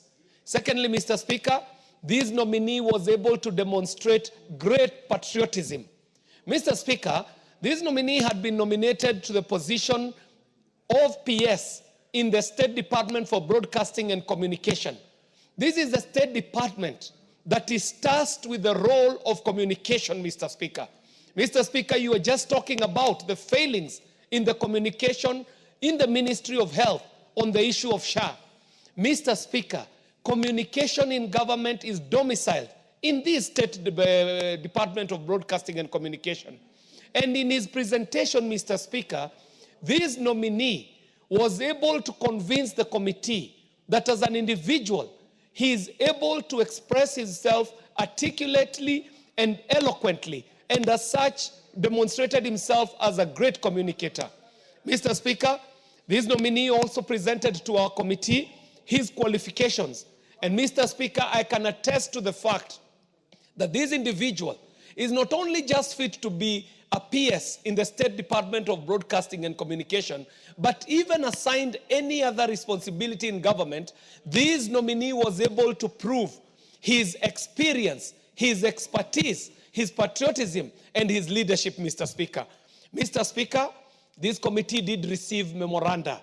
We received 2 memoranda, Mr. Speaker, and one of the memoranda came from an individual by the name Motava. Unfortunately, Mr. Speaker, this memoranda was inadmissible ab initio because it was a memoranda that could not even get the name of the nominee right, Mr. Speaker. And as such, it was not a memoranda that we could admit as a committee, Mr. Speaker. We considered it for its veracity, and we found that it is not admissible. Mr. Speaker, it would be sacrilegious of me as the chair of the committee to not note that we also received memoranda from a sister committee of this House, the Committee on Public Investments Committee. And in its submissions, these memoranda did point to a potential conflict of interest, Mr. Speaker, of which we were able to interrogate fully and even commit to the nominee, who made very substantial submissions regarding these memoranda that came from the PIC committee. And Mr. Speaker, In its consideration, the committee was able to engage the nominee on the matter of his interests at GoTV. And I want to put it on record and on Hansard that this nominee committed by admitting that, yes, there could be potential conflict of interest, but he did admit to the committee under oath that on an event that he is vetted and found fit to hold office, this nominee says he is ready to relinquish his shareholding within GoTV. Mr. Speaker, I would like to put it to this House that after consideration of these matters that were brought before our committee, we found this nominee fit to hold office. We found this nominee able to be having enough experience, to be having good leadership qualities, and the ability to be able to hold office as a permanent secretary in any docket that he would be put to. And as such, Mr. Speaker, our committee did propose that in order to avert any potential conflict of interest with respect to the claims that have been made relating to part ownership of GoTV Kenya Limited, the appointing authority reassigns the nominee a different state department upon taking office. Mr. Speaker, I beg to move, and I would like to ask the majority whip to second. Thank you very much, Mr. Speaker. Thank you very much, Honorable Speaker. Honorable Speaker, I rise to second the report by the committee. And as the chair as well put it, Honorable Speaker, the committee sat down and upon the view of the credentials of the nominee, they did appreciate the fact that he's indeed qualified to serve in the capacity of permanent principal secretary. However, Honorable Speaker, they also indicated a fact which is true, that there is a question of conflict of interest. And remember, Honorable Speaker, that we've passed in this very House, Honorable Speaker, the element of the conflict of interest on so many other avenues. Because as an astute businessman, he had actually invested in the telecommunication industry, and that is the GoTV and others, like the report indeed says. And because he's going to be in charge of policies and regulations that pertain an ICT, then he'll be conflicted.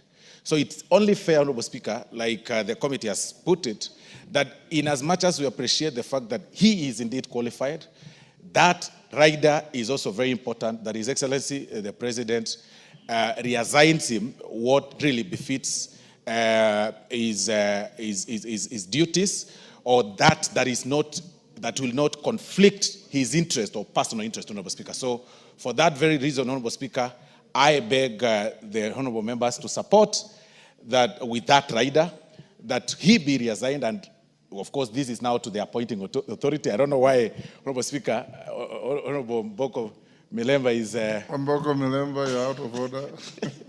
Exactly. So with that rider, so that he be reassigned, Honorable Speaker. So with that, I beg to second, Honorable Speaker. Oundo, I have not even proposed the question.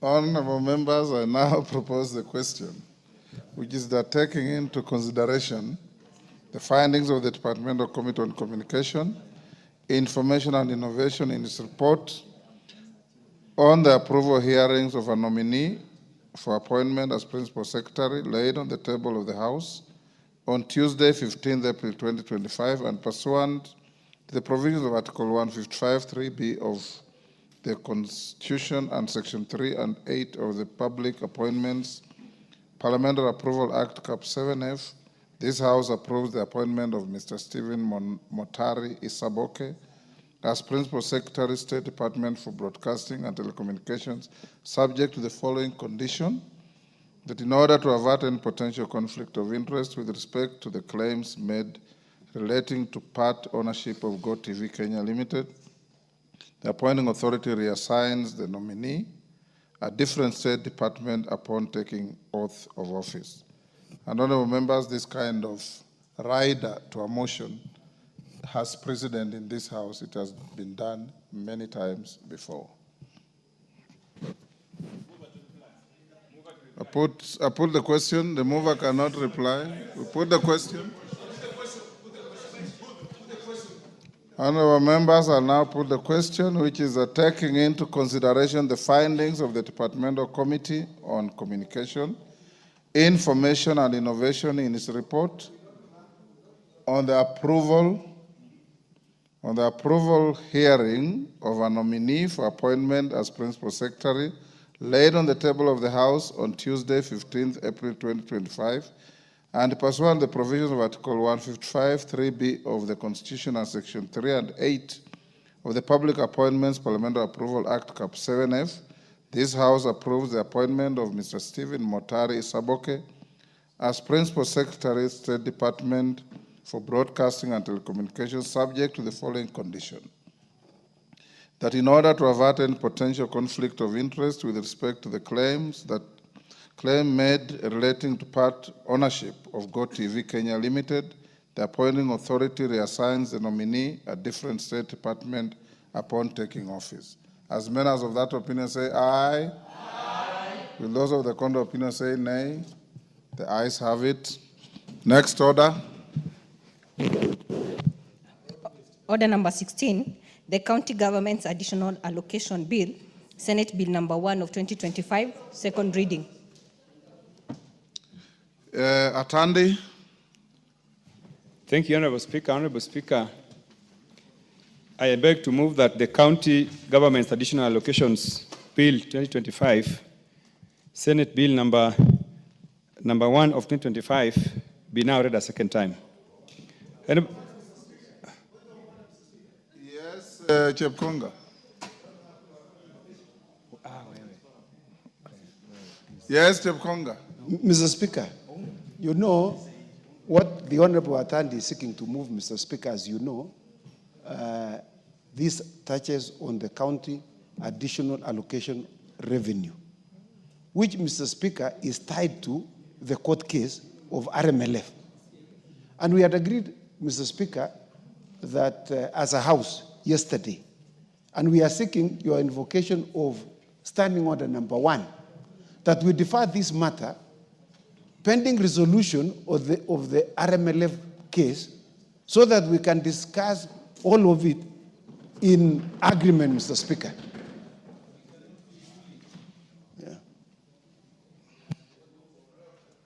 Honorable Chepkonga, I was advised on my request that the RMLF disputed numbers are not in this bill.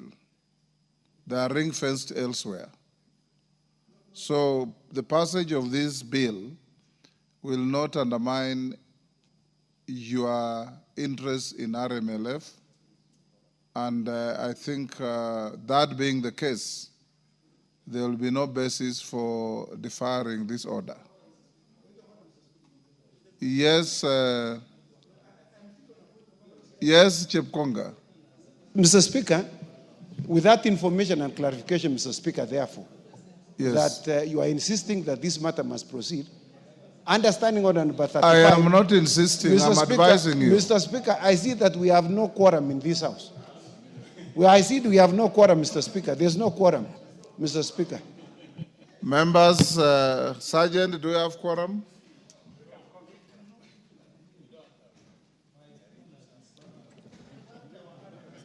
Eh?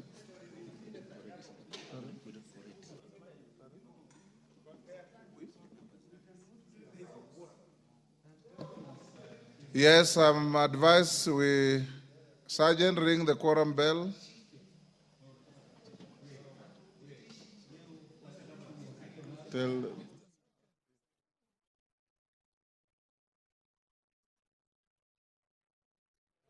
Yes, otherwise they would have disrupted. Yes.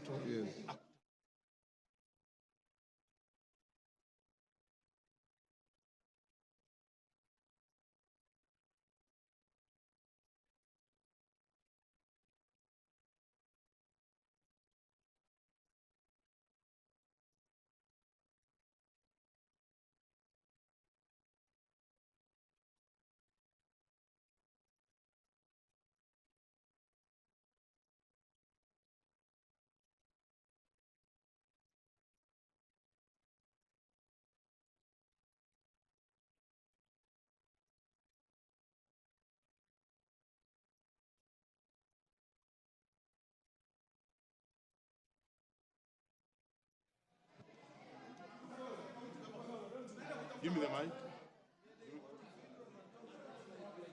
Mike. Order, honorable members, Sergeant at Arms. Order, Sergeant at Arms. When we are ringing the bell, you cannot go out. Sergeant at Arms, close the door, close the bar. Sergeant at Arms, close the bar. Allow only the whip to go out. Otherwise, the rest of the members, take your seats. Order, members. Order. Sergeant at Arms, take your place and close the bar. Only the Sergeant at Arms may leave.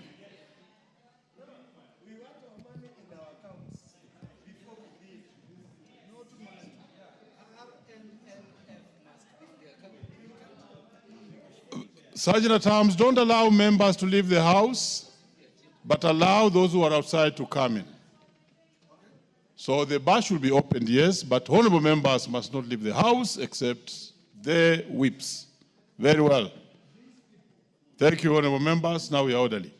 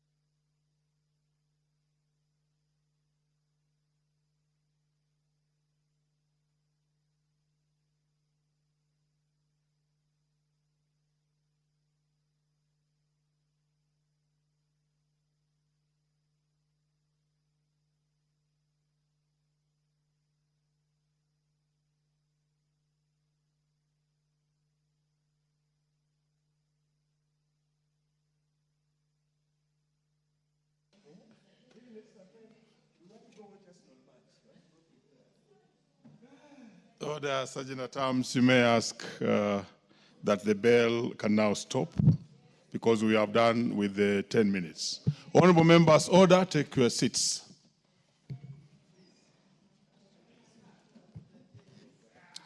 Honorable members, a member did rise from his place on standing order number 35. On quorum, the Speaker did ask the Sergeant at Arms to ring the bell for 10 minutes, which has already happened, and I can still confirm that there's no quorum in the House. And therefore, honorable members, and the time being 7:09 p.m., this House stands adjourned until Thursday, 17th April 2025 at 2:30 p.m.